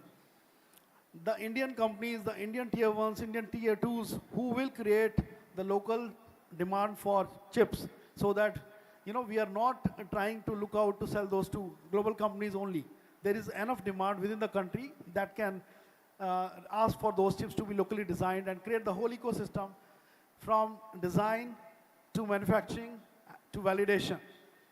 And with that context in mind, let me start with Mr. Vijay Nera first. As we are having this recent announcement taken so much positively from rest of the world about the Micron starting their ATMP here in Gujarat. How do you see the policies specifically that the Gujarat government is driving towards ESDM and semiconductors that has made it possible? And especially talking about Delora as one of the very, very big name comes every time you talk about Gujarat.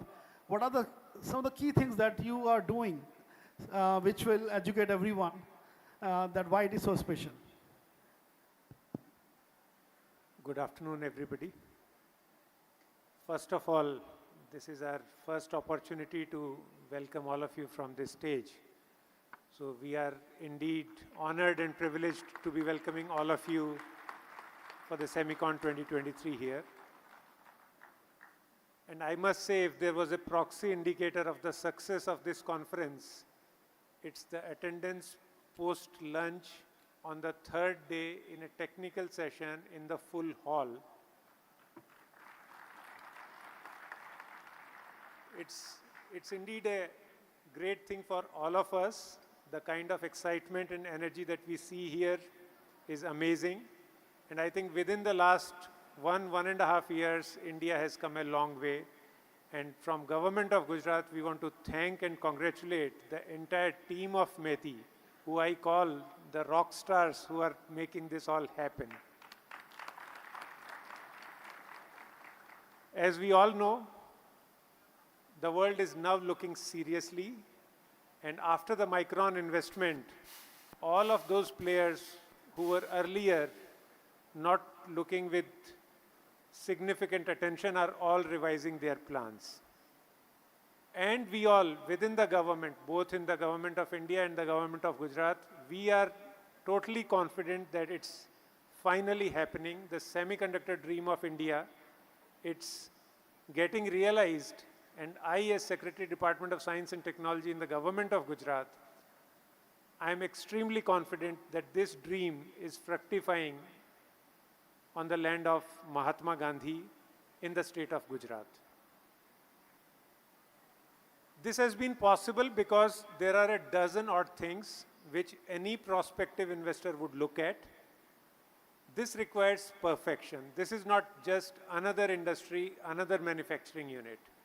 We have to be perfect in everything that we do. We have to have attention to detail, and our infrastructure and utilities have to match the best globally. And India's answer to that is the Dholera Special Investment Region. 920 square kilometers, bigger than the entire national capital region of Delhi. With state-of-the-art infrastructure and amenities, an investor wants 1 acre of land, we can give. An investor wants 1,000 acres of land, we can give within 24 hours with all permissions in place. But land is something that can be available anywhere in the world.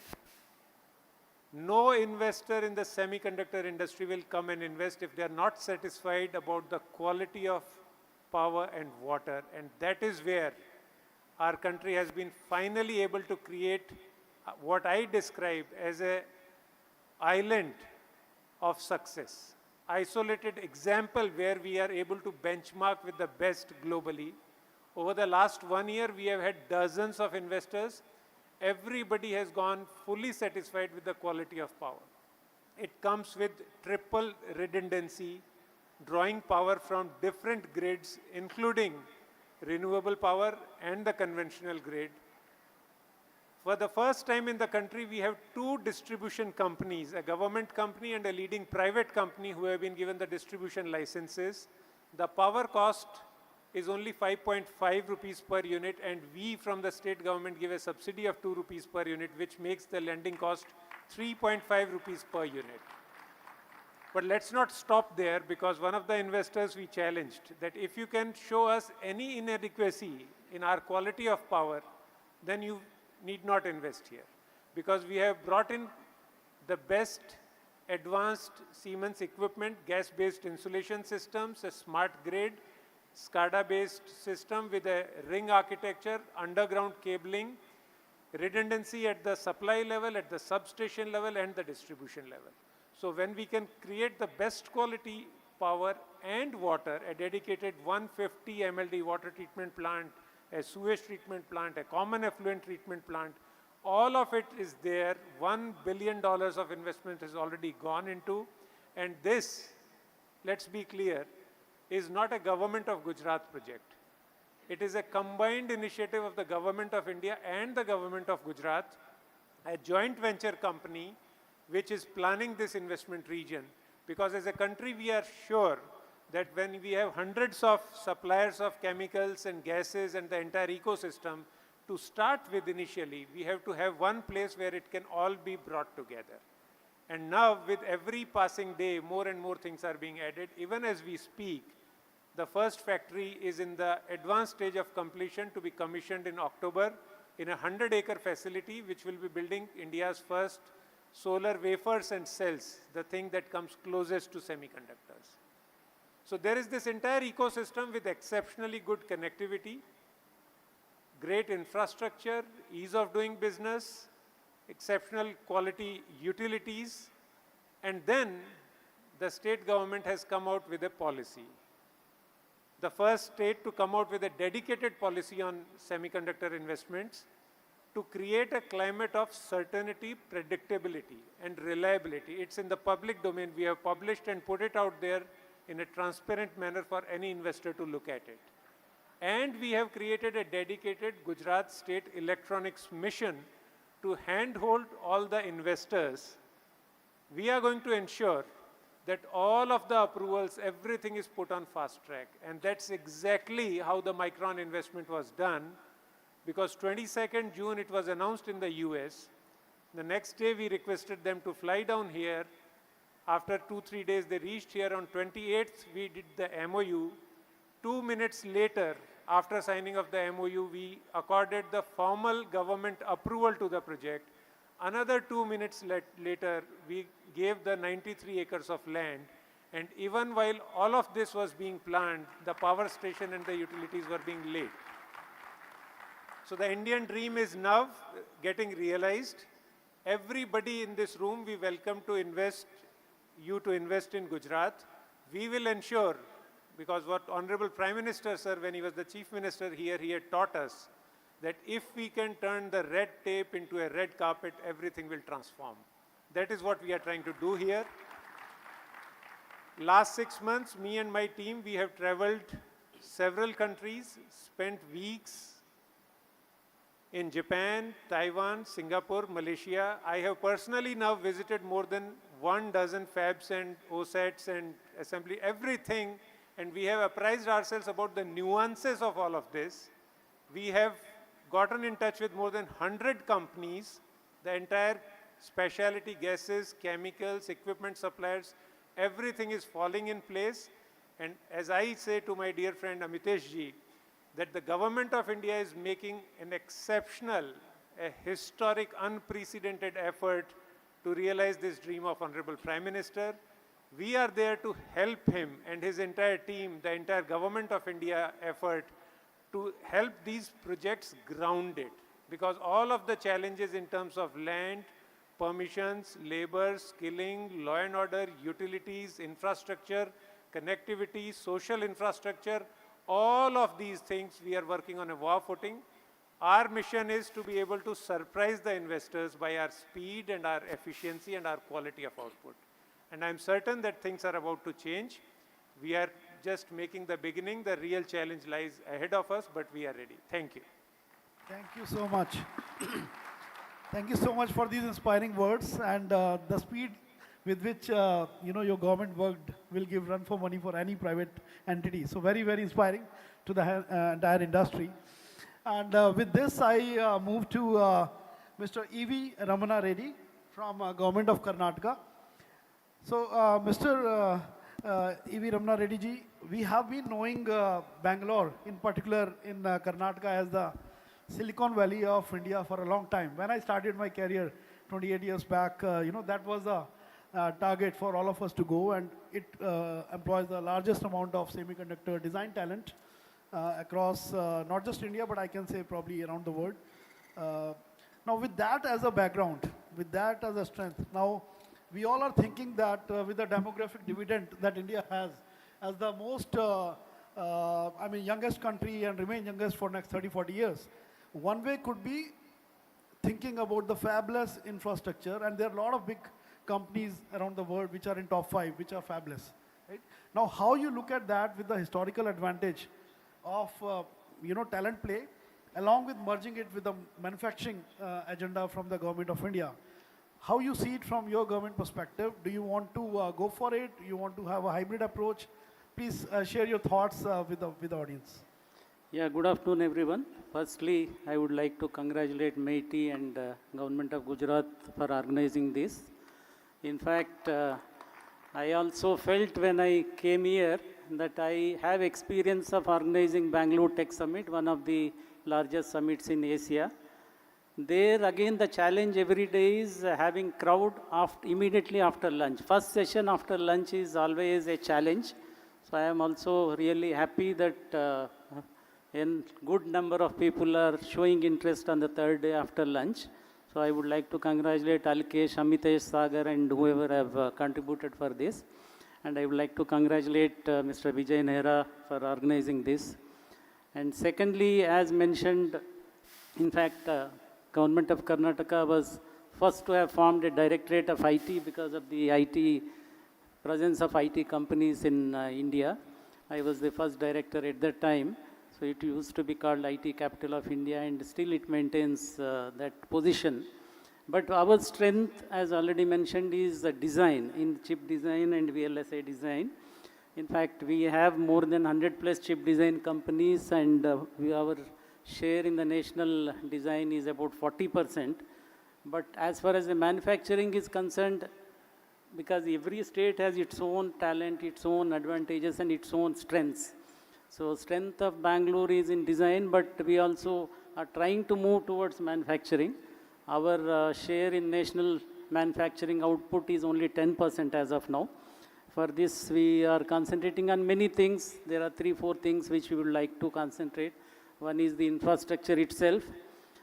Though we may not have such a large industrial setup like Dholera, but we are on our own doing in a smaller way many industrial areas and EMC clusters we are developing.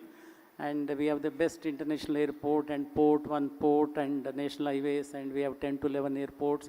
That is the physical infra. As far as the ecosystem is concerned, TI was the first company to have come into the country and even into Bangalore, maybe 95, 96, around that time. So from then onwards, the ecosystem in design definitely is far, far more advanced in Bangalore compared to any other cities in the country. But manufacturing side, definitely we are having many policies, and we are trying to encourage, we are trying to provide, as Mr. Vijay has said, the power, water, then in fact skilled manpower. Another USP of Bangalore is the skilled manpower. Everybody says, I participated in applied materials program the day before. They came to Bangalore in 2003. LAM Research came to Bangalore in 2000. So last 23 years, everybody have grown. Whoever has come to Bangalore has grown fast because of the talent available there, and for the talent availability also, and we have many programs organized for that. Ultimately, the social infrastructure also helps, because ultimately, in fact, Bangalore is rated as one of the 6 top cities in the world for expats to live in. So when the expats or people come from outside the city, from within the country also, they look for best social infrastructure. We have top 8 international schools, out of top 10, top 8 international schools are in Bangalore, best golf courses, and along with this, the biggest thing is the weather. Always you find air-conditioned weather in Bangalore whenever you land. No extremities either in summer or winter. So what I'm trying to say is, definitely Bangalore has proven itself as IT capital, proven itself as design capital, contributes 40% of design happening, VLSI and chip design happening in the country. Now we are, I'm not saying we are good as of now. As I said, we are at 10% only in terms of manufacturing output, but we are growing very fast. In fact, another thing what we are trying to do is, Bangalore has become too big. Last 2 years, right from 2000, whatever policies we have brought out in Karnataka, everywhere we are encouraging, we have stopped giving incentives in Bangalore. Other than ESDM companies, ESDM has a special policy where Bangalore also gets incentive. But for all other companies, all other programs are focused at other cities in Karnataka, like Mysore, Mangalore, Hubli, Dharwad, Belgaum. Mysore, we want to develop it as an electronics cluster. Hubli also, we want to develop it as an electronic cluster. So we have a lot of programs where we are moving towards manufacturing also. Thank you. Thank you, E.V. Ramna Reddy ji, for sharing the insights about your plans. Now let me go to my further left to Mr. Akshay Tripathi. He is the Special Secretary in Government of UP. And Akshay ji, UP has been known for a long time for manufacturing units for, say, TVs and other, automotive components. But recently, you guys have re-energized and recently launched also the updated policy for electronics and semiconductors, and in news for good reasons. Specifically around, I would like to ask your thoughts about creation of Center of Excellence, which you are very upbeat about, and how you want to use that strategy to attract talent as well as industries in this space?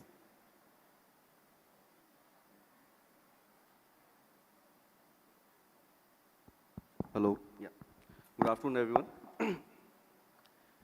First of all, thanks a lot to Mighty and Gujarat government for providing us this stage. Well, sir, UP under current leadership has re-energized itself, and that can be seen if we see just one thing about the progression of the policy. Our current electronics manufacturing policy was released in 2020. And when we specifically talk about the field of semiconductors, it just had a mention in 2 lines that we'll consider any proposal on a case-to-case basis. Though it showed the intent, but it lacked the backing. Recently, we concluded a very successful Global Investors Summit, and in that context and under the guidance of our Chief Minister, we revised the policy, understanding the need of the hour, and we provided a clear, specific provisions for the incentives in that, and aligning it with the Government of India incentives. Right now, they are the best in the country. So this shows that there is intent, and we are moving towards that direction. But coming back to your question about COE, we do realize that business moves according to market forces, and in an ideal world, it will move to the place where it has comparative advantage. And when governments come into play, they bring out policies and introduce artificial interventions to move that flow. Down the line, maybe 10 years, 15 years, I would like to have an ideal situation in UP where we have a perfect ecosystem and we do away with all the financial incentives and companies move there on their own. But as per the current situation, we do realize that we have to develop that ecosystem, and we are doing we are taking many approaches for that. And COE is one of them. It's interesting that it did not come out of the electronics policy. It came out of our startup policy. And in our latest startup policy of 2020, we came out with the concept of setting up of centers of excellence, where we partner with reputed education institutions, maybe and industry associations, and we have also had partnership with Government of India that. And we set up 4 of them, one for AIML with IIT Kanpur Noida campus, one in the field of drones with IIT Kanpur campus, one in MedTech with SGPGI and STPI in Lucknow, and under electronics policy, one with CDEC Noida in lithium ion post cell and mobile accessories. And within a span of 2 years, we realized that just this initial step energized the whole ecosystem concerned with that sector. Now coming back to the semiconductor, if you see in the slide, there are 4 in the green which have already been established, and the other one in the yellow, we are trying to do that. And that's why I started by thanking Mighty and Gujarat government for giving us this platform, because in the past 1 year, we are ready with our policy provisions, we are ready with our procedures and SOPs, and we were coming here already having one strong proposal for setting up of a semiconductor COE.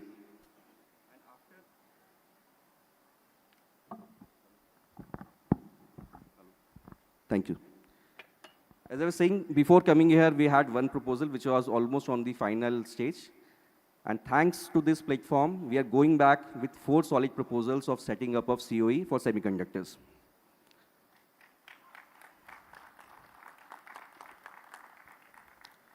So now we will go back to our drawing board. We'll consider all those proposals. And this is such a field that we'll try to set up all 4 of them by defining their roles so that there is no overlap, which will include one for supporting startups. One might have a sample packaging line, and another one for research and development. So the point I'm trying to make, what I started, that as Nehra sir was mentioning, that first they came out with the infrastructure and other factors of ecosystem, and then they came out with the policy. So since we were late starters, we have policy in place, but at the same time, we'll have to catch up with other states, and we have to develop ecosystem, and we are doing it right way. And another thing, good thing is I'm sharing stage with a person who is moderating this session. One MOU we are signing right after this, and you will be delighted to know that we had a meeting in the morning where we finalized, we didn't have any agenda. We met in the morning. We aligned our thoughts about semiconductor COE for the incubator portion. We spent around half an hour in drafting that MOU at our stall. And just after this event, we'll be signing that. Thank you. Thank you so much, Mr. Akshay Tripathi ji. This is actually, conveying that the speed of execution, as Mr. Indira ji was talking about, right? If we all work in that speed, nobody can stop us. So very inspiring. Thank you so much. With that, let me go to Mr. Sujay Karampuri, Director IT and EC, Government of Telangana.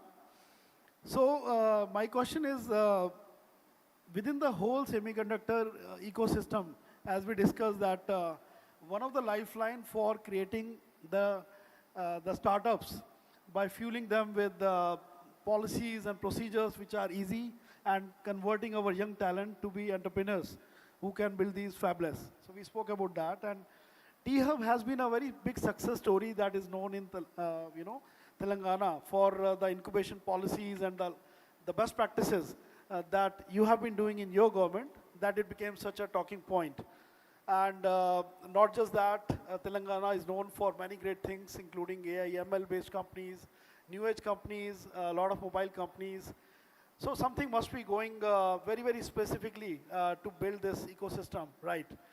So it will be great if you can share some of those thoughts with the audience and how they relate to our semiconductors and electronics going forward, if there is a correlation.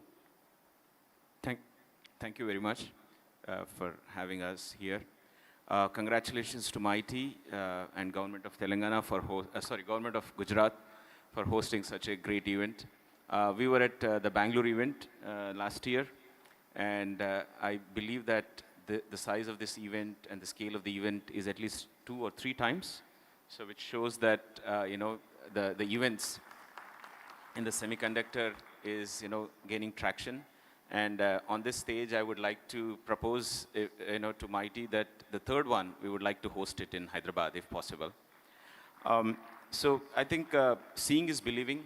At this point of time, congratulations to Government of Gujarat for landing Micron, because it's very important for the world to look at us quite seriously, and this was required, and this has happened. And everywhere across, the news that, the Micron is coming to India has given that confidence that India is now very serious. But this is just the first step, we believe. There is so much more to do to catch up. I think we as a country, India, can do what in 10 years, what China has done in 30 years. Because usually you have this, the experience of others and, that to gain from and then do it faster. So I think at this point of time, some of the states on the stage are the most progressive ones when it comes to India. There are a few others out there. But I think the competition is not between the states. I think the competition for us has been, how do you, talk to the semiconductor OSAT companies and say that you don't have to go to Vietnam, you don't have to go to Malaysia, you don't have to go to Thailand. You have to come to India. And I think that has been one of our challenges, being a country as we are diverse and as democratic as we are, to how do we match up and create the same speeds. So in Telangana, we are taking the speed quite seriously. We started off with one act. It's an act that was passed in the State Assembly, wherein we actually are entitled to give you the permissions to go ahead within 15 days. And if for some reason we don't respond to you in 15 days, on the 16th day it is deemed to be approved. So there is no such act or law that exists. And because of this, we are able to give sanction to 23,000 plants in the last 9 years to create 1.6 million jobs. We are one of the fastest growing GDP states in the country. And recently, we became #1 per capita state in the country, beating, most other states, all other states actually. But this is not where we are going to stop.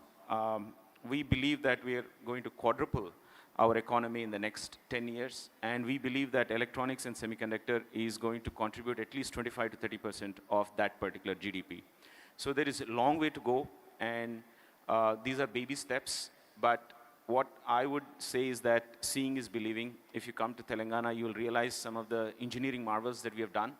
For example, Kaleshwaram project is world's largest lift irrigation project, wherein we completed this in 4 years. And if you see the city, you will realize how the city is, changed. The traffic is the fastest for any city in the country. And while there are so many skyscrapers, and somebody was telling me yesterday that 60% of those big cranes are now deployed in Hyderabad, which shows what's happening in Hyderabad. And somebody, a OSAT company CEO said that this looks like Chicago. And one semiconductor company CEO said that this is like Singapore. So we are able to do this at a very fast rate, but the same speed, we are giving it to the plants. We have what is called as a self-certification program, by which you don't have to actually take any permission to get started. So the evidence actually is the new plant that is coming up, the Foxconn plant. Groundbreaking May 15th. By June 15th, you'll be quite surprised. They themselves are quite surprised that they've already done the foundation and the ground floor, and they're going to the next level, all in 1 month. So the speed at which we are able to do this is because of the law and the act that we have created. Now, I think coming to the question, because I don't want to. T-Hub is world's largest startup incubator. Next to it is T-Works, which is India's largest prototyping center. We have RICH, we have V-Hub, we have TSIC, which is a Telangana State Innovation Cell, and many other institutions. And the whole point is that we believe that startups do play a great role in the future, and we are investing in that. At this point of time, there are about 7,500 startups out of Hyderabad. And when it comes to AI, ML, there's a new center of excellence coming at T-Hub, which is going to support 80 startups. We already have Telangana AI Mission, which is supporting 120 startups. So I think this, along with IIT Hyderabad, IIIT, BITS Pilani Hyderabad, NIT Warangal kind of institutions, we are creating the kind of talent pool that is going to be the future for us, and we are taking the necessary steps in that direction. Thank you.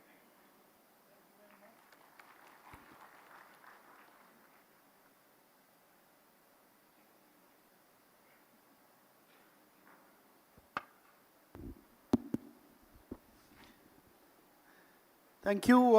And with that, let me go to gentleman on the extreme left, Mr. Jagdish J, Associate VP for Guidance, Government of Tamil Nadu.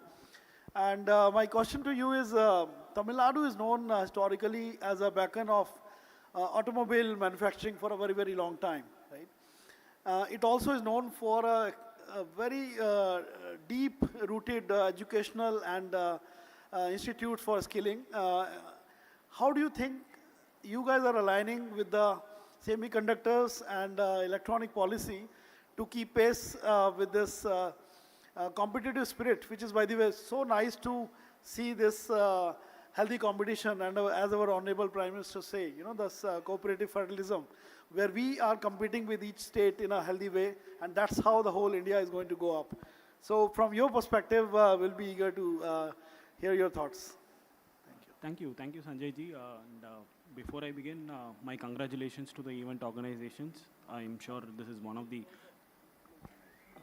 How about now? Yeah, my congratulations to the event organizations. I'm sure this is one of the marquee events in this industry that's been organized in the last year or so. So that my congratulations. And my fellow panelists said they're surprised to see such a large audience after lunch. What they failed to mention is that it's also a Sunday evening. So Thank you for taking your time and attending this event. Sanjay ji, I must thank you for using the right word, beacon. We have been the beacon for the automotive industry.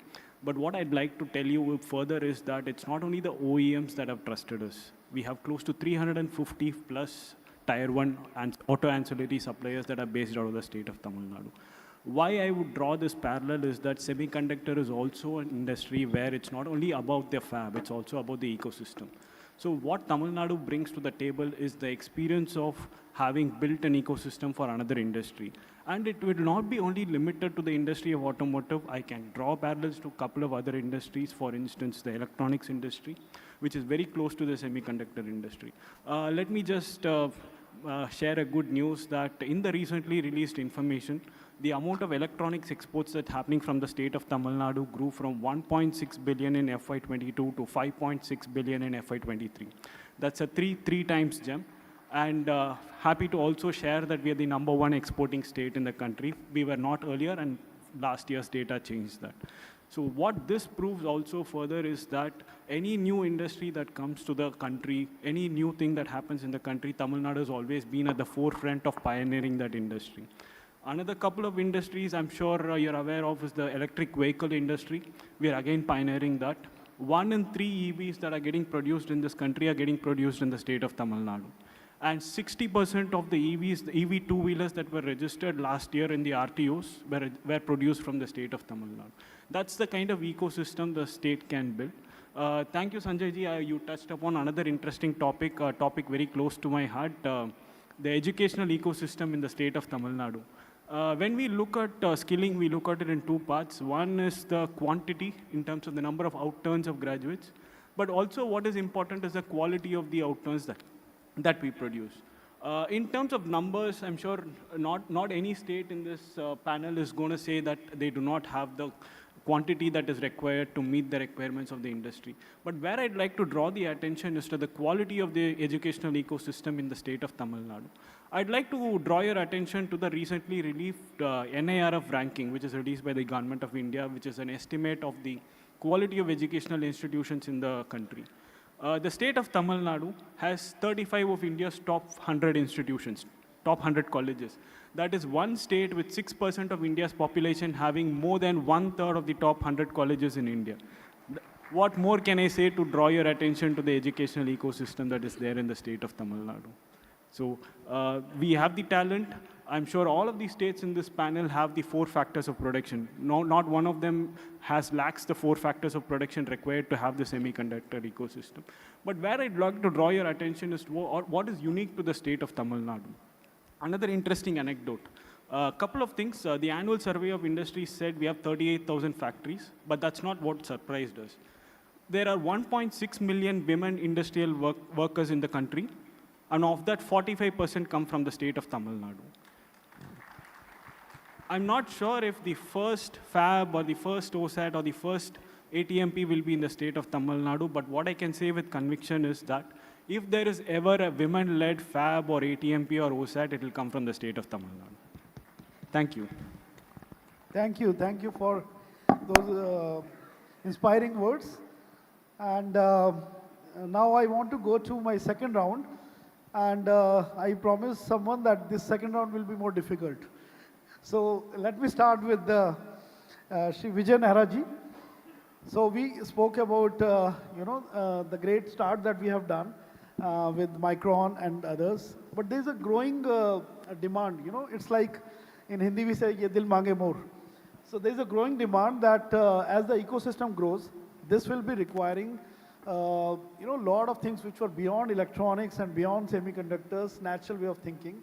Water, you have uninterrupted electricity, you have a variety of complex chemicals and gases. And the natural question comes is, if it is up to you, what is your thought process on giving the similar amount of government support in terms of subsidies that you have been offering to the typical electronics and semiconductors? That is a big question that people ask. So how would you address that query? So I think that's a very important question, because for building a fab, you need a much larger ecosystem hundreds of companies dealing with specialty chemicals, gases, equipments, logistics, warehousing, services, all of it will be required. Good news is, while it's not in public domain, I briefly shared, over the last 1 year, I think we have already established contact at the highest levels in each of these companies. Gujarat has traditionally already been strong on industrial gases and chemicals. So it will require for us to work with the global majors, identify the local industries, ensure the partnerships, and elevate them to the next level. All of this has already, a lot of hard work has already gone into it. As far as financial and non-financial support to all of these sectors is concerned, we have 20-odd sector-specific policies.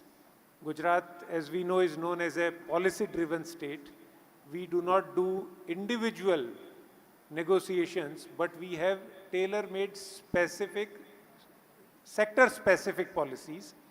So all of these suppliers will fit into one or the other policy. But we strongly believe that it's not just the amount of money that the government gives that will determine the investments. It might be one of the several factors which go into decision making. More important is our ability to do things which the private sector cannot do. For example, law and order, labor unrest, connectivity issues, infrastructure, utilities. These are the things that the private sector cannot do. So that responsibility falls solely on the shoulders of the state government. And we have already, as is very well aware everybody, that the industrial ecosystem in the state is already very strong.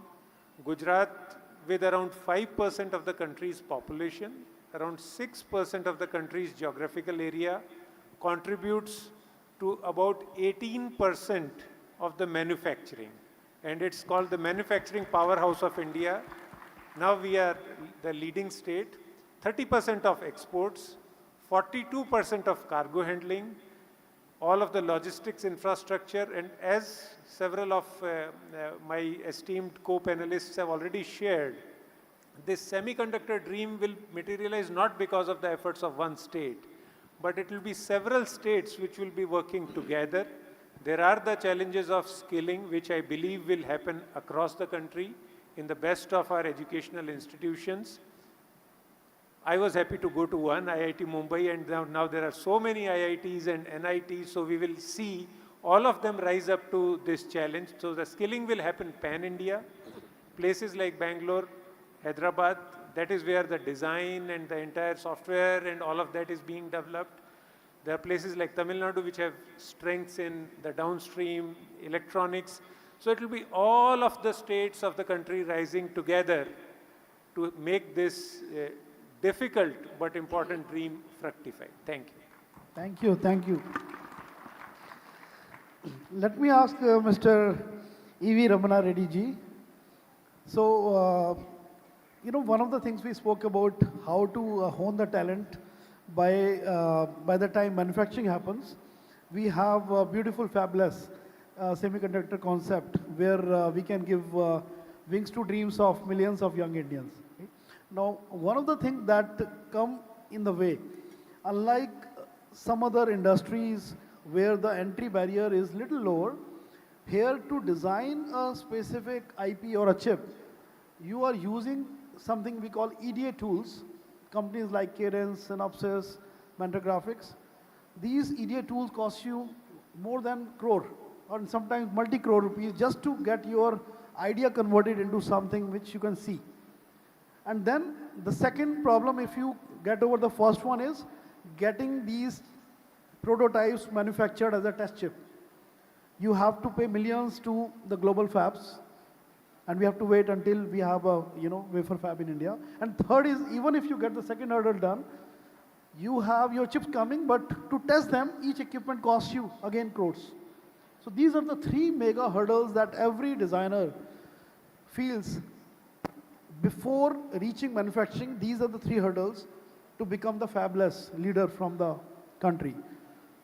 Please share your thoughts, what policy measures we can do to get over these, and maybe other ideas which can help our young entrepreneurs to become the fabulous leaders.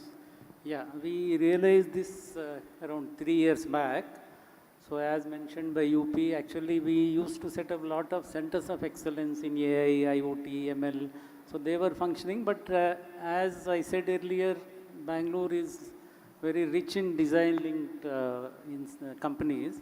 So we thought we should, and as you said, EDA tools are very, very costly. So we started with an experiment called SAFL. It's called Semiconductor Fabless Accelerator Lab. So where what we do, this is like Government of India has come out with a DLI scheme now. The SAFL is like DLI in operation for the last 3 years, where we not only provide incubation, not only provide training, but most importantly, the design EDA tools we provide. In fact, EDA tools from Siemens and Synopsys and many other companies, even companies like NXP and Applied Materials also contributed. So these tools are given at a nominal price, and even some companies are contributing through their CSR also. And we not only Karnataka-based hardware companies, but even we encouraged companies from all over the country. In fact, many companies who got registered in our Shops and Establishment Act, we provide them these tools and this ecosystem. So, and under SAFL, almost 40 ecosystem partners are there. So ultimately, the SAFL has become so successful, and one of the companies called AI Lightspeed, or Lightspeed AI, I think, it has exited and it has got funding, exited and it has unfortunately exited the country also. They went to Singapore. So a lot of companies are supported like this. And in fact, when Mr. Ashwini Vaishnav Saab, Honorable Minister, came to Bangalore, we gave a presentation on this experiment, and he was so impressed that he wanted us to give a concept note on this so that he can take it to other states. So I feel that in this field, though it's not a big project, but it has started in a small way, but this SAFL project has become very successful. Thank you very much, and I'm very glad to share that from ISA we are fully supporting SAFL, and together with the help of government like yours, we will be able to provide that. Yeah, definitely. We are doing it through, in collaboration with the ESA. Yeah. Great, thank you. Taking this question forward to Mr. Sujai, there is something called, first of all, first time we got DLI scheme where for design, you can get your reimbursements done, which is a great boost to any entrepreneur. But if you want to take it further, one of the desire from our young talent, young entrepreneurs are, can I get a seed money? Instead of getting it reimbursed, can I give on a seed money or a risk capital so that if I have an idea and I don't have my means to invest it at the beginning, can I do it right at the front? And since you have been pioneer into T-Hub and so many other successful incubators, love to know your thoughts on that. I'm really not sure if I'm the right person to answer this question, but I'll attempt. Seed money to, the question, was the question that the seed money should be given by the government? It's like a risk capital where you give money just to convert your idea, and this can go zero if idea fails. We have not thought about it, except that we do have a proposal to create what is called as a T fund, Telangana fund, to become one of the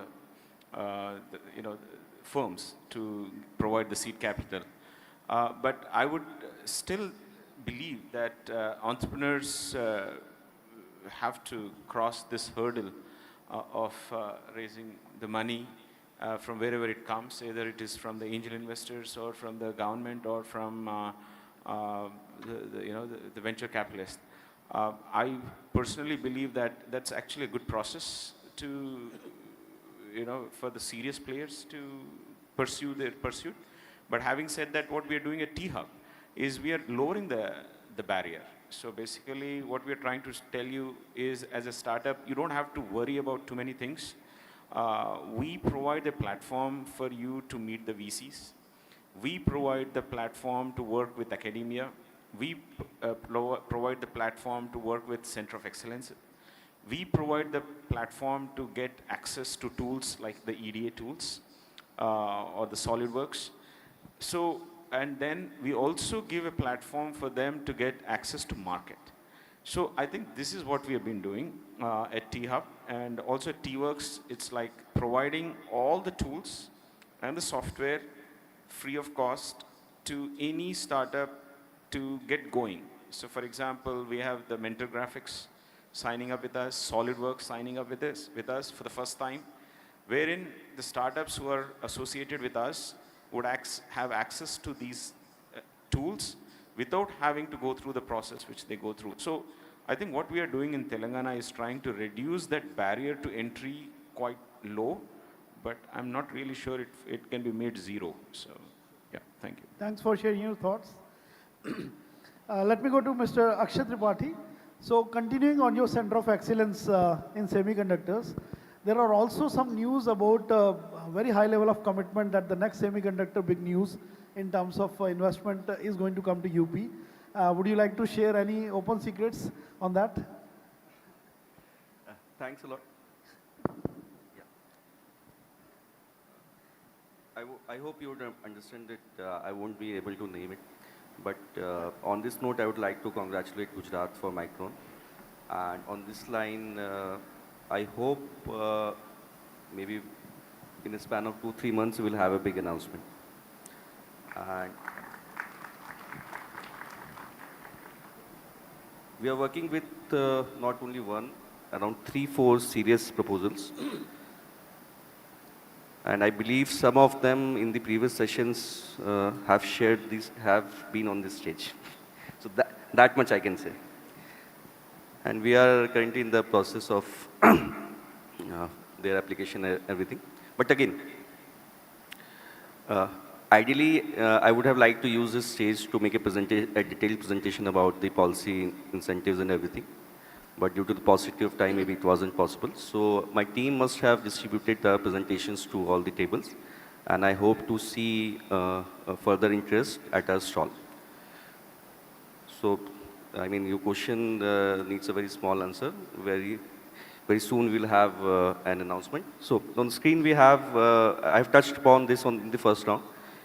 When it comes to the policy and the incentive structure, we have tried to align it with Government of India, and we have made it one of the best in the country. When you talk about capital subsidy, there's a 50% top-up above Government of India's outlay.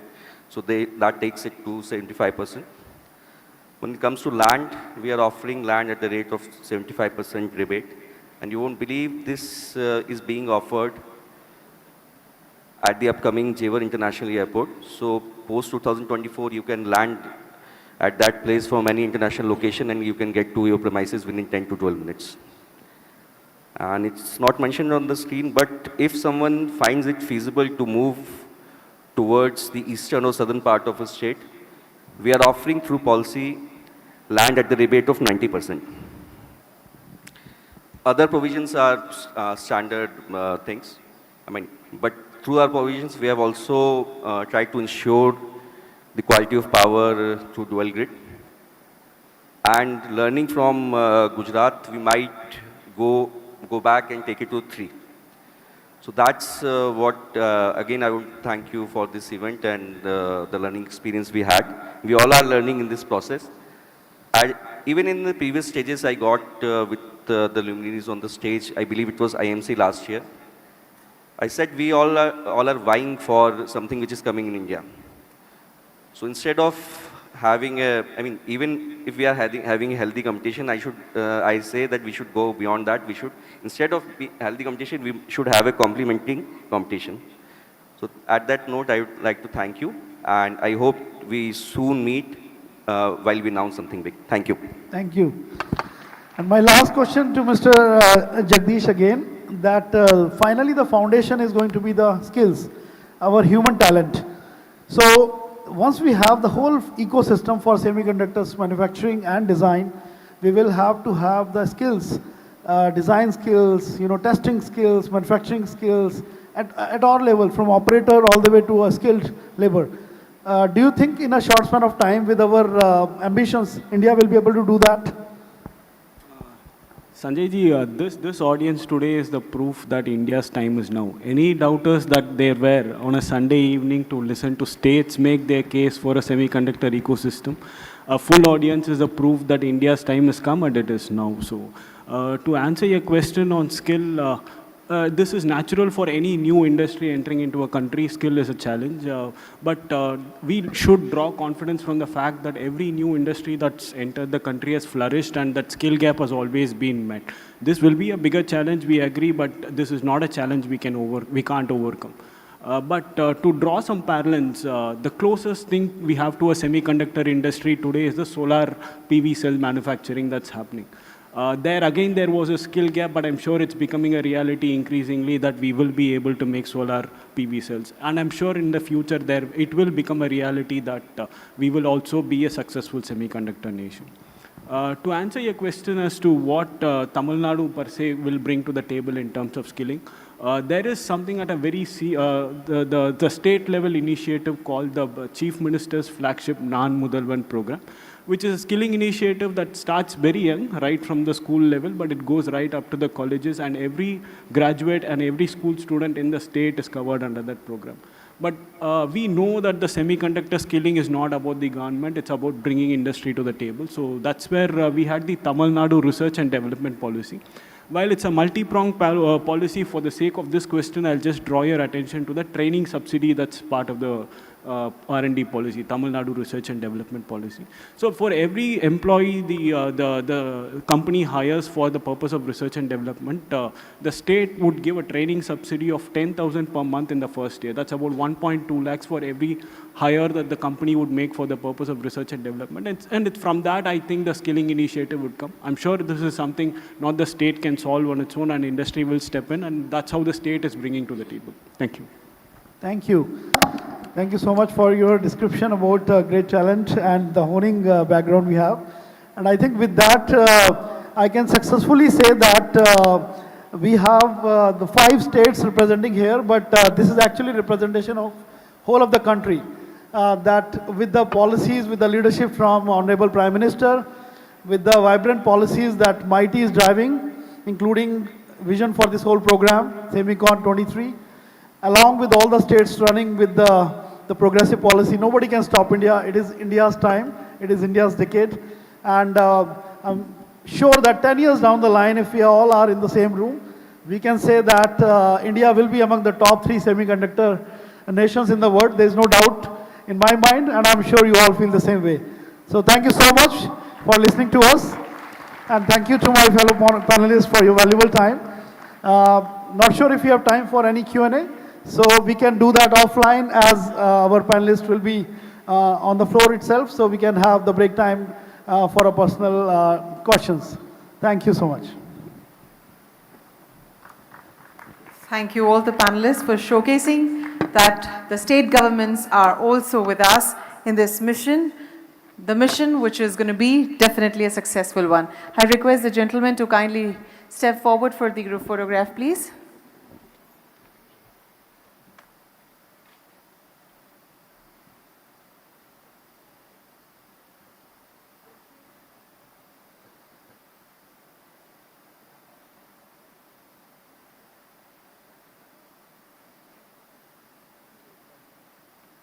Thank you.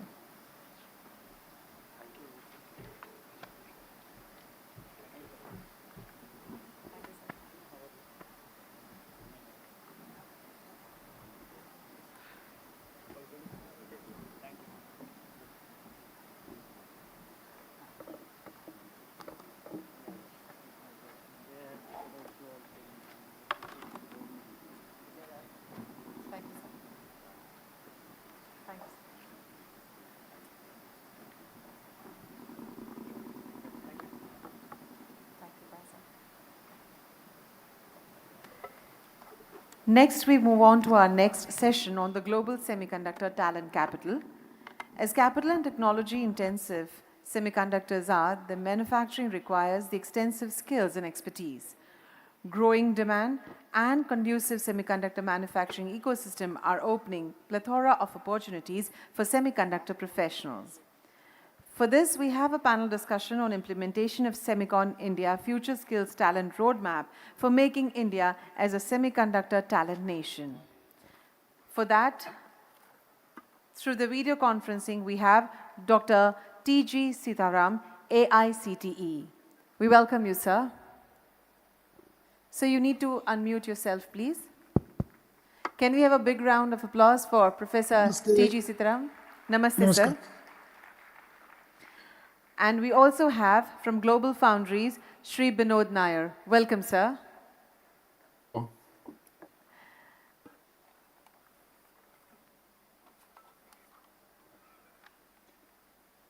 We also would like to welcome on stage the moderator of this session, Ms. Jaya Jagdish, AMD India. We have with us the panelists from Applied Materials, Shri Srinivas Satya. Welcome, sir. From LAM Research, we have Shri Rangesh Raghavan. We welcome, sir. From IIT Bombay, we have Dr. Udayan Ganguly. Welcome, sir. And from Purdue University, we have Dr. Vijay Raghunathan. Welcome, sir. As the panelists settle in, let me introduce you to the moderator, Ms. Jaya Jagdish, Country Head and Senior Vice President at AMD India, proud winner of 2020 Rising Woman of Influence Award by Global Semiconductor Alliance, and has been recognized by the international publication Diversity Journal among the 2018 Women Worth Watching For. Please welcome all of them, including the moderator and the gentlemen who have joined through VC. And I request Jaya Madam to kindly take up the session further, please. Over to you, ma'am. Ma'am, just a minute. I request everyone to settle down. Those who are standing, we hope you settle down fast so that there's no disturbance in the session. Thank you. He'll help you, madam.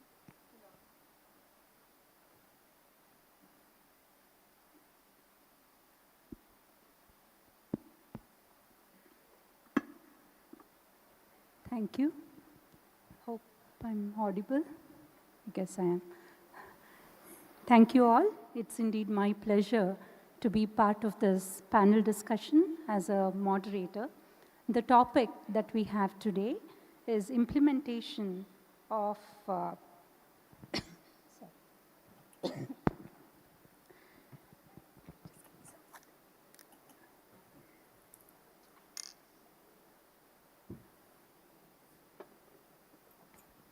Sorry about that. So the topic that we have today is the implementation of talent roadmap for India to make India a talent hub for the semiconductor industry. So there's a lot of work and talk about talent, and India has stood tall in talent availability. Now, almost every panel discussion that I've heard today, there was a mention or focus on talent, and there was in fact a comment about how India has this huge potential for becoming the talent hub, not just for India, but for the world. I have an eminent set of panelists here today with me, and of course the introductions have been made. I'm not going to repeat that, but suffice to say, this is the panel, these are the members who are deeply involved and passionate about building the talent for the semiconductor industry, and each one of them have done their bit to provide that focus on the talent availability. So in August of 2022, a committee was formed under the guidance of our Minister of State, Shri Rajiv Chandrasekhar ji, and the goal for the committee was to come up with a comprehensive set of recommendations to strengthen the semiconductor ecosystem with the focus on making India a talent hub. The committee, I had the honor and privilege to be the chairperson of the committee, and I had the privilege to work with 13 other eminent leaders from industry, academia, and the government. Srinivas Satya, Udayan, and also Vinod, who has joined us virtually, played a very key role in defining these recommendations. And I would like to start this discussion by coming up with some highlights, by sharing some highlights of the recommendations from the Talent Committee and the approach that we took. Glad to say, after 3 months of serious brainstorming and discussions, we did submit a comprehensive 70-page report to METI on talent development.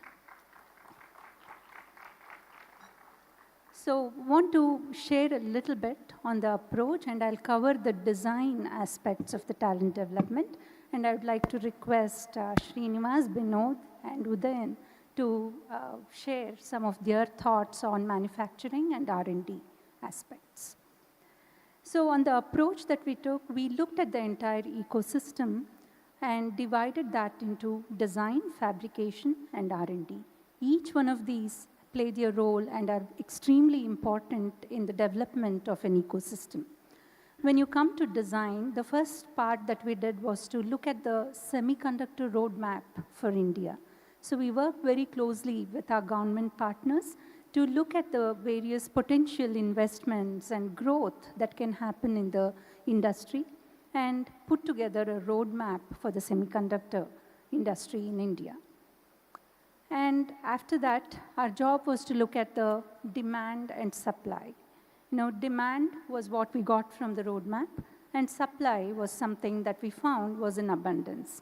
We have about 500,000 engineers graduating year on year, but the gap was really not in the headcount or numbers, but it was really in the skilling.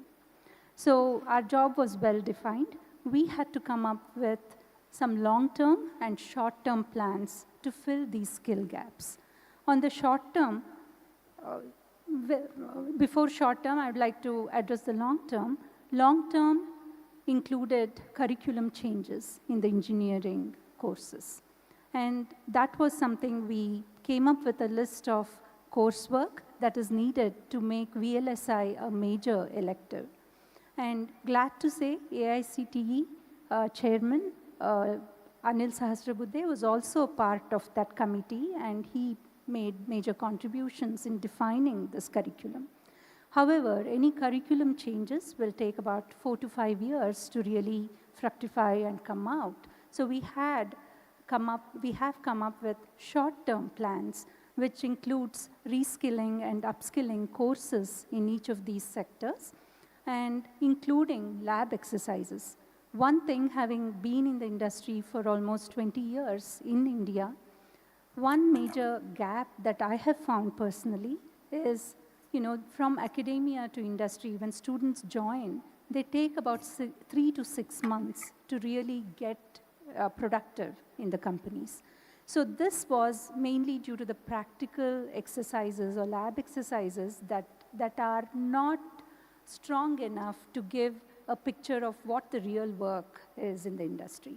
So we focused on that and came up with a list of practical exercises that can be done along with the theory courses, and we hope that's good enough for us to reduce the time that it takes for a student to get introduced into the industry and be productive.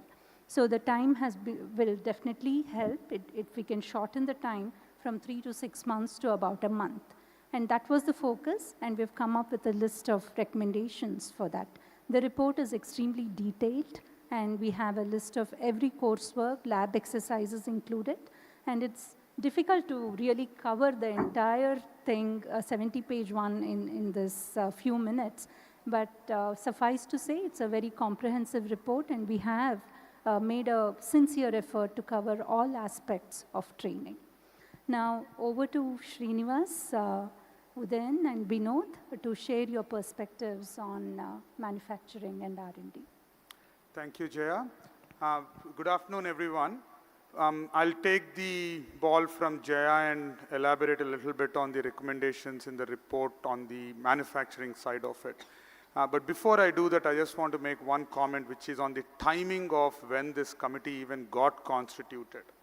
It was well before any of the manufacturing projects were, in a serious approval stage. So the point I'm trying to make is, even during the evaluation phase, or well before even the manufacturing projects were going to be announced, the government recognized the need for talent development. So that to me was very, very heartening, and that's one of the reasons why I signed up, and Jaya made us work quite a bit. So it was not an easy task, but I really want to congratulate the government for thinking about it in such a proactive manner. Coming to, after design, coming to the whole manufacturing side of it, the team looked at it in various dimensions. One of it is just the long term. If you just look at it in a 10-year outlook, what might be the volume of fabs we might have. Based on that, what is the end state in terms of talent that we need to have. And then within the near term, if you think about how a manufacturing plant might come up, you need the fundamental technology itself. And we saw over the last 2 days, especially on day one when we had some of the keynote talks, just the complexity of the semiconductor manufacturing magic. We recognize that it's not going to be easy to replicate and build that grounds up. So the foundational technology and the brain power that is needed for that, we believe has to come as part of the technology partnership for the companies who are setting up the plant. That's an undeniable truth, I think, and I know the government is very cognizant of that as well.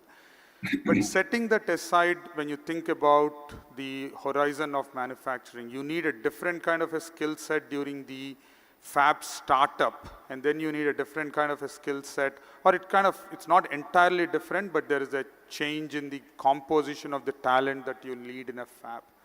What does it take for a fab to ramp up? And then what does it take for a fab to maintain the operations in a viable peak performance manner? So even on the design manufacturing side, we looked at it in different time horizons. Another way to think about it is just from a activity that happens. So you need fab engineers, you need fab technicians, and you need fab operators.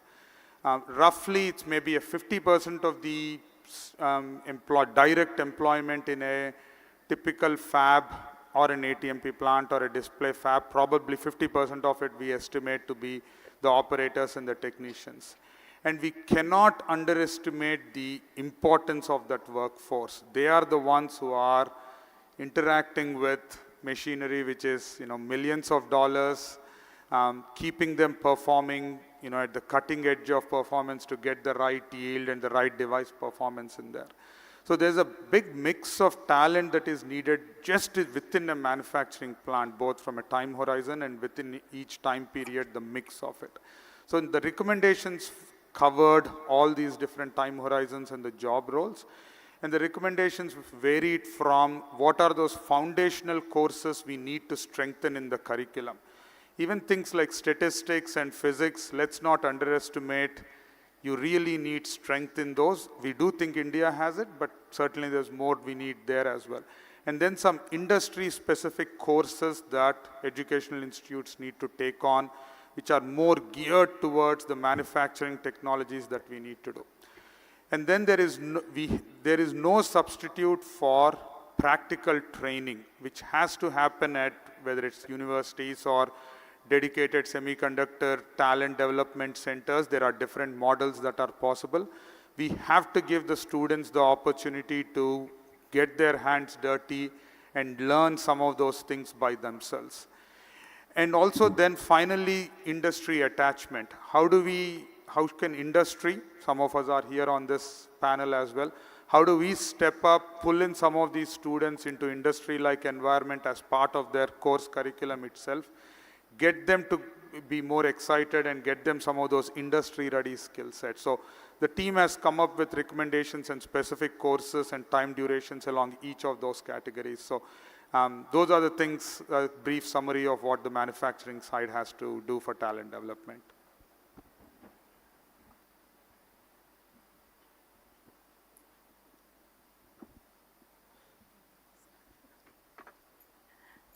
Thank you, Srinivas. Vinod, would you share your thoughts, please? Yeah, thank you. Can you hear me okay? So thank you for inviting me to this event. It is a very, very wonderful event. And, Semicon India 2023 is again reiterates India's vision and commitment to make India a semiconductor nation. And I was very fortunate involved in the talent development committee with the leadership under Jaya Jagdish and also with the esteemed members of this committee. Personally, it was a very good experience for me to learn and more about the current state of affairs as well as where the focus should be. And my experience also working with our team in Bangalore also helped to gauge what are the key aspects we need to focus on. As Srinivas mentioned, the committee went through a lot of discussions to identify the areas we need to strengthen. And as mentioned, there is no scarcity of talent in India. I think it is all about how do you build and streamline the talent in such a way that we are making it industry relevant.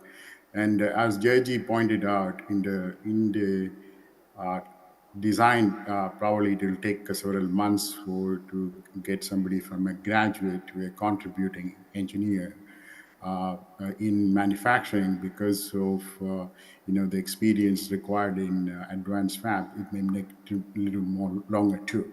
So the key focus for us was to find out the common threads and see what could be done from the various aspects.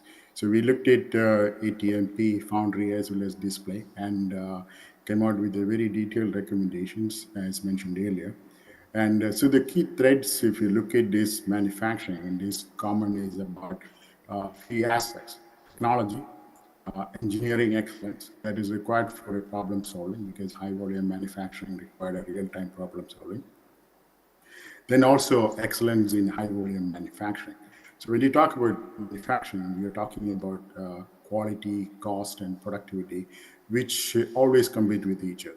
So on a daily basis, how do you work? How do you prioritize having the skills as well as the background to understand, how these are all interacting? It is very important to become a contributor to the industry. So it's a combination of multiple skills. And also in terms of what is required to run manufacturing in a foundry, for example, that require coming from not just electrical engineering, but physics, material science, chemistry, because it is about the facilities, it is about the clean room, process engineering, integration device, and all. So with respect to the recommendations, we went through various, angles and came out with very clear recommendations on various aspects of coursework, practical training, industrial attachment, etc. On one of the key aspects of for the academic training was first of all, not to compromise on the foundational courses. I think the foundational courses are extremely important, and we need to make sure that we don't compromise on that.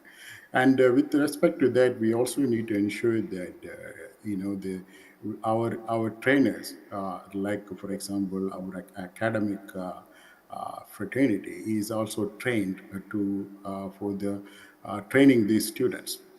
So the recommendations involved in prepare for the academicians for the training these courses and revamp the academic courses so that make sure that it is industry relevant, and that involved several things like basic semiconductor devices, semiconductor process, several aspects of the fab engineering, industrial engineering, statistical process control. Those are the things which is relevant, and basic knowledge is required so that the engineers or employees could connect all the different aspects of the business. So it is all these things is to accelerate the trainees to contributors. The other aspect is about how do you ensure that with the foundational as well as academic background, how do you make these students a better access to their hands-on training? So we looked at many aspects. We talked to the academic institutions as well as SENS, SCL, UNUP program, INUP programs and all, and see what could be done. there are several avenues which we explored, and I know that later Professor Sitharaman will explain a little more about how it is implementing. And this create a centers of excellence, which will help to ensure that there are avenues whereby, even though we don't have a manufacturing fab, but there are clean rooms as well as facilities which students can use to get practical training. And also, with respect to technician training, we came out with the detailed curriculum of basic foundations, as well as some of the other aspects which probably include, training in the facilities. So the key aspects of the manufacturing sector include not only the utilized sense for engineer training, which is also upgrading SEL, possibly for the operators training as well as engineer training. So the whole ecosystem, which is about creating a pool of talent which is ready to compete with the rest of the world in terms of the academic excellence, as well as some practical training. And I know that in terms of the readiness or access to advanced technologies, we still have ways to go. But the committee also looked at the opportunities for any overseas training, but at the same time, there could be some limitations due to various aspects of immigration and others. But recommendation include possible partnership or training partnership, or as well as collaboration with overseas partners as well. So that sum up the some of the activities we have recommended to the team. Thank you, Binod. Now, for any growing industry, R&D becomes the backbone, and we can't ignore R&D if we're serious about the growth prospects. Now, Udayan, you were part of the R&D group that made the comprehensive recommendations. Can you please comment on the... Thank you, Jaya. So I think, we had a very detailed discussion for the R&D piece. I'll be very short. So there was a need for technology R&D, there was a need for design R&D, and the simple strategy is very like this. There is existing resources that are in the IITs today, that are in different labs today, that needs to be used. So, and there are specific programs. So let's not mess with those things, just amplify them. So that's the first point, use existing resources, amplify them. The second one is that the existing resources are definitely not at the right scale. So add new infrastructure. So that was the second point, so existing and new. And the third piece, which is really important, is the talent piece. So how do we get the right sort of people, the right incentives, the right freedom to come and do this at the right scale, including experts from elsewhere. For example, folks from our counterparts from the US, Europe, folks sitting here, Vijay, have a lot of experience. How do we combine forces? So three things: existing resources, new infrastructure, and getting the right folks involved. And that was largely the research pitch. Yeah. Thank you, Udayan. That kind of covered and gave a high-level view of the recommendations. It's equally important to see these recommendations become a reality. And a committee was set up a few months ago under the chairmanship of Professor T.G. Sitaram, who has joined us virtually here. Sir, I would like you to share your comments on what the progress has been made by the implementation committee. Over to you, sir. Thank you. Thank you. I hope all of you can hear me. To support the anticipated semiconductor industrial growth in India, as well as to augment the worldwide demand expected from doubling the industry in the next decade, AICTE, All India Council for Technical Education, took several steps in collaboration with academia and industry. What I would like to highlight to you is semiconductor industry or semiconductor courses at least existed in India in postgraduate level. at several IITs and Institute of Science. So we had people who are talented enough to really help us in creating such a curriculum within our country. And also there was a guideline, of the roadmap developed by Jaya Jagdish, as well as also available to us. Based on these, expertise available within our country, the implementation committee headed by the chairman AICTE to develop the course content along with the lab exercise for reskilling and upskilling was taken, first of all. And also the curriculum change suggested by the talent group to provide a degree specialized in real estate design was also taken up. I would like to tell you the success is that AICTE, with the help of both the industry experts as well as academia, was able to develop a model curriculum, which in the year two model curriculums actually we developed. One is for diploma in IC manufacturing and UG curriculum for in electronics engineering in bracket VLSI design and technology. This I would like to thank everybody who has contributed to this the model curriculum, which was launched in presence of industry and academia in Bangalore at Reva University on 18th February 2023. I was also happened to be there to all of these people. More than 25 industries actually participated in that meeting. So this model curriculum now has been uploaded in the AICT website and circulated to all the institutions. Okay. Then AICT has also conducted several FDPs, because teachers training is also very important, on VLSI related topics in collaboration with many industries like India, Cadence Design System, ST Microelectronics, and Microsoft. I would like to tell you, in the last one year, about 10,000 plus faculty members have been trained in these areas, okay, with the industry. So, and specifically 1,500 faculty members were trained through 30 plus FDPs in semiconductor and VLSI related domains by AICTE's Teaching and Learning Academy itself. AICTE is also in the process of developing more faculty development program in consultation with industry and planning to float the same from the month of August. This month, now we are going to start these big courses. AICTE is also signed MOU with Armed Embedded Private Limited to enable engineering institutes to build capacities for the semiconductor ecosystem through skill enhancement programs.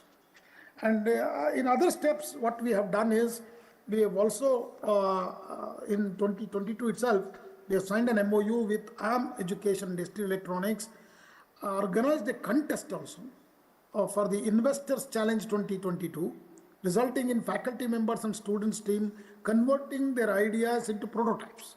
So this gave them a lot of hands-on experience, and also to build something themselves. This Inventors Challenge 2022 had 258 ideas submitted by faculty and students from India. Please note this. The shortlisted 22 teams received STM32 kits and industry mentorship to develop their idea into prototype.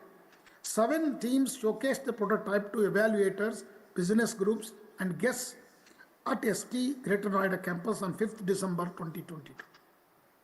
Council has also announced the second edition of the Inventors Challenge in the last week, actually. The Inventors Challenge 2023 themes are also focused around both G20 and sustainability goals. Yeah, and the AICT internship portal also made active, particularly for this area, and I would like to highlight, through a partnership with FutureSkills, arranged a virtual internship in embedded system developer in VLSI domain during academic year 22-23. The internship was technically supported by Microchip. 4,000 plus students from 100 plus institutions successfully completed their internship as on date. AICT in association with India, Cadence Design System and STM Microelectronics is also organizing FDP courses on VLSI 2 system design from 31st of July to 4th of August.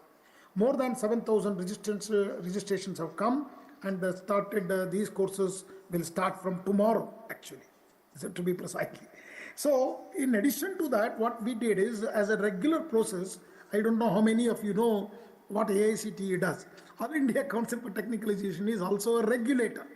We give approvals for all the engineering programs, engineering colleges, diploma colleges, diploma programs, and also management programs and many other technical courses in the country. So we are also actually called as a regulator. Even though I don't like that word, I always like to say we are facilitators than a regulator, because we are in the 21st century. We need to facilitate and where our students will learn.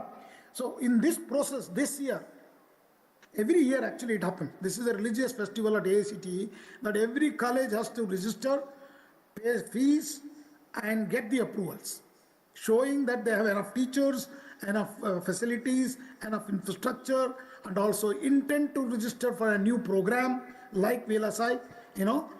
Very glad to tell you what has happened in this year. We have completed the process in June 30th of this year, because we are also, there is Supreme Court also, we have to tell them that this is the time we end so that admission starts by August. So we have completed our approval process. I'm very glad to tell you we have given 16,300 seats. These are number of seats in diploma, undergraduate and postgraduate across the country. Okay, so with 625 institutions totally. That means I will give a breakup now so that you understand it better. UG in VLSI Design and Technology, undergraduate new program. 128 institutions across the country have chosen to offer this program this year, from this year onwards, with total seats of 7,440. That means at the end of 4 years, 7,440 students are eligible to get graduated if they pass the course.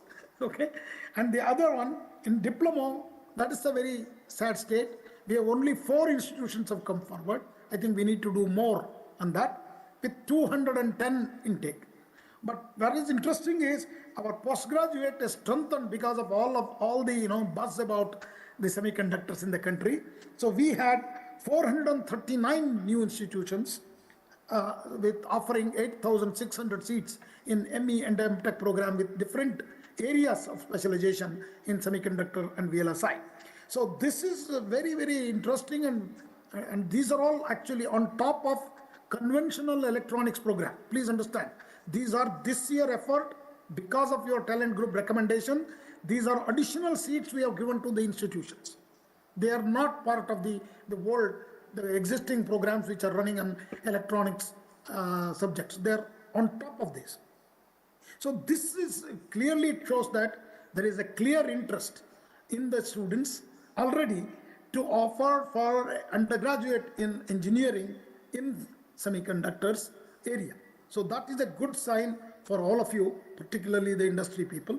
What we need to know now is we need to actually make their journey very smooth. So to provide them a laboratory facilities and many other, technical training, particularly the softwares. I'm very happy to tell you many industries have come forward to join hands. They said, sir, for these institutions, we will offer our softwares free of cost to use. Many of them have come forward. I will also urge through this August, who are all attending this session, also to come to us so that we can give more facilities to these institutions. Because I will also maybe answer in the next question about these, other details about how this distribution is across rural and urban areas. So why I am posing it now is I'm appealing to the industry to come forward and help us, because these are new areas where we need to handhold these students learning in a better way during their education, which is going to be the strength of your complete semiconductor industry in future. I think I'll stop here now. Thank you. Namaskar. Thank you, sir. That was very comprehensive and extremely promising. So now to Rangesh. While the design sector in the semiconductor ecosystem has matured over the last 3 decades, it's really not the case with manufacturing. It's still in the starting phases. And it can sometimes become a chicken and egg problem, right? Investors look for talent and, we can't just keep the talent ready for the investments to come. So I know you've been very passionate and a pioneer in training with Lam Research, and recently I heard about the Semiverse announcement. So can you please share some details on that and your thoughts on manufacturing talent? Sure. Thank you. Can you hear me?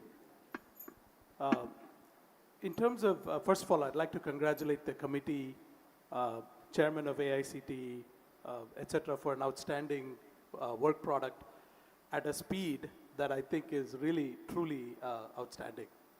I have read the report and I find it to be, I completely agree with all the findings. I think they're very logical and make a lot of sense. And I think that the country is progressing in a way that I think we're probably going to be ahead of many other countries. If we are able to implement the recommendations of this report alone, I think, in fact, I'm not aware of any, at least I wasn't aware in the US of any university giving a degree in VLSI design and technology. So we might be one of the first ones to actually specialize in that. I'm not 100% sure, but I'm assuming that might be the case. So it's a phenomenal progress in my view. And the fact that sometimes when a large country like ours with a very strong policy support, very strong government support, and as our Prime Minister said, the time is now. With that kind of tailwind that's behind us, I feel that we are, nothing's going to stop us if we put our mind to it. One of the gaps that I found in the recommendations, which is very difficult to close, is the practical training aspect, right? We all know we want that. It is the ideal solution. However, the capacity of the existing nano centers in terms of versus the enrollment of 7,800 or 28,000 in total, et cetera, the capacity is just not enough, right? We may be able to produce 1/10 or maybe 1/8 of that through the existing institutes. So the committee recommended establishing more such institutes around the country, and I think that's also the right thing to do. We thought at Lam Research that we have some technology that we develop for our customers to use to speed up process development, to speed up process technology, manufacturing technology. We thought that could be very useful in this context to close this gap, not as a complementary solution, because we're all pulling together and making different contributions. All of them are important. And we need to add more because we are not patient to wait 20 years for this process to play out. We want to be where we want to be in 5 years. And so we have to think outside the box. So our proposal was to deploy our virtual fab. And as Srinivas said, we want students to get their hands dirty. When I think, what do you mean by getting your hands dirty? I think you need to be able to run a wafer. You need to be able to change parameters of various processes. You need to learn about CVD, PVD. You need to learn all those things. And you need to build a working device, right? That's what we do when we teach a nanofabrication class. What if we are able to do all that in the metaverse, or the virtual world? That's what Semiverse is about. It's our offering to help accelerate this gap, this particular gap. And I think from a chicken and egg perspective, the fact that we already have so many faculty trained, the fact that we have a clear roadmap for where we want the talent to go. And as Srinivas said, no fab is going to start without bringing in expats as experts to go with, right? They're going to start with that. They want a pool of people that they can hire who can come up to speed very fast, right? They cut short the assimilation and growth time. So I think if we are able to implement these technologies, virtual as well as the practical where we can, in addition to the strength of a strong undergraduate curriculum that is focused on semiconductors, I would say that we would be able to provide the pool for the chicken and the egg. One point I would like to make, I noticed when I came in, a lot of students here today. Many students from engineering schools around Gujarat, I'm assuming. Perhaps some of you have come from far away. Many graduate students as well as undergraduate students. Let me tell you, now is the time to choose semiconductors as your career, right? Yes, we have been a software industry and has many opportunities and will continue to be, but we are at the dawn of a golden age in India for semiconductors. And I think you all want to be a part of that journey. This committee and the country is investing in you, the next generation of talent. Take advantage of it. My 30 years in the industry, I thought, you know, I don't know how long this is going to last, but I think it's going to keep trucking, and I'm very, very glad I stayed in this industry. Thank you. Thank you, Rangesh, for those inspiring words. Now, Professor Vijay, you have the title of Director of Semiconductor Education in Purdue, which is just the right focus for what we are talking about. I know you've made a lot of strides and progress in creating the semiconductor coursework in Purdue. Can you please share some details on that? Sure. Thank you. First off, it's good to be here. I've heard, you know, Purdue being mentioned so many times in this in this conference. It's good to finally be up here to be able to share some of what we are doing. And also congratulations to you and the talent committee. You know, like Rangesh, I've looked at the report and of course completely agree with everything that has been put out there. And it looks like the implementation is also proceeding at full speed. So I just wanted to share a few thoughts from the perspective of Purdue University, where you know, about 2.5 to 3 years ago, we started putting together you know, a little ahead of all of the talk of the US CHIPS Act, you know, a fairly broad initiative for semiconductor workforce development. And eventually turned out to be a program that is now called the Semiconductor Degrees Program, which is essentially a suite of credentials, all the way from K through 12, or rather, you know, high school training programs, all the way through new degrees. So Rangesh, I will correct you on that point. So you couldn't expect, you know, Purdue to be on the stage and not have a degree. So we do have, you know, which we launched over the past years, you know, degrees on focused on semiconductors and microelectronics. But it's really, I think, more than the titles of the, you know, of the degrees, or you know, what, you know, whether it's a minor or a concentration and all that. I think there's a few aspects that we have focused on, which I think have stood us in good stead as we've really put together this this nation-leading program in the US. One of them was, as we you know, tried putting this program together, we started off with a very clear goal that, look, the first step in this is really to capture the hearts and minds of the young students, right? Whether it is at the high school level or whether it is at the early part of the undergraduate pipeline, right? Without that, I think you can put together the most fancy curriculum, but if you do not really capture the imagination of these students, they are not really going to come into your field, right? They're all going to go off and do, I don't know, you know, I'm just going to take names here, you know, AI or software and or others. So we thought long and hard of how we can do that, and you know, we had certain specific initiatives that we did there. And this is where I think partnership with industry really helped. One of the things we did was we put together a course for freshman students that we called Chips Changing the World, right? And it essentially was where we told these students, these are for first-year students, right? They don't know what a transistor is. They don't know anything about semiconductors. And we said, look, the semiconductor industry is like a puzzle. It's quite complex, and it has lots of pieces. And we brought in 15 experts from the industry, one every week, to talk about their piece of the puzzle, right? And over 15 weeks, the students saw this big puzzle getting created, all the way from materials to, you know,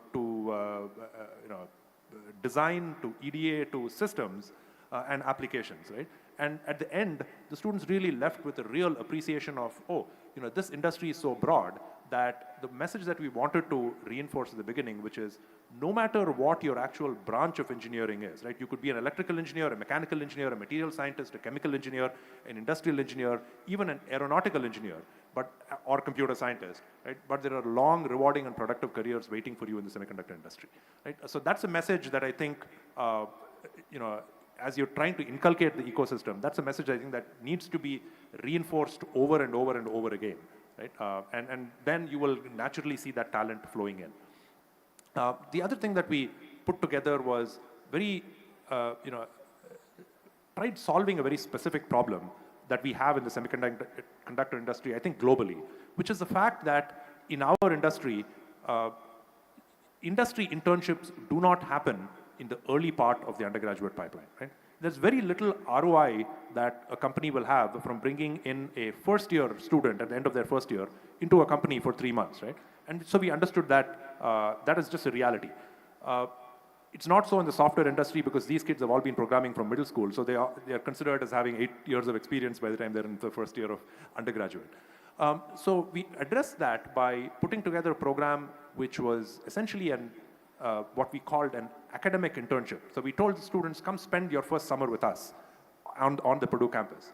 And we wanted to make it very an attractive experience for these students. So we said, we'll pay each student $10,000.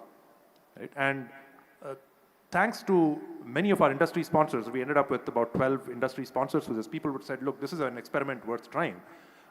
And we ran our first cohort where we had students come spend 8 weeks with us, first-year students spend 8 weeks with us, put them into 2 different tracks, a design track and a manufacturing track.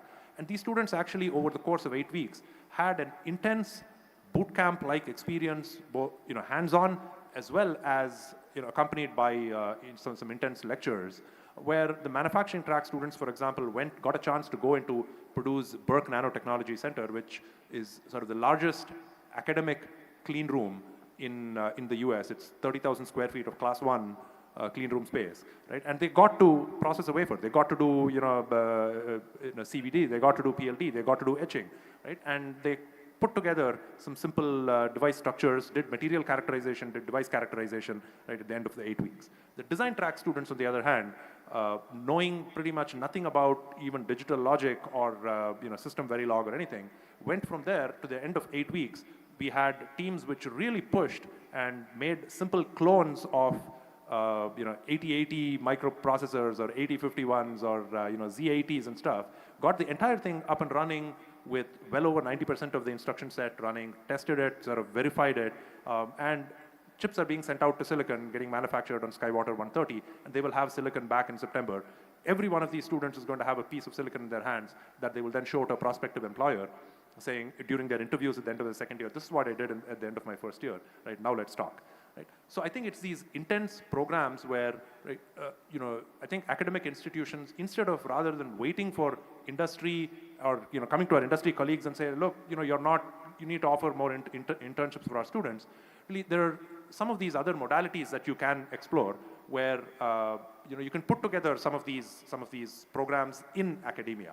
And the way we designed this, and this is the reason why I wanted to mention this and gave a rather lengthy monologue about it, is we've designed the content of this specifically to be able to be replicated at other places, right? And so we're very happy to make a lot of this material available, right? Of course, we can't, we're happy and we already have made a commitment to open the Purdue Fab, right, to anybody from India, for example, that would want to visit, right? Our president, in fact, said this to the ministers, that, look, Purdue's facilities are open for anybody from India that would like to use them, right? But of course, that's, it's rather an impractical thing, but hopefully as the Semiverse kind of solution comes online, right, we're happy to make a lot of this material available for people to replicate, right, and sort of get bootstrapped on, right? So maybe I'll stop with that for now, leave the rest for the next round.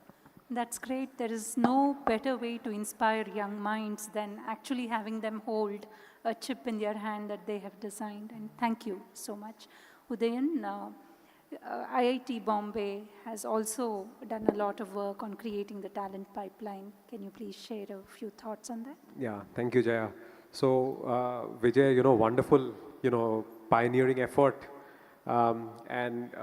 So from our side, IIT Bombay, we have, so one of the things that came out in the committee discussions, deliberations, was whether there is an industry sensibility that can get transferred to the student when an academic course is being delivered, right?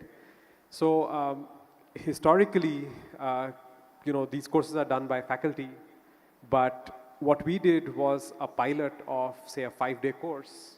One of the partners was Applied Materials, another associate was Global Foundries. We got their engineers here. They delivered lectures on yield.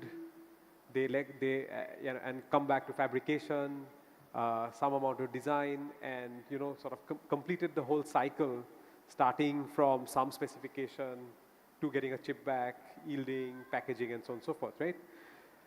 Once that is done, So that was the mornings of every 5 days, and afternoons you would go into the lab and hold the silicon. So I think we are very consistent in our shared understanding that holding a silicon wafer has some magical effect. We then did something else with Synopsys, which was to do a similar program at a much larger scale on training people on EDA tools.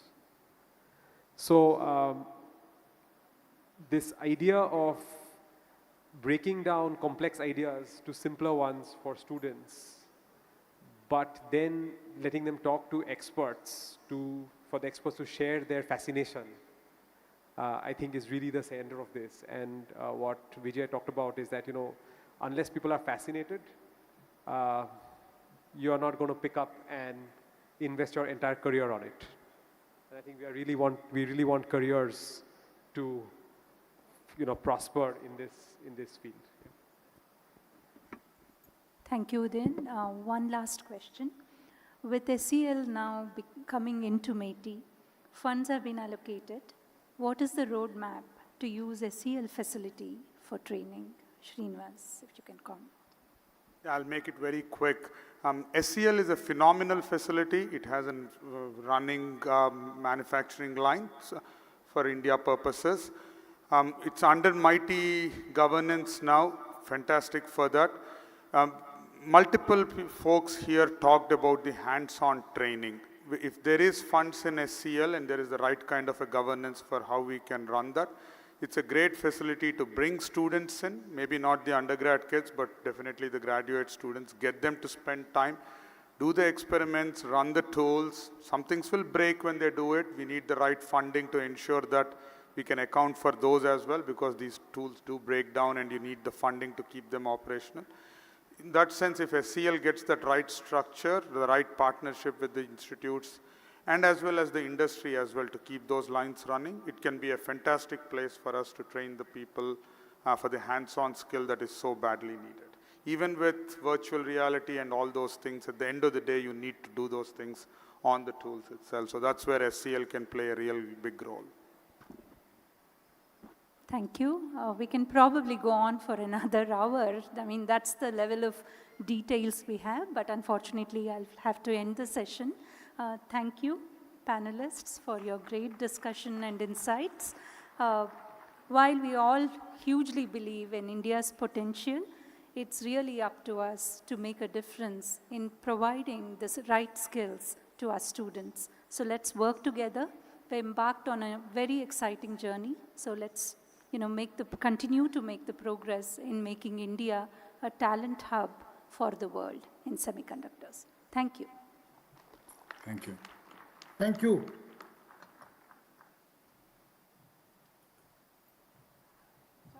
Thank you, Moderator Ma'am, and all the panelists who have joined for this session. Indeed, highly fruitful. For those who have attended it,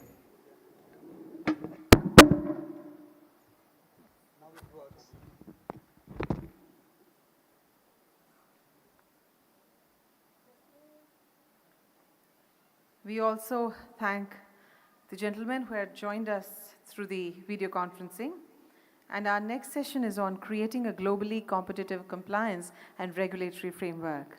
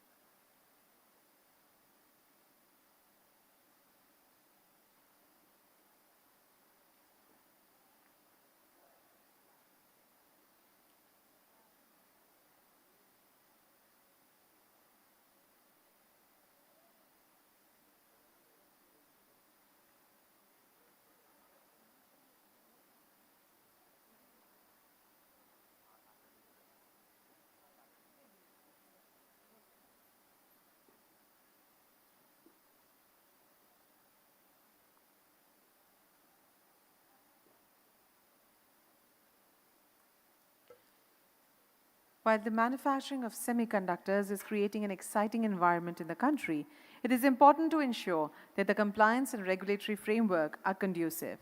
More than 39,000 compliances have been reduced to simplify the regulatory mechanisms for the market entrants as well as the existing players.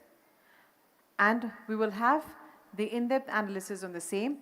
We have two persons who are going to join through the video conferencing. We await their connection. Just give me a moment to check it over. Thank you.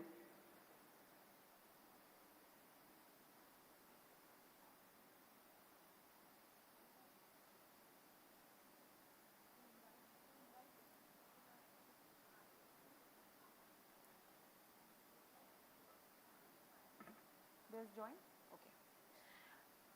Foremost, I invite through video conferencing Shri Alkesh Kumar Sharma, Secretary MeitY.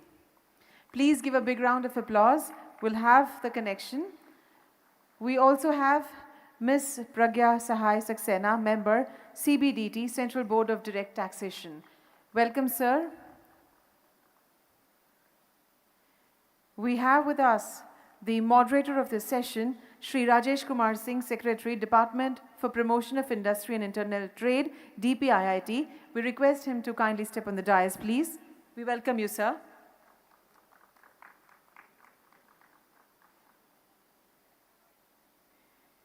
We have as panelists Shri Rajiv Talwar, Member, CBIC, Central Board of Indirect Taxes and Customs. We welcome you, sir. We have Shri Hariom Rai, Lava. We welcome you, sir. And Shri Gursharan Singh, Micron. We welcome you, sir, again. I shall now take a moment to introduce Shri Rajesh Kumar Singh, the moderator for the session. He is an Indian Administrative Service Officer of 1989 batch from Kerala, Kedah. Prior to this, he was serving as Secretary for Ministry of Road, Transport and Highways, Department of Animal Husbandry and Dairying. He has held many important positions in the Union Government as Commissioner, DDA, Joint Secretary, Ministry of Petroleum and Natural Gas, Joint Secretary, Department of Agriculture, Corporation and Farmers Welfare, and Chief Vigilance Officer, Food Corporation of India. He has also held important positions in the state government as Secretary, Urban Development and as Finance Secretary, Government of Kerala. Please extend a very warm welcome to him, and may I request him to kindly take the session further. Over to you, sir.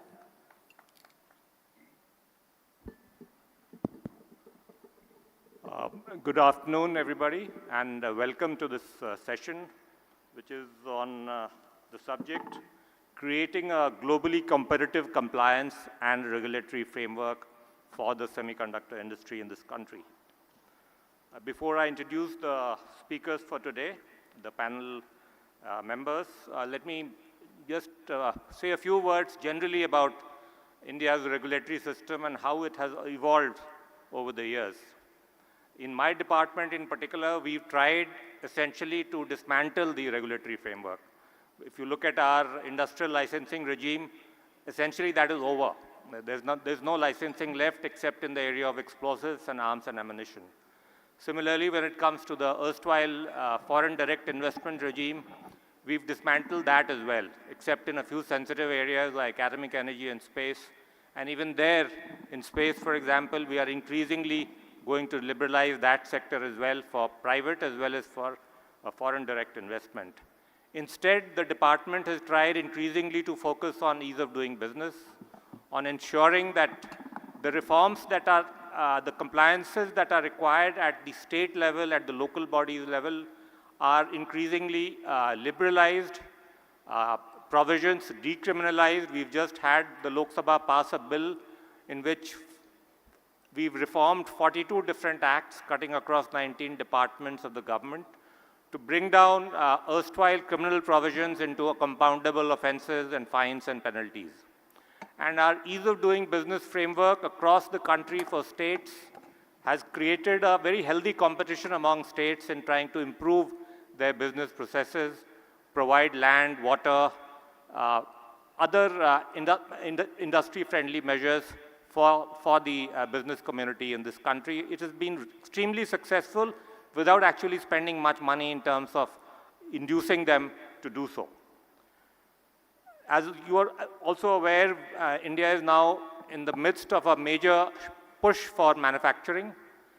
Over and above its push for infrastructure, both physical infrastructure, 1.3 trillion of investment in physical infrastructure in the next 5 years, combined with a huge push in our digital public infrastructure. And these initiatives are propelling us into the front of among all large economies when it comes to our growth rates. We are the fastest growing large economy in the world. I wanted to end by saying that there are, I know, still constraints for industry in different areas. When we interact with industry, they talk about constraints in areas like tax administration, in the area of environmental clearances, to some extent in the area of land and land administration, etc., and finally in the area of labor. Now in labor, this government under Prime Minister Modi has already almost finalized a very broad-based labor code, which should see the light of the day soon, and that will resolve most of the labor-related issues. On the other issues, on tax administration, our panelists are, Mr. Talwar in particular is well placed to answer many of the concerns there. In the area of environmental clearances, also, we've tried increasingly to set up, through our industrial corridors, land parcels available for industry which already have environmental clearances. So you can actually go and set up without bothering about things like that. So with these sort of opening remarks, let me turn to my panelists one by one. To start with, I'm going to introduce my colleague from the Kerala cadre, who is also Secretary MIT now, Shri Alkesh Kumar Sharma, Secretary in the Ministry of Electronics and Information Technology Department of Government of India. He used to work earlier as CEO and MD of the National Industrial Corridor Development Corporation, about whose industrial nodes and corridors I just spoke about. He's also won the President's Medal for the Best District Census Officer. He's also been awarded the Global CEO of the Year Award in 2018 by the CSR Global Foundation. He's an honorary fellow at the Center for Excellence in Project Management, Delhi, and he now leads the Department of Electronics and IT of Government of India. Alkesh, the floor is yours. Thank you, sir. Distinguished panelists and distinguished delegates. It is a matter of great privilege and honor for me to be here. In fact, I wanted to be there, and I was there till last night, but I had to come back because of some urgent matters which have to go to the parliament this week. So my apology in the first that I am not able to be there with you physically, but I think that the context has been set absolutely right by the chair moderator, my senior colleague R.K. Singh. And as it has been mentioned, the whole objective of compliance and regulatory framework has to be how do we de-risk investment. And I think that is the whole premises on which we are moving ahead.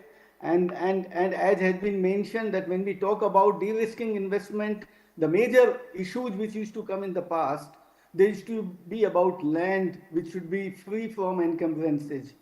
Now, India has set up multiple industrial corridors, industrial parks, and the state governments and the government of India has come out with a set of land parcels which are free from all encumbrances, which could be taken without any kind of litigation or anything.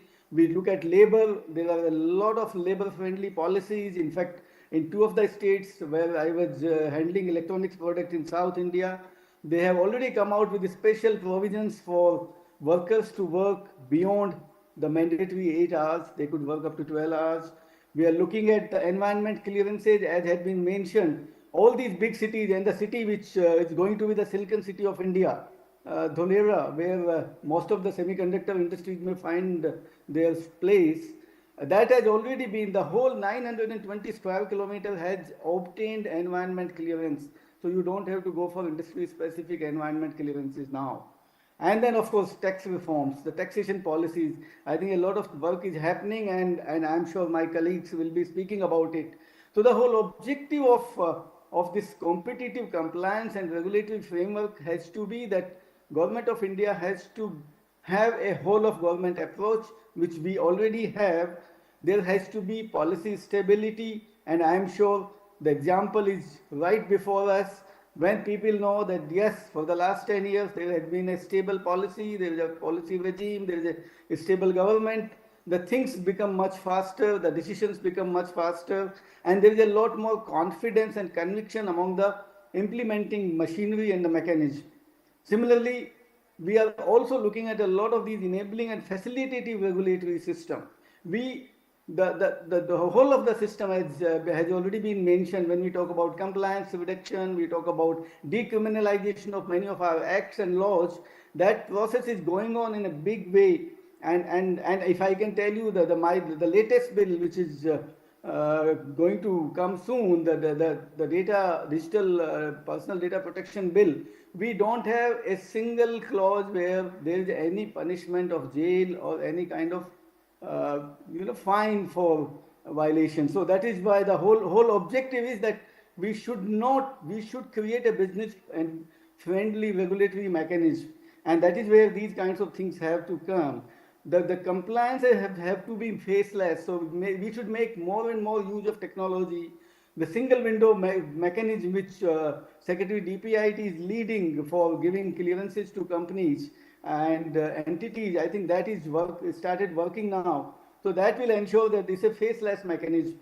Similarly, the digital public products which we have been proud of and we have been talking about the world over, our digital public infrastructure, that is creating a lot of facilities whereby you don't have to go for anything. Your Aadhaar, your identity, your Jeevan Praman, your life certificate, everything can be downloaded and obtained using digital media. So that's another thing where a lot of work has been happened. The DigiLocker, where all the documents of an individual can be kept safe and can be pulled by any entity without you submitting the physical documents. And the same facility is now being extended as entity DigiLocker to all the corporates, companies, institutions, and our regulatory agencies. If they need anything, they can pull out it from the entity DigiLocker public platform. And they don't have to really bother the individual to come and make a queue in front of their offices. Similarly, now since we are dealing with electronics and IT and semiconductor, which is our new and emerging sector, there we need some kind of a continuous engagement because the technology is emerging fast. In fact, I have been witness to one of the technology when we look at our thing as small as a mobile phone. Now mobile phones technology keeps changing. It's display system which we have. It always keeps changing. The designs keep changing. So changes the display. And then for small things, we have to go back to custom and to Department of Revenue. Now they are so positive. Now we have to also create a constantly engaging mechanism and also have a setup. I am so happy that the CBIC had set up a set of nodal officers, a joint secretary there and a joint secretary in MIT, where in case of any doubt on technology related issues on any of the electronic products, now we sit together and take a common call without people actually going from pillar to post to get their things clear. So that's a very positive thing.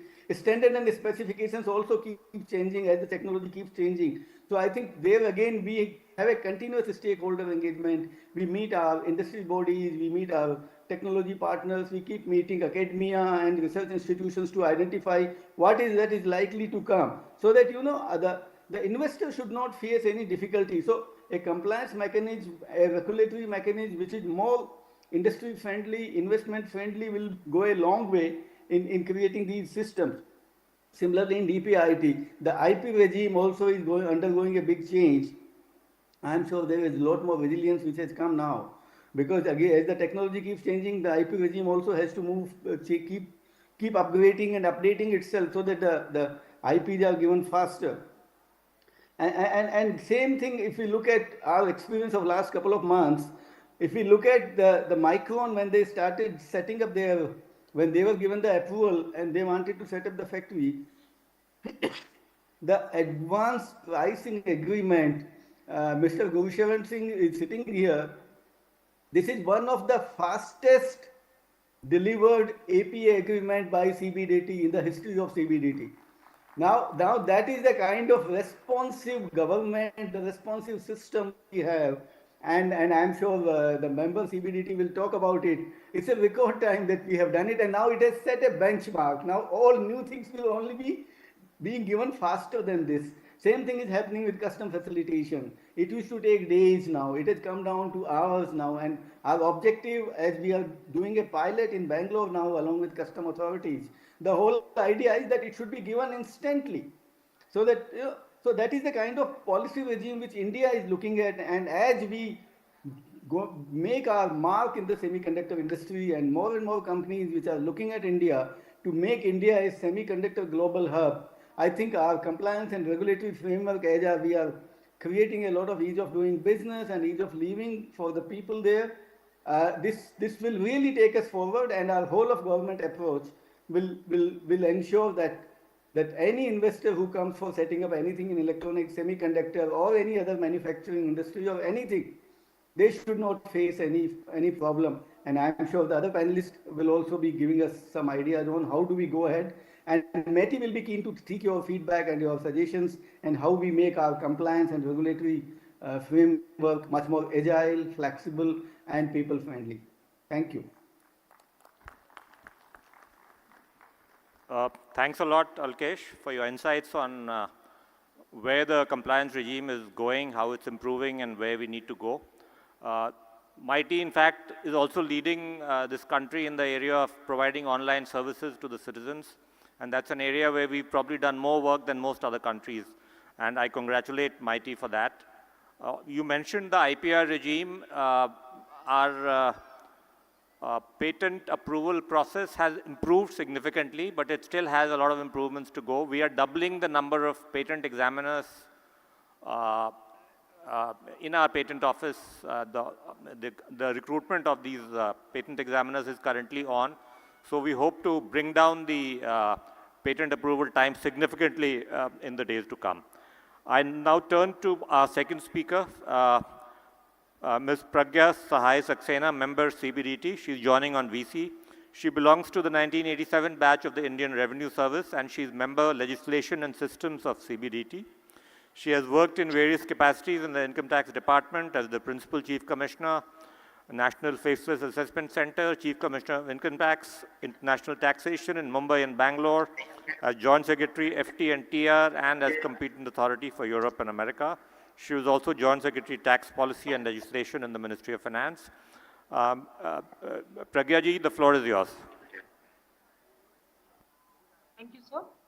Good afternoon, namaskar to everyone. First of all, my apologies for not being there physically. The reason is that, as was told in my introduction, that I am also holding charge of systems, and as you all know, tomorrow is the last date for filing of return for certain category of taxpayers. So we are here, we have set up a war room. This is for information of all those who are watching this program through VC or for more, that we are real time addressing the grievances of the taxpayer which is arising if they are not able to file the return. My team is helping them, and in case there is any decision which is required to be taken by us, we are taking it. And for the information of everyone, we have crossed the last year's number 3 years back. So there we are. And now, so far as the discussion goes on, the tax department is also working with the aim of whole of government approach, and that has been the theme of one of our tax priorities, G20 summit also, that has taken place February and July, because what we are now emphasizing that the information which we are getting should be able to use it for other organizations also, which is coming through expertise. And our trust is more on the use of information technology, and that is the direction in which we are moving. India is the first country which has introduced the faceless assessment scheme, faceless appeal scheme, the faceless penalty scheme. We do not want the taxpayers to visit the income tax offices. They have the freedom to file their information, the documents, whatever is available to them in the courts of their proceedings or otherwise through the use of technology, so that it saves their time, it saves their energy and money and everything. So in In this context, now we have, for past 2 years, we are collecting the information about their incomes from various sources, and that is being shown to them in the form of annual information statement. And I have been told by many of my colleagues here in the ministry that that is a very good source of information for them to find out certain investments made by them which they have lost sight of. One of my colleagues told me that he had put some money for opening a locker. On that, now when interest comes, he remembers that, oh, there is a deposit by me. So this way, and now we have also introduced in 2.0 project, that is the payments can be made by any mode, even through PhonePe, and that is credit to the taxpayer on real-time basis. We are moving completely towards e-verification of information, and in that context, we have introduced e-verification scheme, and with that, we have got the concept of updated return, that in case some income which has not been offered by the taxpayer, once that is brought to its notice after the due date of filing of the return or after the time available for revision of the return, it can be updated by way of payment of certain amount of additional tax. These are the facilities which have been provided to the taxpayer. This will avoid any kind of penalty, any kind of extra fee, except for the additional tax which is to the taxpayer. And now the exemptions and deductions, these have been very complicated while the taxpayer is claiming it and while the tax officer is examining it, it leads to a number of litigations. So with a view to avoid them, the thrust of the government is on phasing out of exemptions and deductions, and a very moderate rate of tax has been provided to taxpayers, both to the individuals, etc., and also to the companies. For the companies, now the rate of tax is 22% to every company, domestic company, if it is not taking certain specified exemptions, and the companies which are in the manufacturing area, that is, if it starts the manufacturing activity before 31/3/2024, the rate of tax is only 15% if specified exemptions deductions are not taken by the taxpayer. Now, coming to the case of this case which has been discussed just now by Secretary Mighty, that yes, it is a record-breaking time in which we have completed 2 APAs in Micron's case, and it was less than 6 months in which we completed. And for that, I would like to congratulate the applicant also, that they were able to give the details on time to us, so as to enable us to finalize the proposal in a timely manner, and that gives certainty to them. And yes, it has set a very high level of benchmark for us. For others, ask that now, since now you have kept a timeline of 6 months, whereas US, which is considered to be the country which decides the APAs fastest, takes 3 years to, on an average, takes 3 years to complete an agreement. So there where we are, and thank you.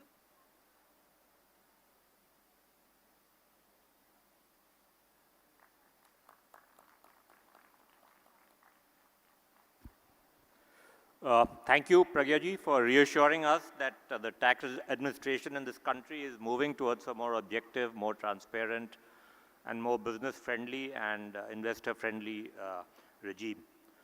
I now turn to our next speaker, Sri Rajiv Talwar, who's a member of the CBIC. He is a special secretary and a member of the CBIC, as I mentioned. He's a postgraduate from the Delhi School of Economics. He joined the Indian Revenue Service in 1988. He has diverse work experience in tax research, excise, GST, and customs. And he was awarded the President of India certificate for an exceptionally distinguished record of service in 2014. Rajiv, floor is yours. Thank you, sir.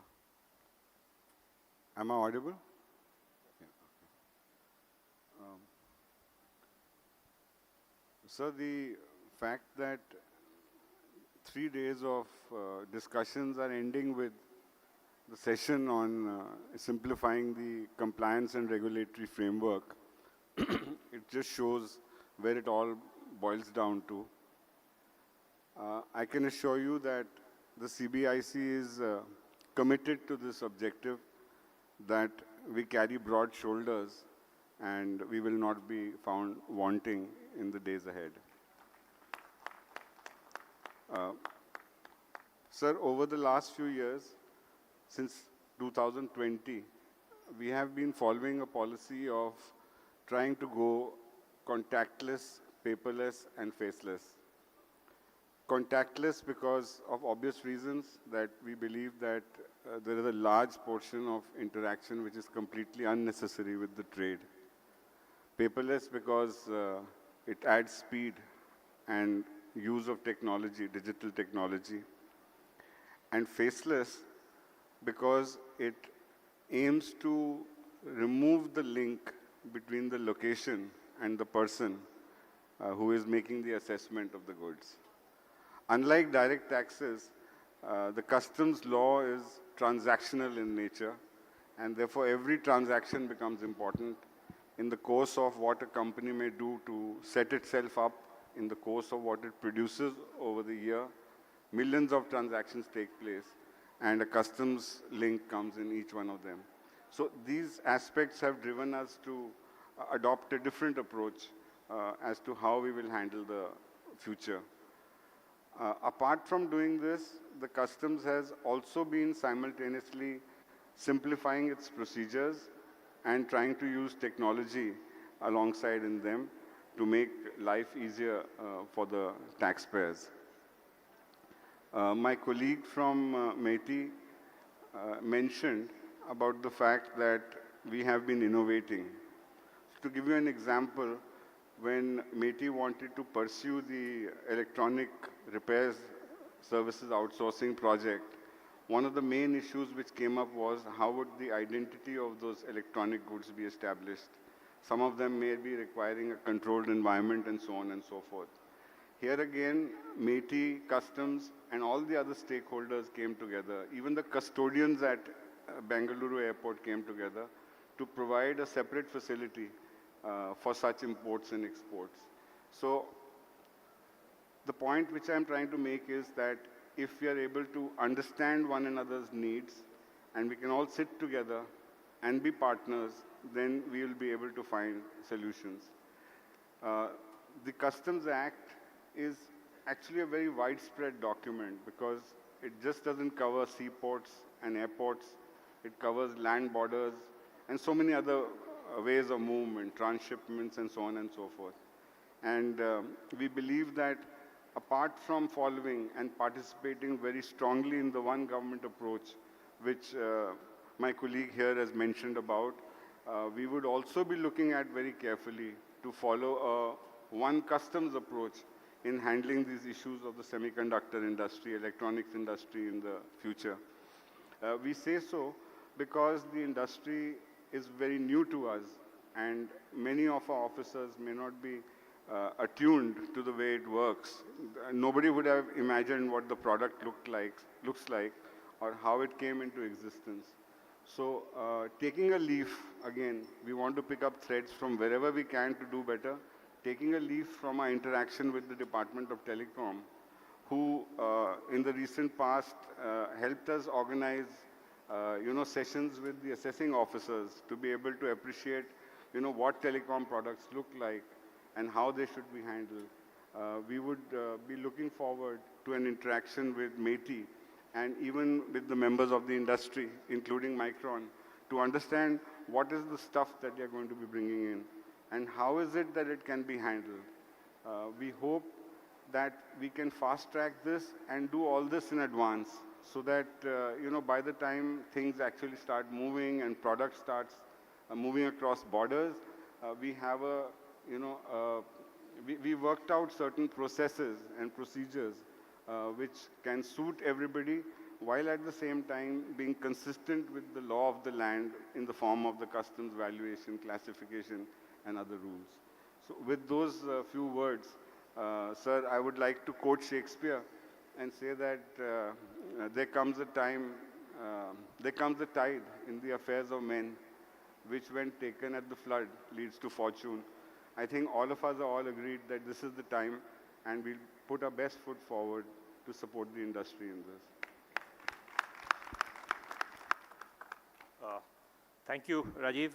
I'm sure it would be reassuring for the all the stakeholders here to know that our tax administrators are willing to engage both with the industry and with the Department of Electronics and IT to learn more and to ensure that investors in this sector get a pleasant service when it comes to the tax administration of this country. I now turn to our next speaker, Shri Gursharan Singh, Senior VP Micron. And before I hand over to him, I want to also say that in a sense, the fact that Micron is here is a tribute to the leadership of the Honorable Prime Minister, because in reviving our our willingness to board the semiconductor bus, the Prime Minister took a leap of faith in a sense. He's provided significant incentives in this sector, showing that we are not just talking, we are walking the talk. And at the same time, it is also a commitment and an affirmation of the faith that Micron itself has in India.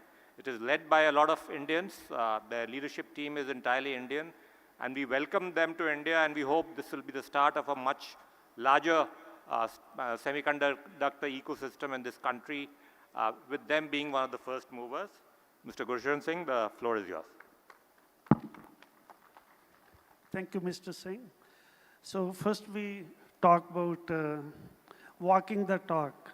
So my gratitude and thanks to Pragyaji, CBDT board, as well as the very capable tax officials who were very detail-oriented and closing the advanced purchase agreement in 5 months. Never happened before. Even in the developed countries, it takes average 3 to 5 years, and this is something we all ought to be very, very proud of. This is new India, how under Prime Minister's leadership, we are learning to operate. So we are very, very pleased with that. I also want to extend my thanks to Alkesh ji. Amitesh ji is sitting there, completely hand-holding at each and every step and working 24/7 to get us to the level we are. And I would say the efforts by the capable tax authorities, I personally sat through 8 hours of meeting where we went through every detail to make sure they made every effort to completely understand and get us to the level where the results are very, very desirable on both sides, completely understanding the granularity of what we plan to do. And then, of course, ISM hand-holding. So we all ought to be very proud of our achievements. It's been the key enabler for Micron to make this decision. So thank you very much for that.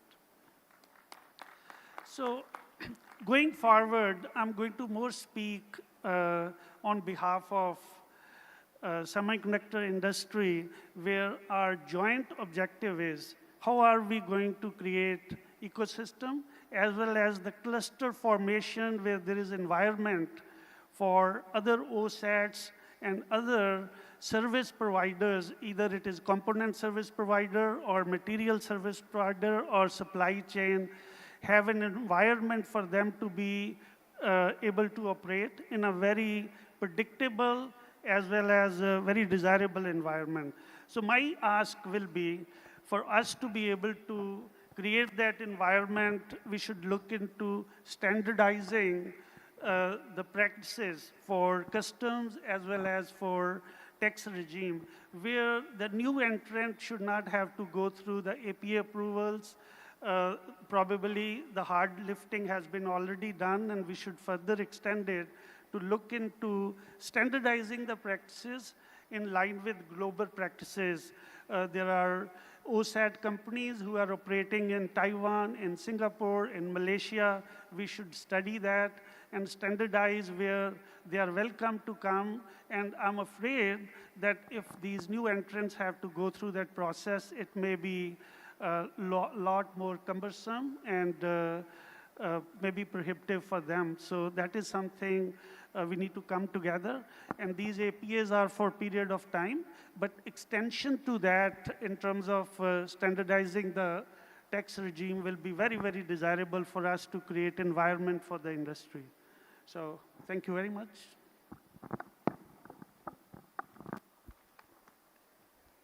Thank you, Gursharanji, for your commitment to working and investing in India. And I'm sure you'll be the one, as I said earlier, you'll be the first of many, we hope.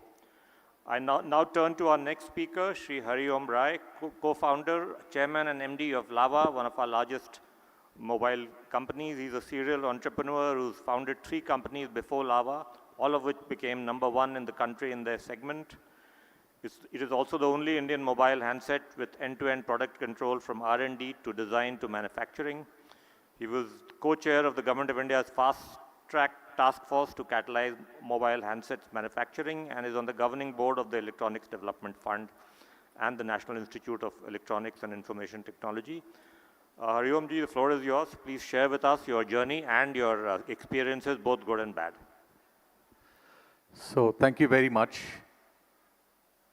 First of all, it's a great honor to be here and also looking at this August gathering on the last day of the last session. It is really very heartening. I thought that there'll be maybe a few people. I can still see people in the gallery also. So a round of applause from everyone's side for them who are here and for the team Mighty. Thank you very much. As we are looking at the regulatory and compliance framework, these are all inputs to certain outputs. So first of all, let us understand the possibilities and the vision, what we have from the industry for this country today and the opportunities we are staring at. As industry, we have set a vision for ourselves that we will take 50% of the global electronics manufacturing by 2033. And we will manufacture it in such a manner that at least 50% of the supply chain is globally competitive from India. And in that manner that the rest of the 50% manufacturing which is happening outside of India cannot be globally competitive without taking the supply chain of India. That is the vision we have set for ourselves for the next 10 years. Now, what does it mean? It clearly means that the distance we have to travel from where we are is huge and phenomenal. It is completely possible. But just to understand the distance, we are the outcome of the vision we have seen in the past. And despite the jobs, whatever we have done, we are 18% people of the world surviving on a mere 3.3% of the global GDP. So we have to go to at least, for example, as Gurshan was speaking, that we have to look at what Taiwan is doing, what Korea is doing, especially in the semiconductor field. Korea, Taiwan could be the 2 benchmark countries with whom we have to look at the compliance and regulatory framework. Taiwan is 250% or 2.5 times GDP they have with respect to their population. Similarly, with Korea, China also is today 100%. So 18% people and 18% global GDP they have. So Taiwan and Korea are 2.5 times of their population. So it clearly means that their regulatory framework is very, very different. So for example, dwell time of a container of custom clearance in Korea is about 3.5 hours, which is many times more than what we have today. It is very important for us to understand the distance we have to travel. And now it is completely possible for us to create. Let us look at the overall competitive element of competitiveness. What it means?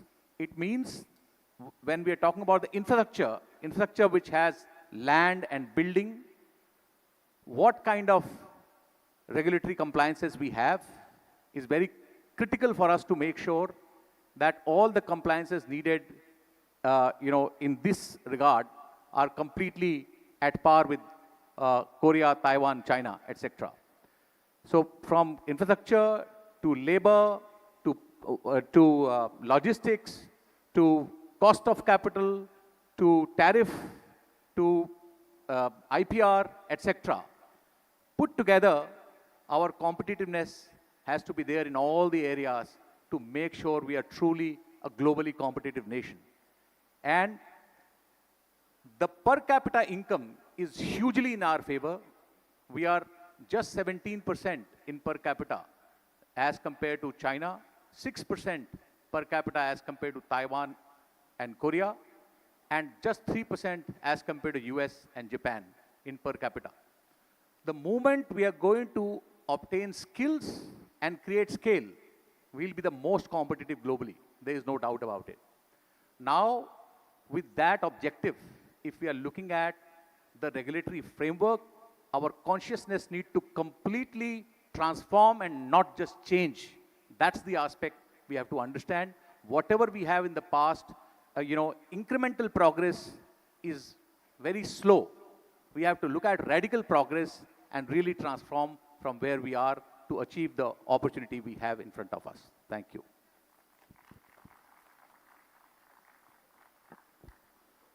Thank you, Hariomji, for pointing out the scale of the transformation that we need to make.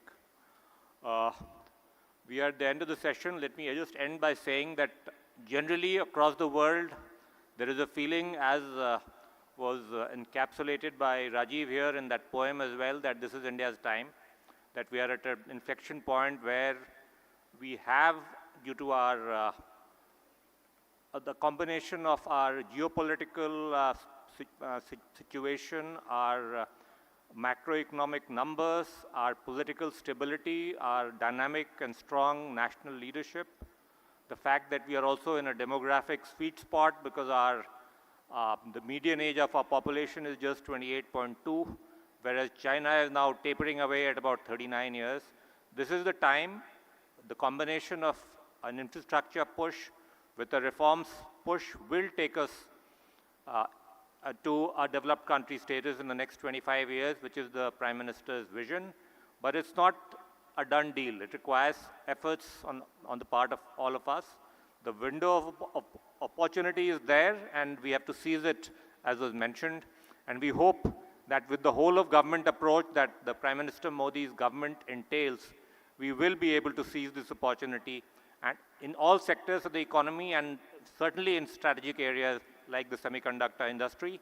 Thank you so much for joining this session, in one of the last sessions of this program.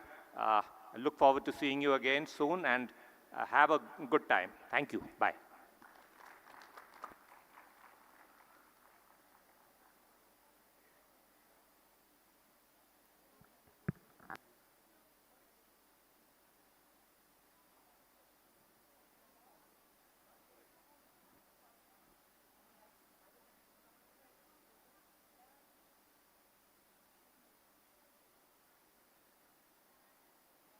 Thank you very much, Secretary Sir, Ms. Pragya, and all the participants over here. It was indeed a pleasure hearing from you.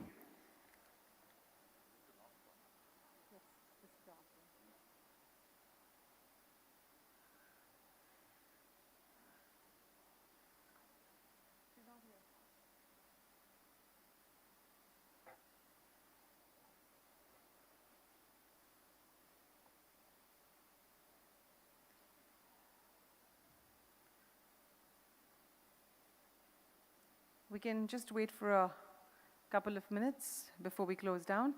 We wish to extend the vote of thanks to everyone present over here.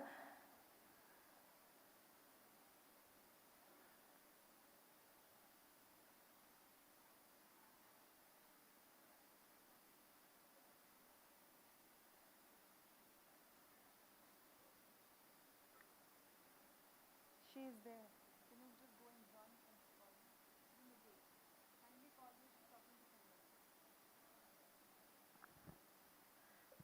Jaya Jagdish ma'am, can we have you over here, please?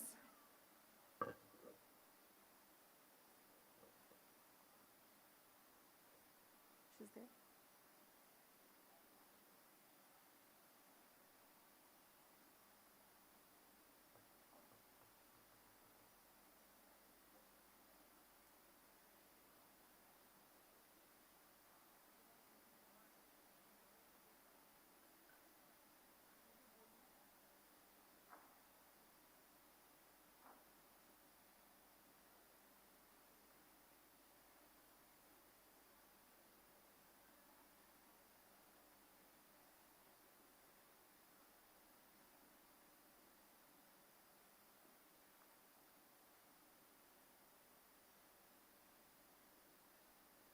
Empowering the farmer to equipping startups, from last mile delivery to millions of seamless UPI transactions, from telemedicine to climate control. Invisible, yet indispensable. Unnoticed, yet vital. Semiconductors are the silent enablers of life. They are the foundation of advanced technologies, such as artificial intelligence, the Internet of Things, and renewable energy systems. Their possibilities transcend present reality. Their potential limited only by our imagination. Thank you. Ladies and gentlemen, these 3 days of Semicon India 2023 have been insightful and enriching. The event has been a platform for participants across the world to jointly deliberate on the prospects for building a robust, resilient and sustainable semiconductor manufacturing ecosystem. I would request Madam Jaya Jagdish to conclude this event with her valuable closing remarks. Over to you, ma'am. From empowering the farmer One more to time, equipping big round of applause. Thank you.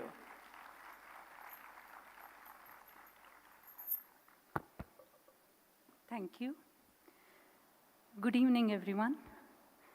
It's unbelievable that we have spent 3 full days discussing technology as we continue to see a large room full of people still present, and that too over a weekend.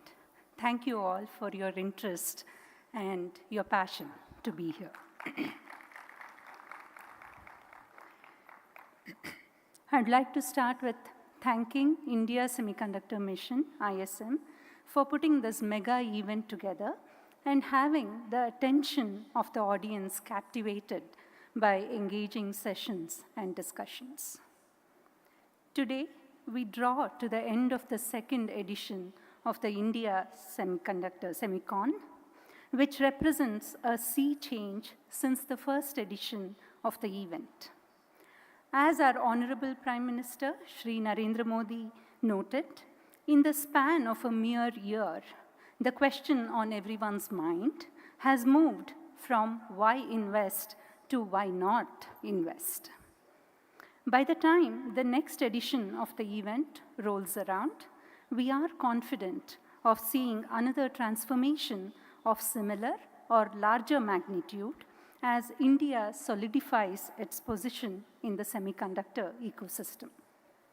Several investments have been announced in the last 2 months. We have announcements from Micron, Applied Materials, Lam Research, and AMD, and others that are rapidly expanding their presence in India. The Semicon India program, DLI and PLI initiatives rolled out by the government to support firms, both big and small, will fructify and yield results in the coming years. We are at an inflection point in the industry. The demand for semiconductors is huge and growing at a very rapid pace. It's fed by a range of industries from mobile phones to automotives. The semiconductor industry is also experiencing tailwinds from growing use cases like artificial intelligence, cloud computing, data processing, etc., which require advanced chips. and the demand is huge. We are in such exciting times of history. Whatever has happened in the last 7 decades will be happening over the next 7 years. We will grow from USD 540 billion to a $1 trillion industry. As Mr. Young Lu astutely stated in his keynote address, 2 key shifts in the industry have been observed. Moore's law reaching its limitations and drastic changes in the market demands. We need to look at emerging technologies and innovation to help satiate this demand for chips. In fact, there are many innovations happening in the areas of heterogeneous computing, chiplet architecture, advanced packaging, material sciences, process technologies, and so on. All of these are developing at a very rapid pace. India has a unique advantage of adapting these latest technologies without having to deal with the burden of legacy. We, in India, can quickly embrace the frontiers of these new innovations. And an added advantage is also our vibrant talent pool. The government has put in a lot of effort and leading many initiatives to convert the raw talent that we have here to skilled labor that is needed by the industry. With these initiatives, India truly has the potential to become the semiconductor talent hub for the world. The India Semiconductor Mission and the Government of India have worked tirelessly to extend the support to the industry from international partnerships to assisting startups. The 2 important aspects in the focus are the startup ecosystem and research and development ecosystem, which will continue to fuel innovation in the industry.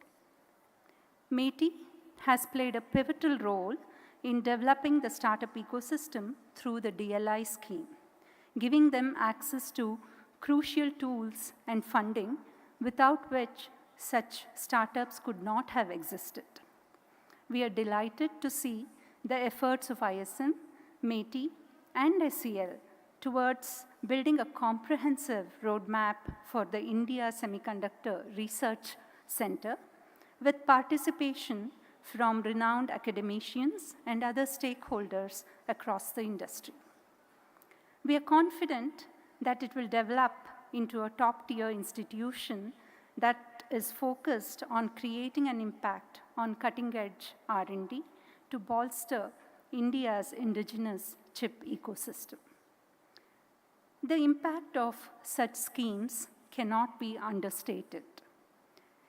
In the coming years, we may well look at this moment as one that catalyzed a technological revolution in India as India becomes a nation that exports critical technologies. There are still a few aspects that India is yet to crack before we have a fully realized semiconductor ecosystem.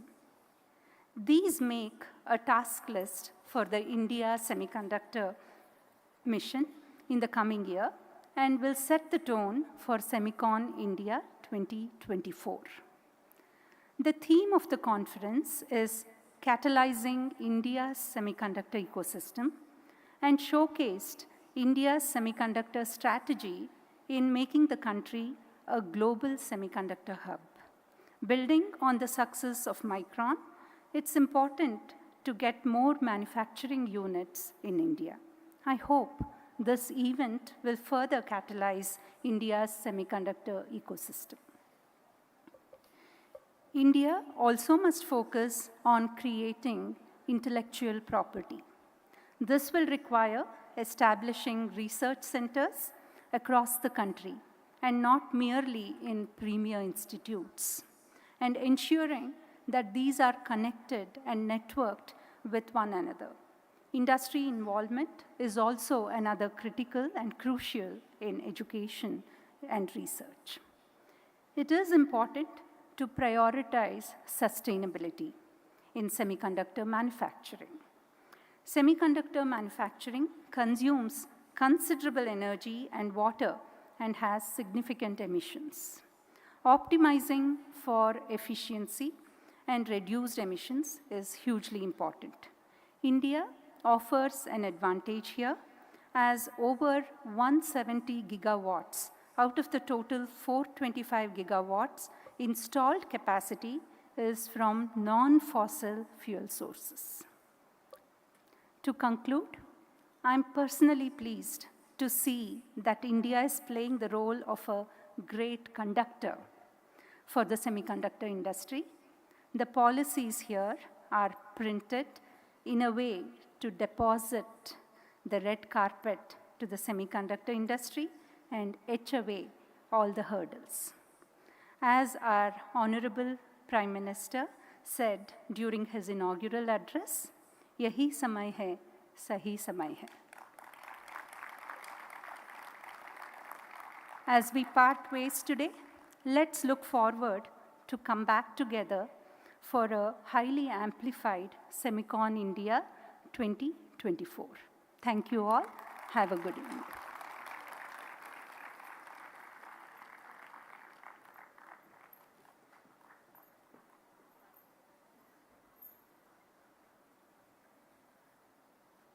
Thank you, ma'am, for the warm concluding session. Ladies and gentlemen, as we come to the end of this momentous event, I stand before you with a profound sense of gratitude and fulfillment.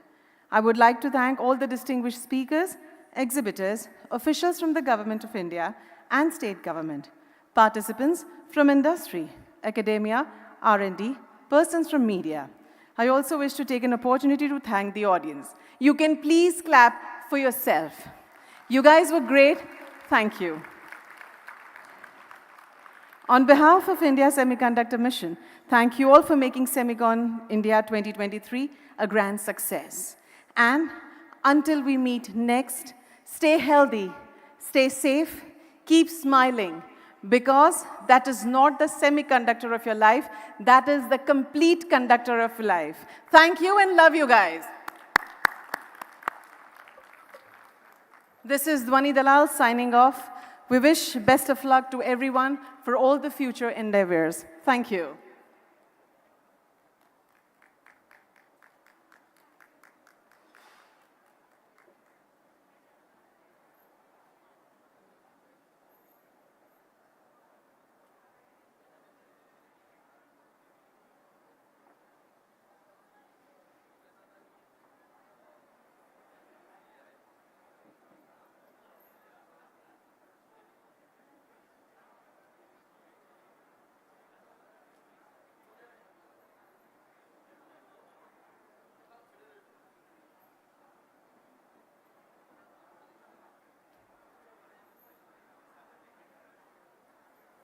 ISM team, kindly gather over here. We wish to have the photographs. Nirav bhai? Okay, thank you.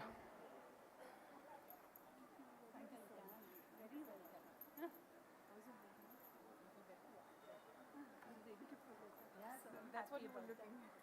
You had to make a great job. Thank you so much, ma'am. Thank you so much.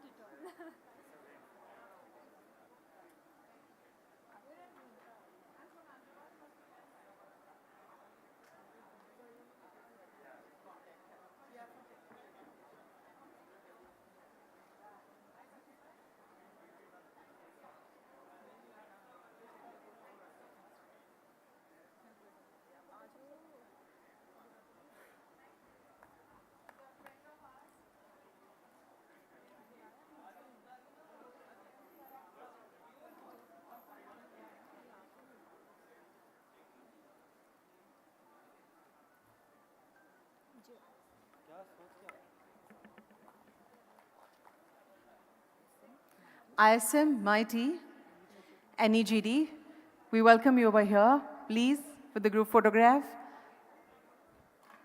हम जितने भी लोग यहाँ पे hall में हैं, क्या एक साथ बोल सकते हैं जय हिंद?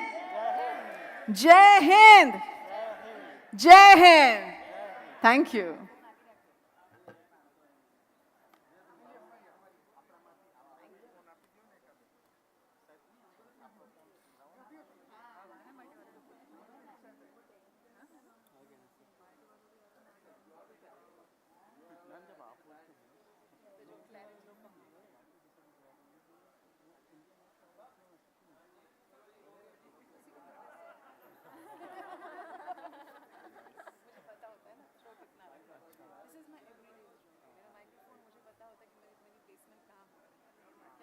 तभी मैंने फर्स्ट डे आई ये यहाँ था मैंने क्यों चेंज किया मैंने कहा मुझे ये आगे ही चाहिए I don't want to leave I don't want the speakers to leave so that is this technical aspect Vani.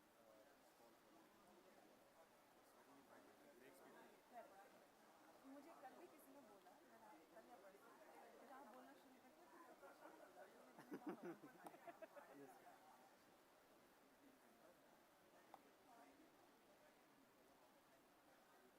नींद तो उड़ानी होती है ना बीच में पता नहीं